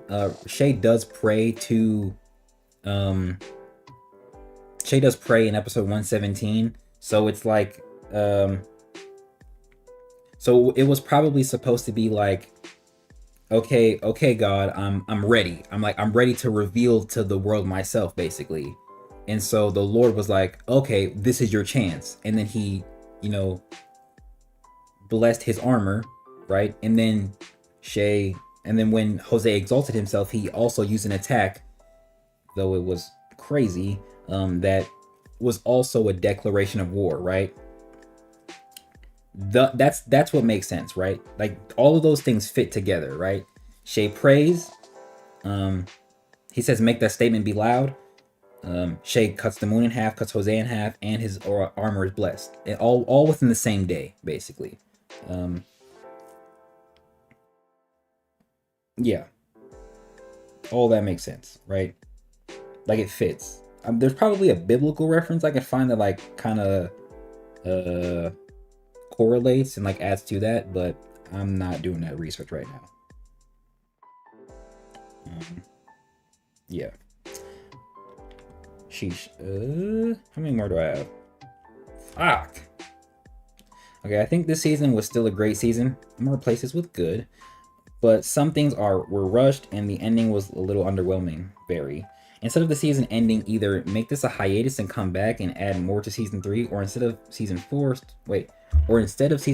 starting off the time skip, make it a season that helps build more to the time skip.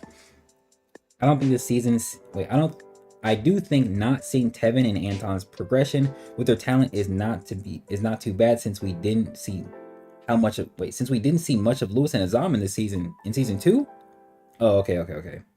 I mean, I did kind of say that, but like, my nigga, there's opportunity, right? The thing is that they're also a B plot. Where they are is a B plot and not a focus, bro. So, not seeing them that much in season 2 kind of makes sense. But we got Lewis. Shay got basically one.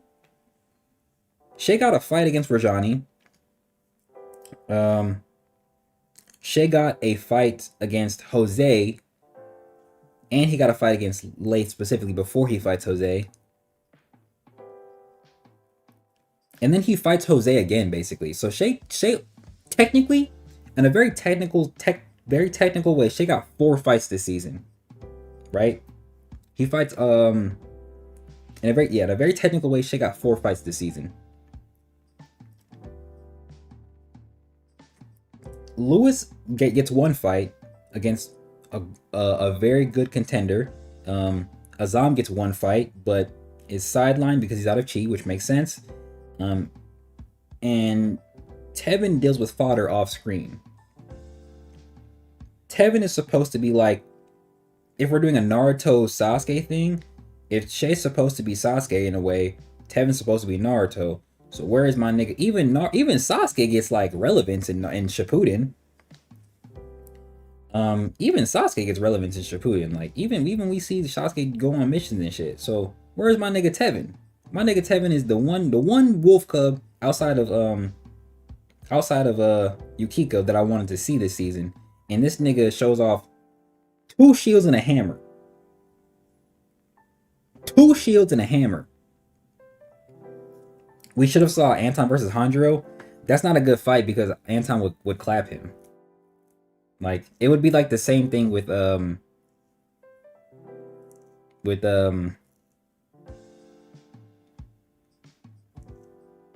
what's his name? What is his name? Minamoto. If 50% Anton can endure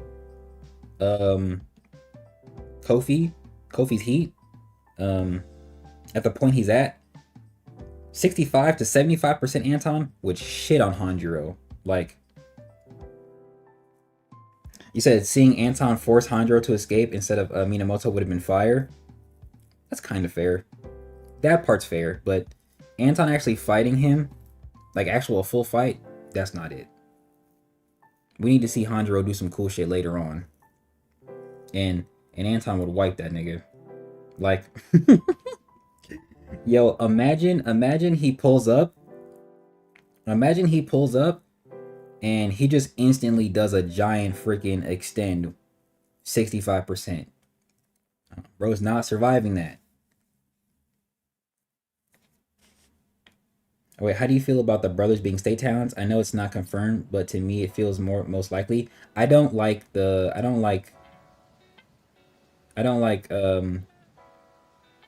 Katagita being a state talent. I didn't even want all of them to be state talents to begin with, but I'm okay with Okeanos being a state because him and Ilios are twins. But I would prefer if Katagita was state in power.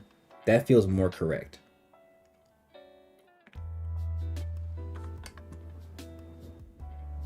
Because of Jin. It feels more correct specifically because of Jin. But that's also the only other type that would fit.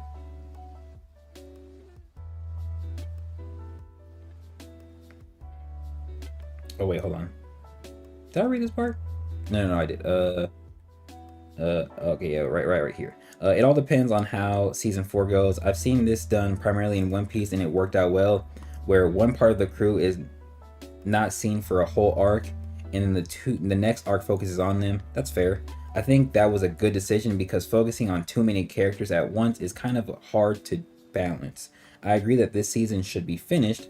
I think we should see definitely what happened to the 3 code heads, how Azam is grieving, what Kage is planning to at least finish off season 3. Then this stuff should happen prior to the time skip, Kevin coming back to Earth, and what is to happen with Ian.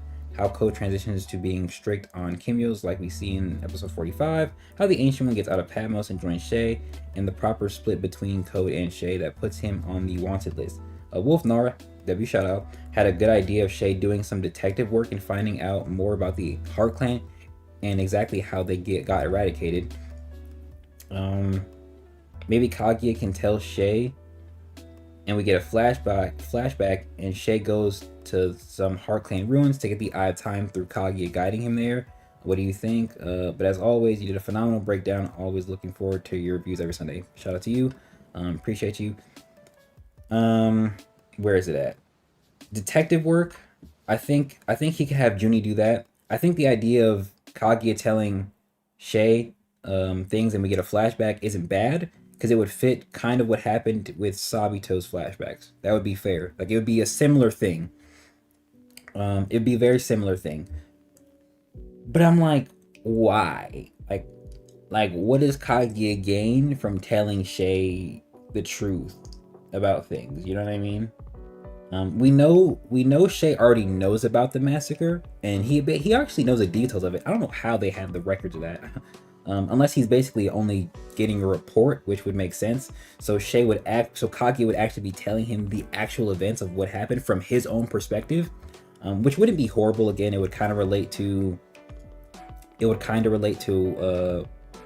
what they did with Shay when he was learning about Man Sabito and himself.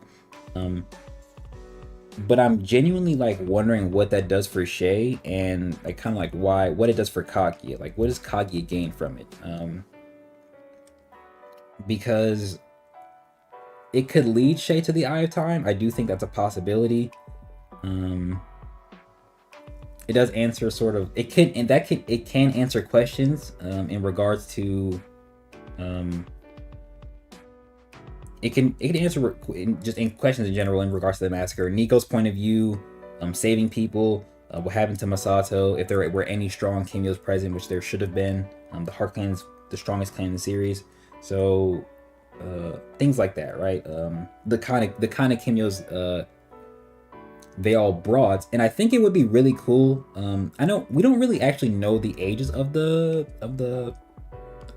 Gaki, but like if some of them are older, it would be kind of interesting to see younger versions of the Gaki present at the massacre. That'd be very cool. I think that'd be probably the one of the best things to do with the Gaki, especially like what's a good Gaki that would be like that would really fit that scene? The Corrosion Gaki for one. If we're just gonna use Gaki that we've already seen, definitely bring the Beast Gaki and definitely bring the Corrosion Gaki. Bare minimum. But outside of that, I'm not really sure about everything else. I do think there's potential in a flashback like that, but I'm curious as to what that could do for Shay and what it could do for Kaguya, because like what does Kaguya need to tell him this information for, right? Like what does he gain from him knowing that, right? But whereas Shay might be able to get the Eye of Time in that story. It might be like a how do I say it? I think kind of like a puzzle, like I'm telling you this so you can figure it out yourself sort of thing. And I think that would be a little interesting. But I think the flashback would again be very interesting if Vayal was there, Kaguya was there, and then we saw Gaki in their younger versions there. That'd be very amazing. I definitely think the Heart Clan ruins as a whole would just be something that just needs to be explored. No Lie Told. Where would I rank Shay in terms of the god tier? I put him right next to Vatic, above Vatic, in that margin. He's not weaker than Kofi. He's not weaker than anybody else below number 4. He's not weaker than any of them.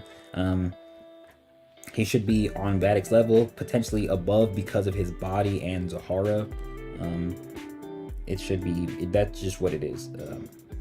For me, I like the season, but some of the things should have been explained better. And why didn't we get a talent analysis of the parents of the Great Four and an analysis of the living talent? Also, some things felt slight rushed, but it was still a great season, good season. Though the ending felt like it came out of nowhere. I'll be honest, I agree.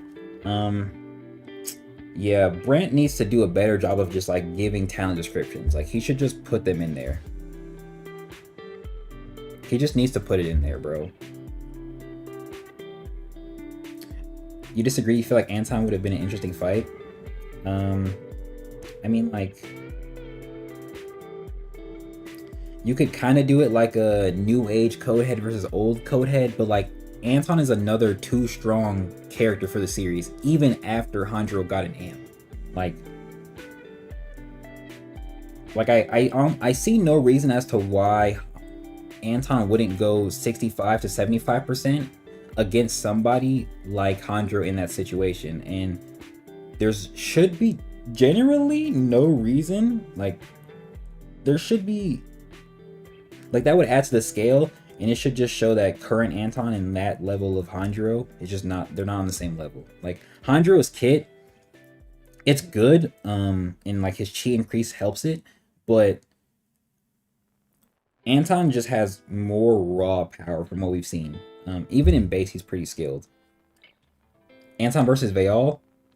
Oh, okay, my fault. Let me actually read chat back. Hold on. Tanjiro cooked. Anthony said, bro, Azam needs to hit the hyperbolic time chamber. My boy is still way behind the pack. Facts. I think Azam made decent progress. I can't lie. I mean, he's... wait, Azam has the least understanding of his own talent. That's funny. Facts. He's still fighting the same. I wouldn't say he's fighting entirely the same. I think there's a fundamental difference just because he's using a different weapon. I would say that. Oh wait, Jay brought up a good point in the past of Azam referring to Kidding as its own person, but that never got elaborated on in the story. Yeah. To add or burning chi as a source rather than chi manipulation would be a huge drawback. True. Hot take, maybe. Wait, hot take. Maybe. But I feel like Lewis was the best option to fight Veil. Any other pack member excluding Shay would have been crushed by Veil and his blood hacks. Yeah, so that's not true. It kind of depends on who Veil fights and how. Like, if Veil fights almost dependent on who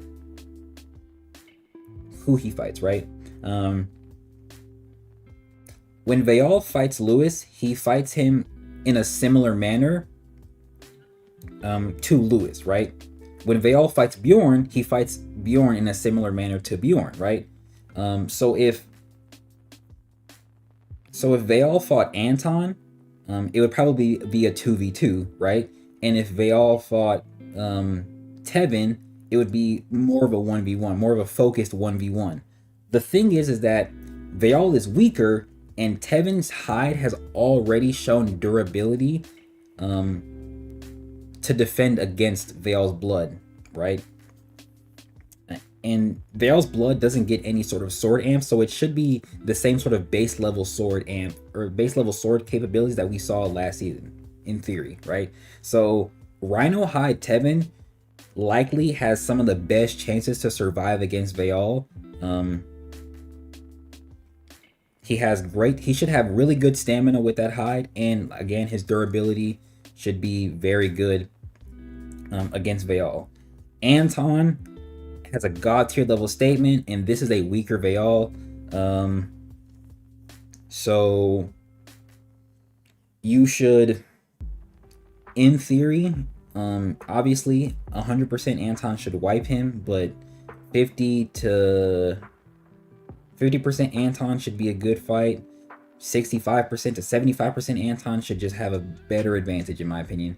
And again, it's defensively going to be a 2v1, if not a 2v2, which will just be its own thing, right? It'll be its own interesting thing. But Azam, I don't think Azam has the full capacity to combat Veil the best way that the others kind of do. Especially not the Azam we see at the end, because he's weakened and out of chi.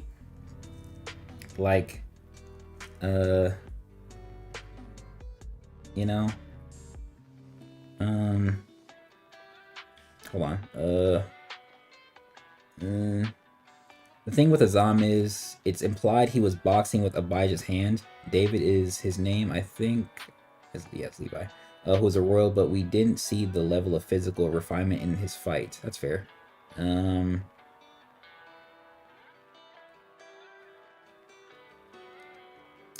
True, and it's confusing because Abijah's previous girlfriend was the bearer of Kidding. Whoops. It was the bearer of Kidding, the Kidding Town, so he should have been able to speed up Azam's progress considerably. That's a good point. Anton is too much of a physical fighter, which is bad matchup against Veil, in my opinion. We've actually seen that that's not the case. Bjorn overpowered Dozanil. Bjorn, not just a physical manifestation like I was just talking about, but even the tendrils, kind of like Rokash, Anton can destroy those. Anton should be able to destroy those. Abijah legally can't train Azam. That's true. Shay was a loophole in the war. A loophole in the law. Since he is the Ilios vessel, that's kind of fair. I'd imagine Azam would also be a loophole since Abijah was taking him on missions, but I guess not. Not necessarily. Not necessarily. the same, like how do I say it? Like Azam isn't ranked and he's like aiding, Trinidad, but then he's also bringing Yukiko on those missions too, right? You know what I mean? But maybe that's not a good example. He was described as a ride along to a god tier. Yeah, kind of like how the cops do that thing. So he's basically observing, and then they're doing sparring matches, and Abijah always beat him. Even if he wasn't being trained by Abijah, he could have learned from Levi. The real thing is if Azam is a ride along to Abijah, and he's more so observing them on missions than actually participating, it's clear he's not learning from what he's observing. You can argue that he and Abijah have a sparring session, and that's how Azam learned to use his weapon. And honestly, the way Azam uses his weapon, I like it. I'm not like opposed to it. What Azam needs is a better use of kitting. But I don't, at least not from Levi. Abijah's like the only character who can teach him that, and it seems as though this season, at least the gap was more so used to make sure that Joanna's death doesn't cause Azam to become like Miranda, if you get what I'm saying.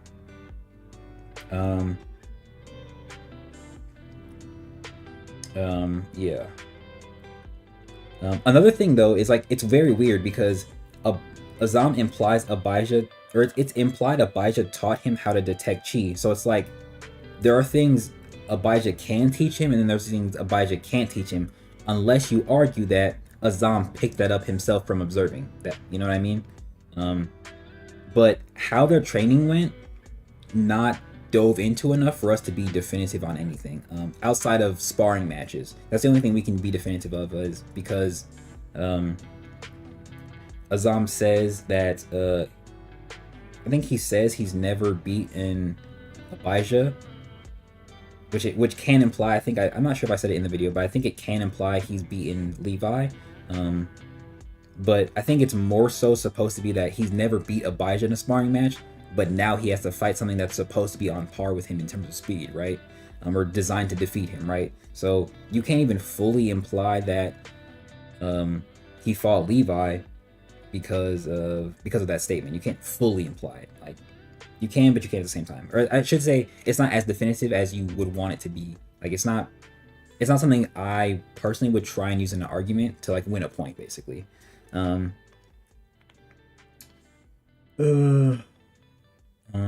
watching from the beginning. So far, I agree with everything Jay has said. Jay is saying, I read your comment in the video too. Problem with that is that we've never seen Levi use his talent offensively, so it'd be like hard to summarize how they both could have trained. I agree. And that's why I think it's more so just sparring matches, like physical matches. Also, random question, Jay. Is Hisame a counter to Dothanil? I'm trying to see if I'm tripping because I said it is. So I think it's supposed to be depicted like this. For most of Veil's life, the sun and Sunfire and Gold were seen as definitive weaknesses to Veil, right? Like actual weaknesses, not things that just counter him, but actively weaken him. So when Veil actually fought Sabito, that might have been the first time he's fought somebody that had a that actually had a talent that countered his, right?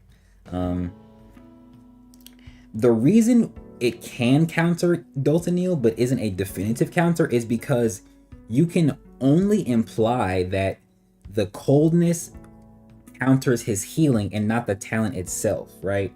I mean, you can argue that Hisame and Sabito can freeze the Dothanil tendrils, but they all can just make more, or they could break out.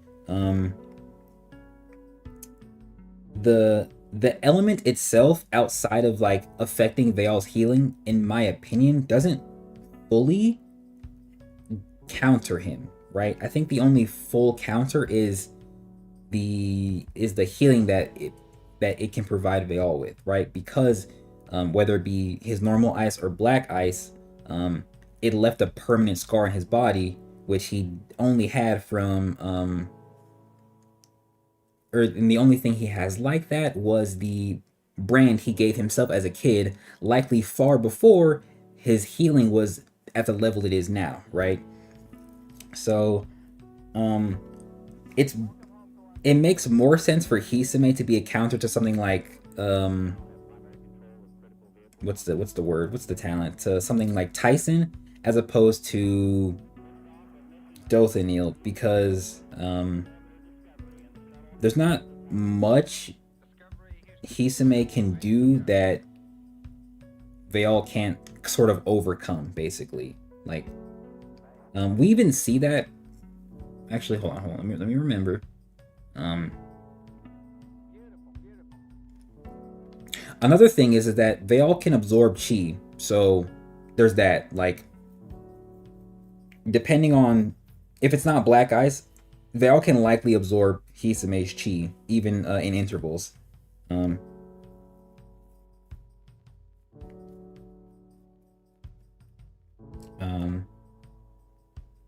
Yeah, so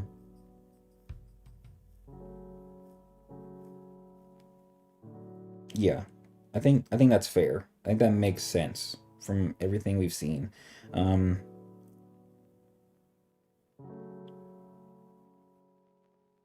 like, if we look at Hisame and what Bjorn can do with Vinter against Veil, it would be the same thing, but there's no real moment where Vinter's ice is a definitive hindrance or such a counter to Veil that it sort of opposes how he's fighting, right?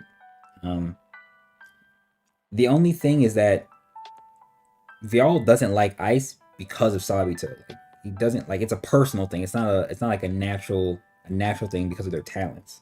From what I can tell. From what I can tell. Characters like Shay and Bjorn are kind of immune to Veil's cell-destroying blood attacks, so a ranged fighter seems best. But that's just how I comprehend Veil's strength. But Veil's also, I mean, he's not technically a ranged fighter, but he can fight at range. We've seen it. Hisame should be a counter since Ice stops his blood attacks. Blood talent cold.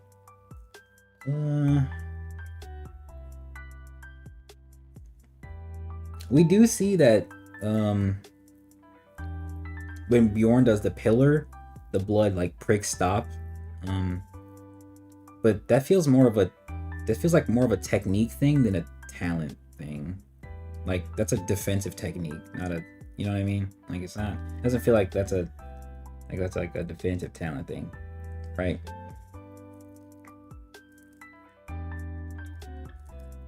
President Biden? What are we talking about? I think the most he can do is give tips like Bjorn did Tevin without breaking the law. That's actually very fair. It makes sense.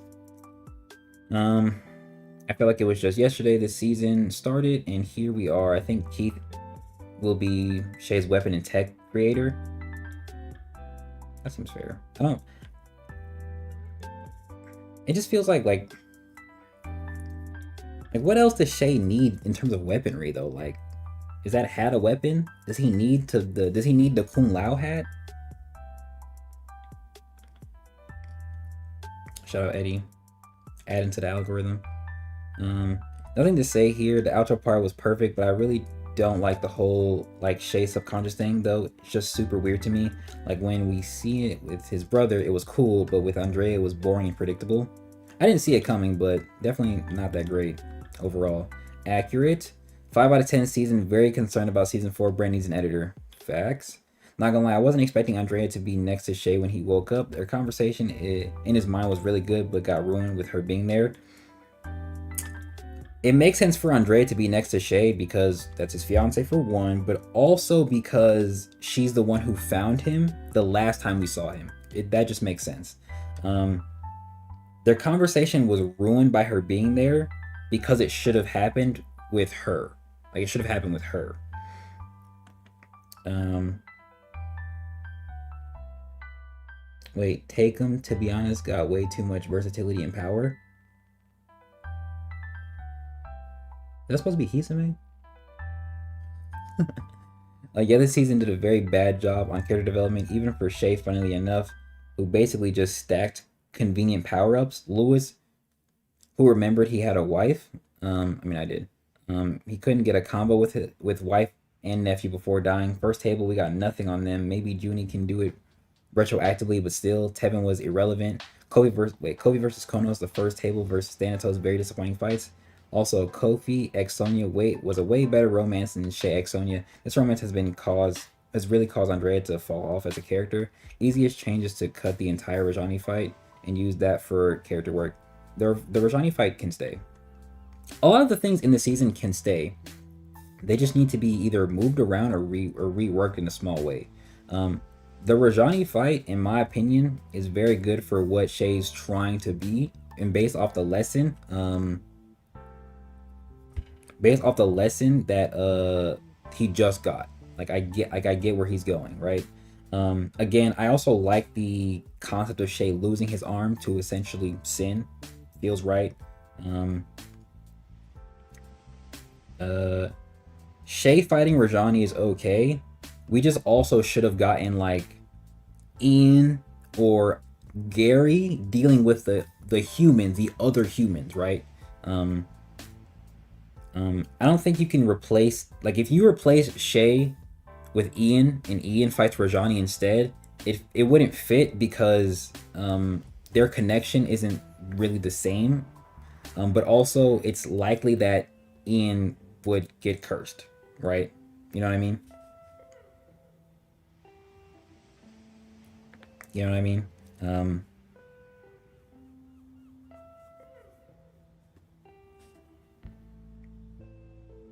I'm surprised to see this many comments with criticism for the season. I felt I was alone. This guy, the thing is that he criticized the season throughout the season. I held my criticisms for very specific parts. 139 with the pillars, 160 and 161.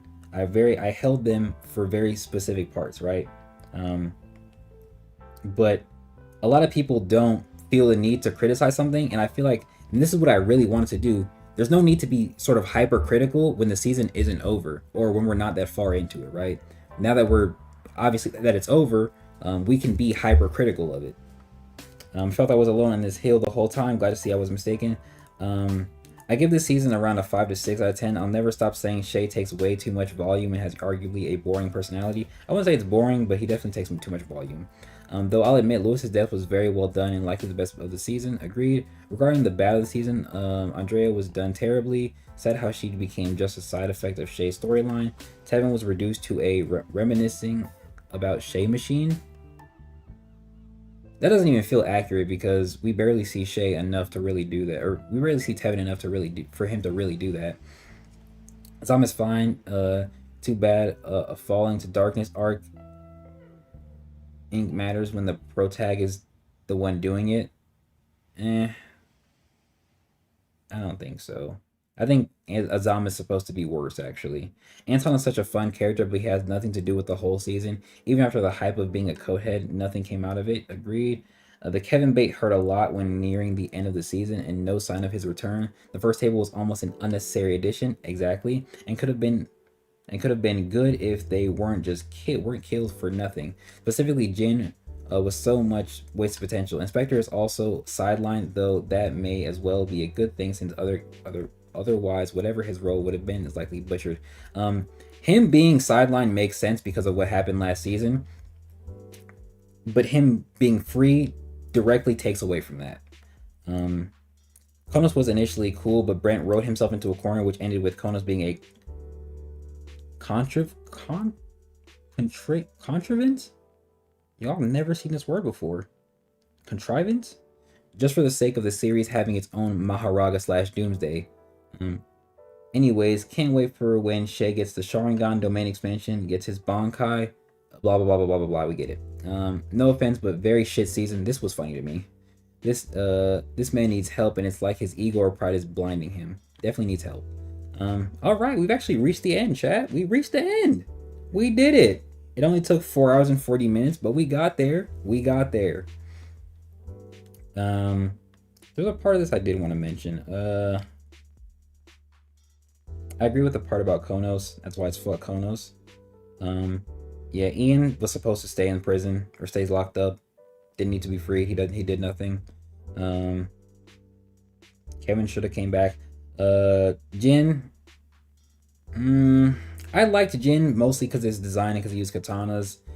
Outside of that, Jin isn't as cool or like cooler or like more of an interesting character than like any of the other pillars, in my opinion. He's not that crazy. He's not that crazy. You read my comment on stream? Yeah, I read it first. It's like one of the first few ones, actually. Yeah, 1, 2, 3, 4. Yep, 5. I went through all this. You just gotta go back and and scroll back, and find it when the stream is over. I'll not benchmark. I'll section out this part from the first part, and you'll obviously be able to read it. It probably be like 10 minutes in. Not gonna lie, but it's there. Or not read it, see it, but it's there. It's there. I went over every comment. I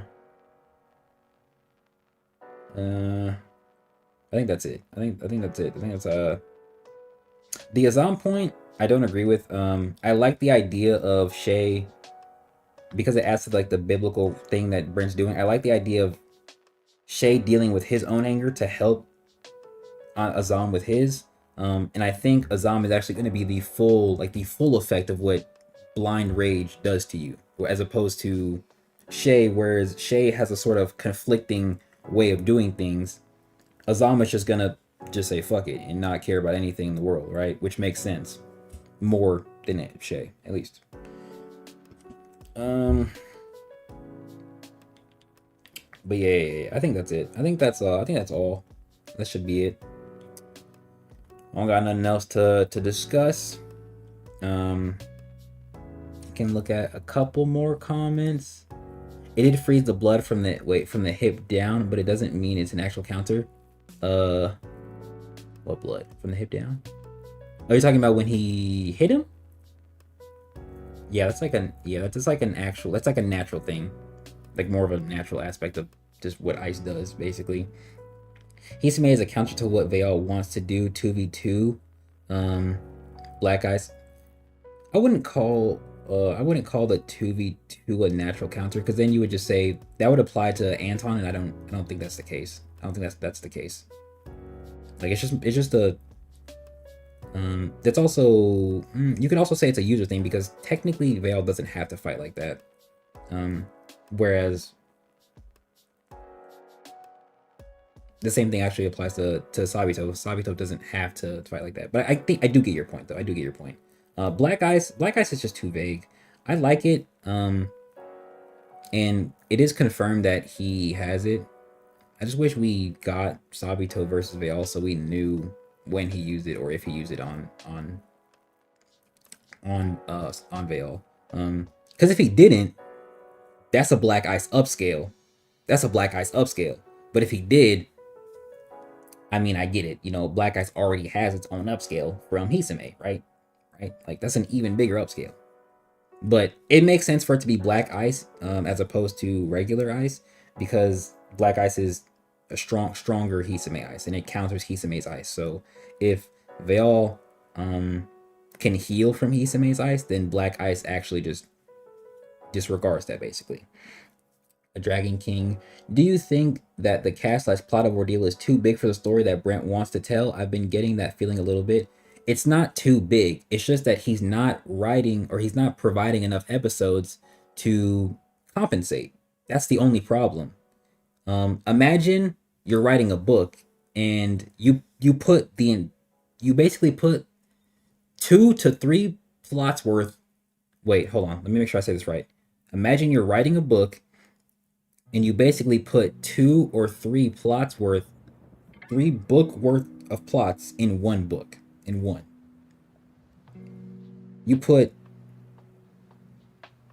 You're writing one book, but you put the entirety of a trilogy's plot in one book. That's essentially what Brent is doing. He's not giving himself enough room to actually flesh out and use everything that he is putting in his story.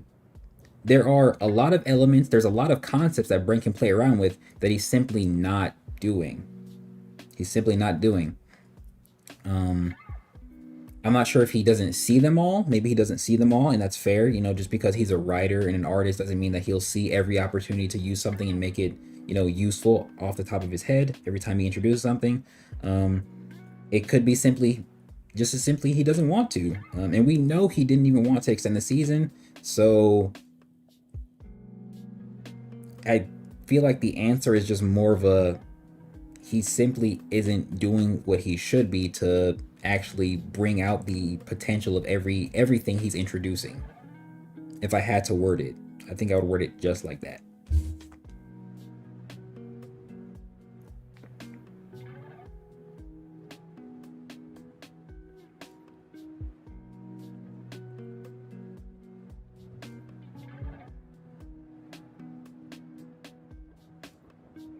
Got a crazy text. Did not think I would see that. I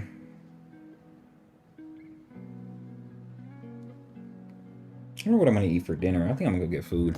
All right. Next, Shuck said, I figured that Ian being free allows him to train his new talent without many limitations, similar to what Shay was able to do for the 8 months.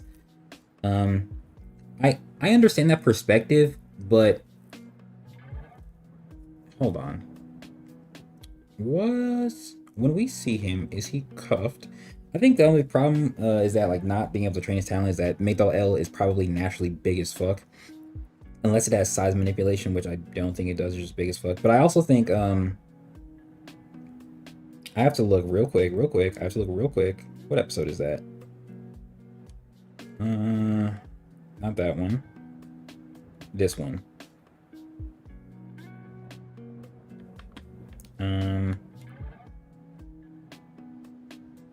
Oh yeah, he's not cuffed? Okay, so yep, he's literally sitting down, both of his arms go to his side. He's not cuffed.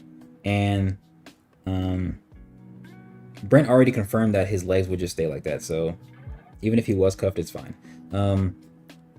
So the thing is that Ian, honestly, I'm not gonna say Ian doesn't need to train his talent. I'm not gonna say that. However, there's a sort of innate capability he has where training isn't the most necessary thing, right? Right? I will say that. But his room is big enough and he's not cuffed. So one, if Ian wanted to escape, he could have. Like, I'm not saying he would have. That's not the kind of character he is. But if he wanted to leave, they didn't put no cuffs on him, bro. He could have got out of there. And if he wanted to train, which I feel like he probably did a little bit, at least to some small capacity, he could have. And this is just what I expect from a character like him, right? What's good, Exile? Yeah. But it's less interesting for him to just be free off of this note because at the start of the season, it was basically a political debate if Ian is allowed to be used by the government, right? It's just not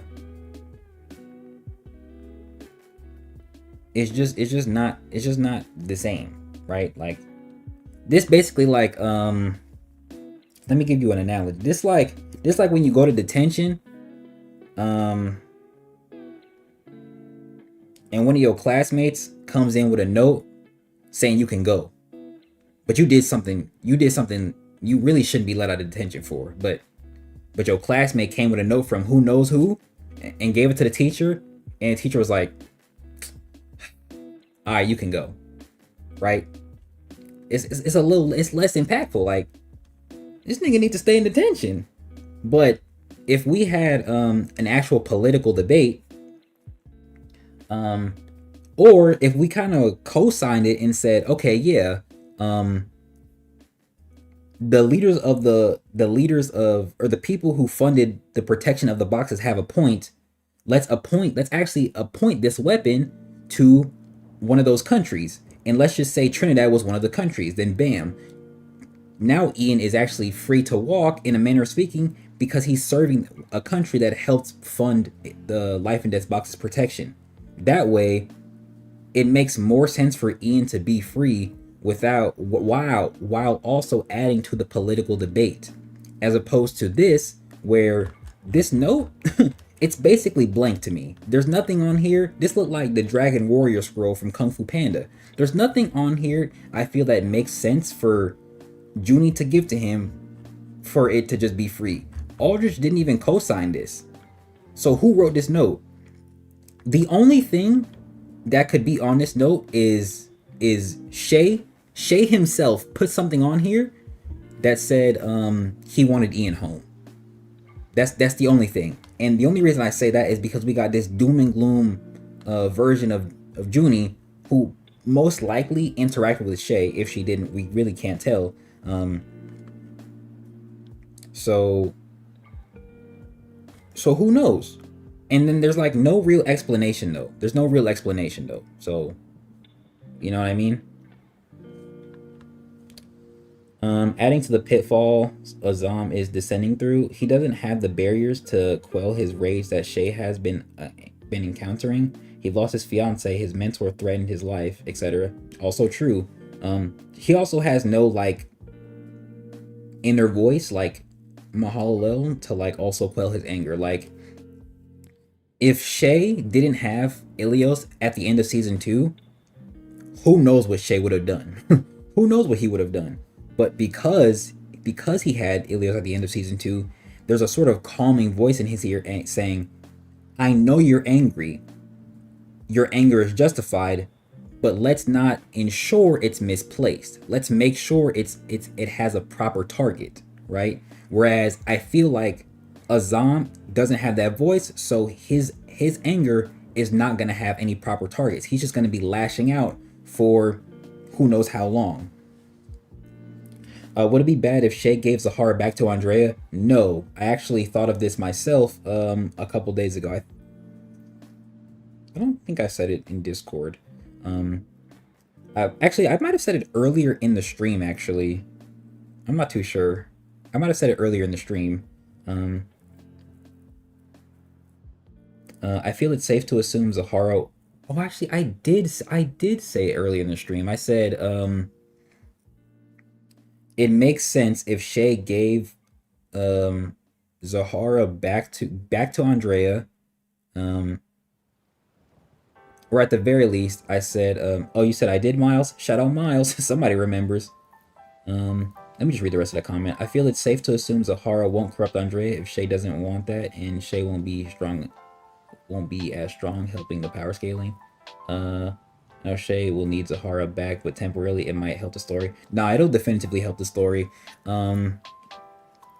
What Brent should do is, so like, let's just say the whole conversation with the end of the season goes on. What Brent should do then is have Shay and Andrea talk. Shay should give Zahara to Andrea. This empowers her in multiple assets, but I don't think she'll be able to do the soul thing she did, but it doesn't really matter because she also has Ilios, and that like combination will be its own thing. But who cares, right? It depowers Shay and it gives Andrea her own amp and protection, right? And it sort of it brings forth the point I actually made in my 161 review about him not giving her anything or him sort of keeping her sharp. Now he's doing that, right? That would be very good. This forces Shay to use Vinter far more, and I like said it in the group chat a few months back too. Nice. I like when Shay uses Vinter. Zahara fits him better as a weapon, but Vinter was his first gift, so it just feels right for him to use that weapon until it's his time to use a weapon that fits him best, right? It, and it almost makes even more sense for Shay to have Zahara when he's Ronin because of the Japanese relation both of those things have, right? Right? That's the thing. Um I think Brent has to forget about for Shay for the foreseeable future. Um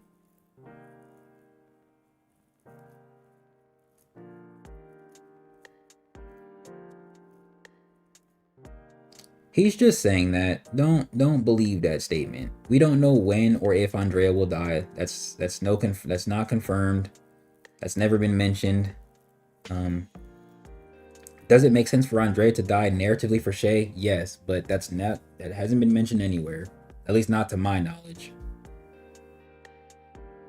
Um, I think the Ilios talent is much like the Egyptian talent since you can give portions of it to others. Do you think Shay is ever getting his 5% back? Oh, okay, that's why he says that. If Andrea dies, then yes. If Andrea dies, then yes. That's why he says that. If Andrea dies, then yes. Only if Andrea dies.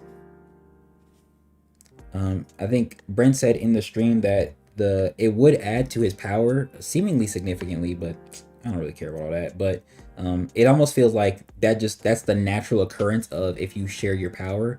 If one user dies, it just goes back to where it's at.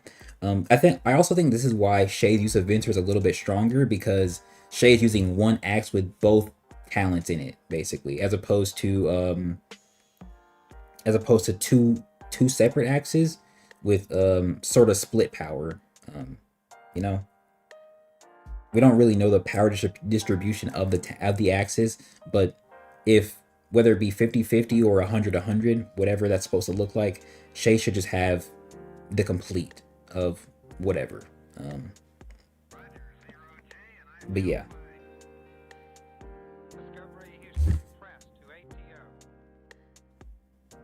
All right, I'm gonna cruise on stream for like 3 more minutes. This stream was only supposed to be like in 3 hours long. I'm not gonna lie. Extra 2 hours. That's cool. Cool.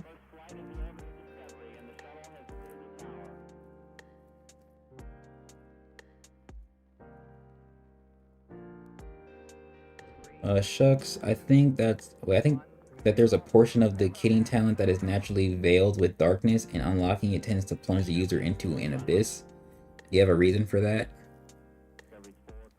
We know he isn't giving up the spear since we see him with it in his Ronin arc. That's not entirely true.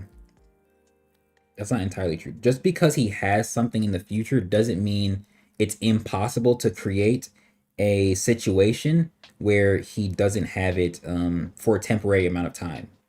You know what I mean? We won't know until it's actually seen, right?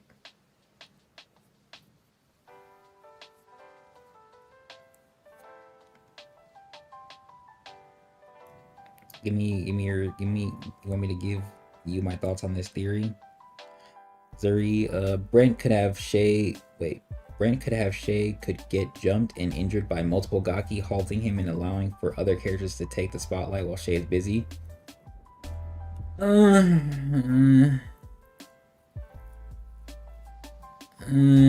don't know. Like yes, but yeah. Yeah, actually, that's not bad. You could have Thanatos. You could have Thanatos look for Shay, find Shay actually successfully, even though he has the Elder's Mantle. So I don't know how he's found him. I don't know how he found him, but if they find him, Thanatos can pull up with like 5-6 Gaki, and then, you know, he could be trying to fight all of them at the same time, just for the Gotcha to pull up and actually separate the fights, right? That wouldn't be bad, right? That wouldn't be bad. It has to be done well, but that concept isn't horrible. You said based on the previous user and now Azam. I mean, we don't know anything about the previous user though, and Azam is just specific. Azam's a specific example because I mean, he's like the youngest, the freest, or like most, I wouldn't say immature, but like the most emotional kind of. Seemingly, actually, outside of Shay, actually, yeah. Um, so it kind of makes sense for him to turn out like this. And again, we don't know anything about Miranda. We don't know what caused her darkness. Um, and it almost feels like she was operating more out of rationality than actual emotion, as opposed to Azam. Um, but we won't know. Um, there's another point I wanted to make. Oh, a Dragon King. I just want to see Shay and Kevin have a heart-to-heart convo. I feel like there's some narrative strings that can be tugged there. I agree. Um, and this is why I feel like Kevin, a flashback of Kevin, an older Kevin interacting with Leo, would have been very good, because maybe in that flashback the sort of seeds could have been pre-sown about Shay, and then Kevin actually realizes like who Shay was when he talked to him, and he's like, "Oh, you're who Leo wanted to replace him." You know what I mean? And then they can have that conversation, right? Um, there definitely needs to be an interaction between those two. 116 wasn't enough. Like 116's interaction makes sense based off Kevin's lack of knowledge, um, but he and Shay don't actually talk. Like Shay doesn't say anything but the mouth noise he makes at the end, where he's like pissed off that this nigga Kevin just fucked up their whole plan, basically.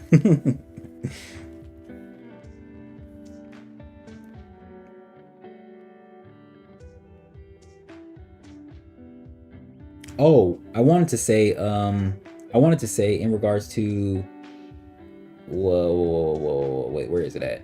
In regards to your comment, Shucks, about basic things off the previous user, I will say it's not horrible, because we do have implications of Anton dying based off going 100% like the previous users. But Brent also confirmed that that's Anton's fate in a stream. That's what I want to say. I want to just put that out there. So Anton will likely die from going 100%. Um, how and when, of course, we don't know.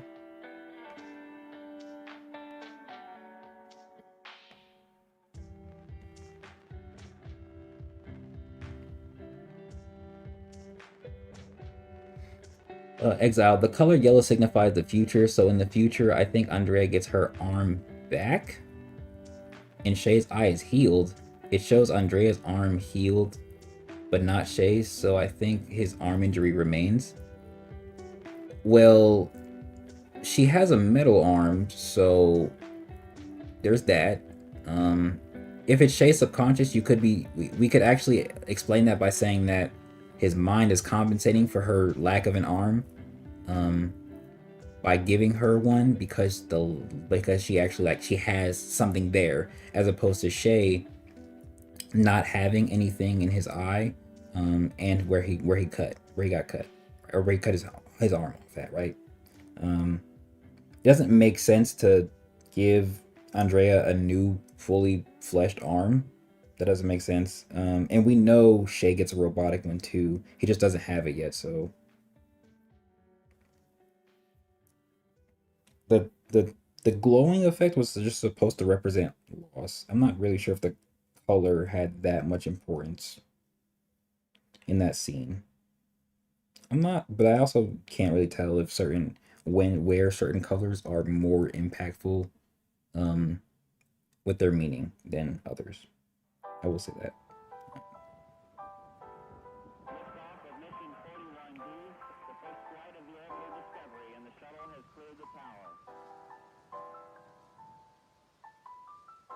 Though I will say, though I will say, the door does represent future, and I think they are the same color. I will say that. There may be some merit there, but I don't think so. At least not in regards to the injuries. It doesn't fit, in my opinion, or it seems off.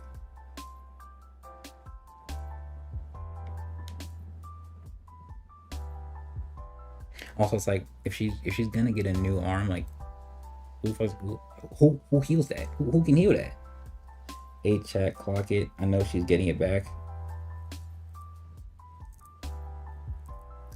I mean, if you say so, man, but like that kind of comes to like a if she can, why not already? You know, like what's stopping Code from supplying her with something like that? With that, right? Um, or like let's just say what's her name? Like if that's a possibility, why hasn't it been done? I guess.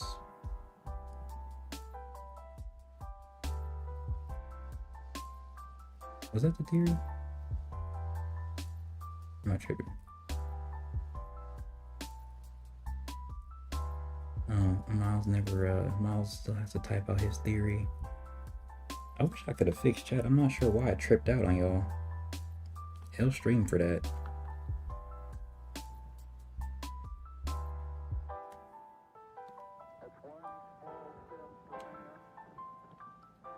Thoughts on my theory above? It makes sense to extent no. Did I miss it? Did I miss it? Am I tripping?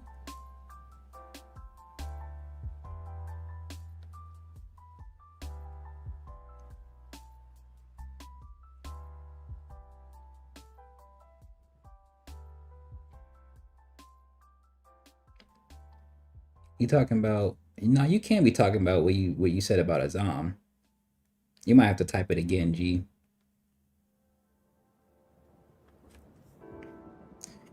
It's just too coincidental that he drew her arm but not Shay's. As of right now, Andrea has a metal arm and it was drawn but not Shay, metal arm. Come on. Oh wait, he doesn't have one yet. Exactly. That's what I just said. I just said that. That's what I just said that. You see what I'm talking? You see what I'm talking about? You see what I mean? I don't be listening to me. All right, go ahead and re-put it in, Miles.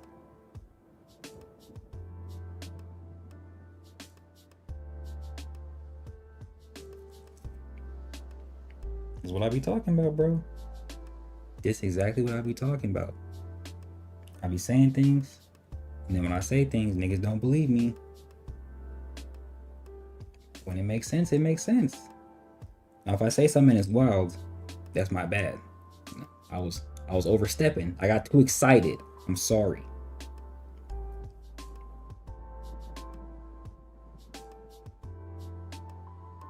But you always gotta check your evidence. Is YouTube filtering my message? Weird. It could be.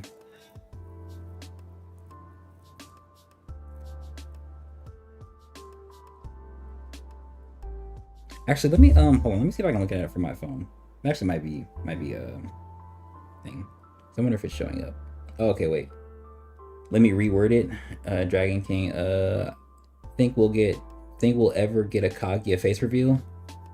I don't know. Honestly, I can't tell. I think Brent might enjoy just drawing him with the masks.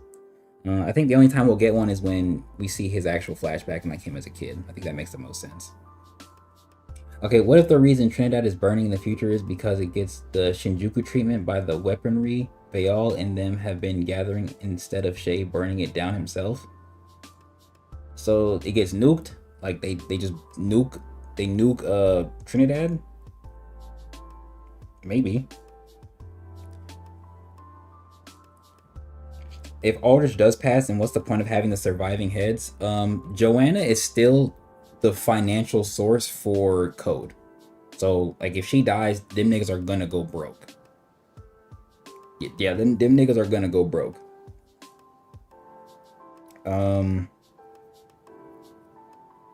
Miles, I think it's possible that they nuke Trinidad.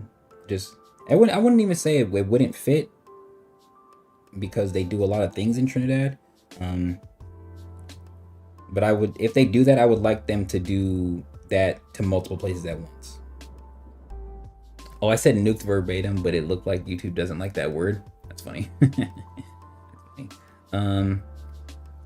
If Ultra does pass, then what's the point of having the other fight the surviving co-heads? Well, yeah, like we still need code to run and operate. Like it's still a necessity. Like they can't just not operate anymore. Joanna? No, that's the other lady. Joanne, the black lady. She's their financial support. What's her name is their transport. And Anton is like a new muscle and a new mind. He kind of he can reduce his own emotions to get what needs to be done, so he can make like hard decisions, right? But like if code doesn't exist and the world is just slightly like it's worse off. Like it's just worse off. I wonder if creation or support talents can restore limbs. That feels very talent specific. We've seen limbs, or have we've seen limbs be restored, but that seems like a talent specific thing and not something you could say support, but it has to be, but it's almost implied support talents aren't that highly contended. Like they're not the strongest talents out there. You could potentially argue Bree can, but we don't even know how her talent operates in any form or capacity. So talent healing is only possible. Like restoration in that regard to limbs is possible. It's just talent specific. We've seen Roberto do it with his eye, technically. We've seen Jurohime do it with her fingers. But she also couldn't restore her entire lower half. So it also, I feel like there's a time aspect and a talent aspect. Dragon King, I imagine the heads serve other purposes outside of being potential seal sacrifices. Funny enough, that's how I thought Anton would go out. Now that doesn't make sense. Anton has to go 100% before he dies. Like he has to. The same way Lewis showed off Death Stance, like it's a similar thing. He has to show off 100% before he dies. I think because we all love Ordeal, a lot of us won't admit this season was not good. It was a 6 out of 10. That's why I say it's good. It's only good. If you can say it's a 6 out of 10, it's just that means it's average or good at best. It's not great, it's not amazing, it's not spectacular, it's good. Or entertaining. If you don't want to use the word good, it's entertaining. Exile. Funny how Kaguya came to Shay's side as soon as he blacked out after the fight. I thought he'd take some time to be more cautious. Maybe a talent weapon can do the job. It's talent specific. I don't think I need to say that again. It's talent specific. It just depends on what the thing does. If the talent is known to restore whole limbs or be highly regenerative, and give that kind of aid, then it can do it. If not, then it's not commonplace. We've seen it very little, and we've seen it with specific individuals. And even then, like I said, Jurohime, she still has an entire lower half that is metal. Roberto still has an entire arm that's not there, that only shows up when he transforms. He can heal his eye apparently, so there's that. But Shay can heal a hole in his leg, but we haven't seen him heal an entire arm or an entire leg. Only Konos has really shown such high healing.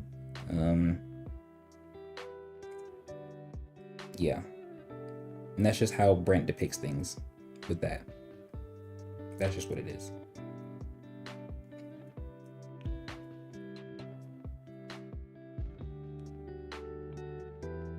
Yeah.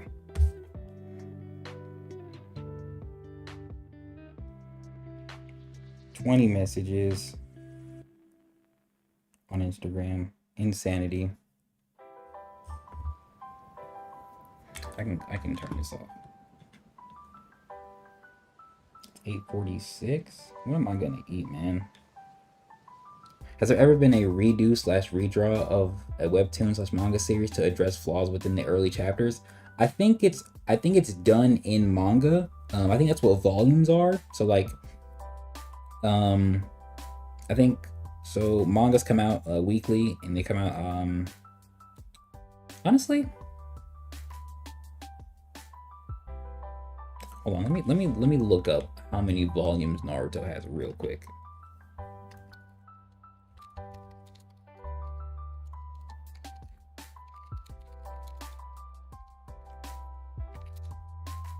27 volumes. Okay, yeah. So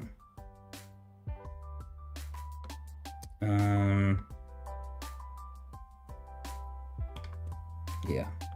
So like, I'm not really sure what manga look like when they come out weekly. I'll say that. Not gonna lie.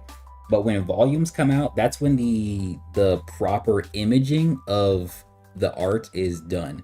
But the volumes don't address like any like story contents, you know.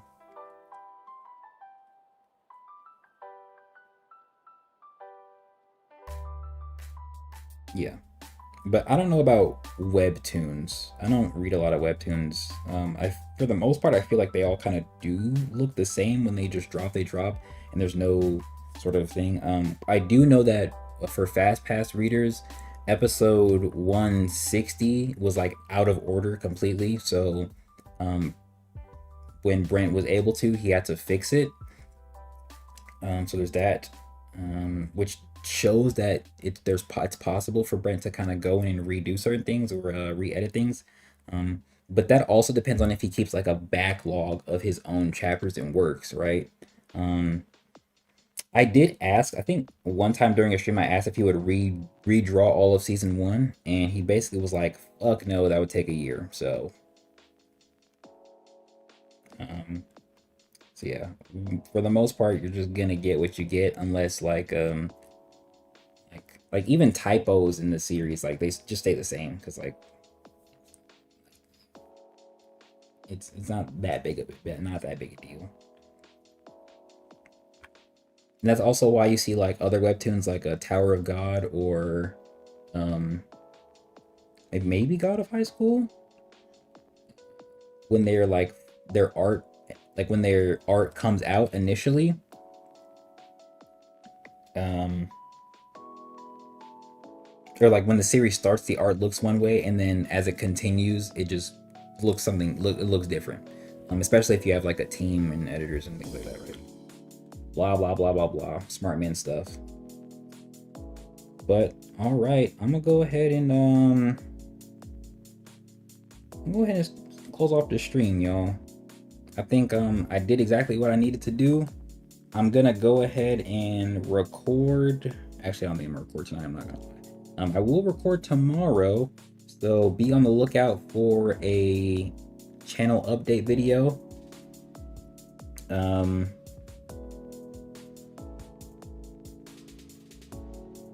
Yeah, I'm gonna try and get it. I'm gonna try and get it on Sunday. If not, it will be out Monday. It will be out on a Monday. And then next week, I should be starting my reread of Ordeal on stream. I'm gonna try to keep the streams sort of short, or contain them to a certain amount, because I don't want to do a whole bunch of streams. I want to be able to sort of reread and sort of notice things for preparation for my season review, so that like the entire season is more fresh in my mind. But I'll also actively be taking notes on the side. With that being said, let me look at the last little chats. My main gripe with season one was how Leo was shown. Fair. I get what you're saying, gang. I'm just giving possible situations where it has the slightest chance of happening, such. I'm also doing that, but like making sense. Shay has Iliostate, which was able to heal every broken bone in Shay's body, which is why I said it's talent specific. I also mentioned in 160 about high level healing being related to ancient talents, which was just said. So like that's him. His example is a reason why I said it's talent specific. Miles, a big ups man. Go ahead and get some food, and I'll be here for the channel update vid and season review. Shout out to you, Miles. Shout out to everybody that showed up in the stream. Shout out to everybody that chatted. I know chat wasn't up. I am sorry for that. It does like add a certain feel to the actual streams, as opposed to just a dude talking with a picture on the screen. You know, you get to see the actual commentary from the people watching. Hopefully I'll have it fixed next season, next stream. Um, um, if not, who cares? But I appreciate y'all for showing up. As always, the stream will be up when I stop it, so you can all rewatch it and look at my opinions back. Y'all have a good night or good day, depending on your time zone and where you're located. And I will see y'all in the next one.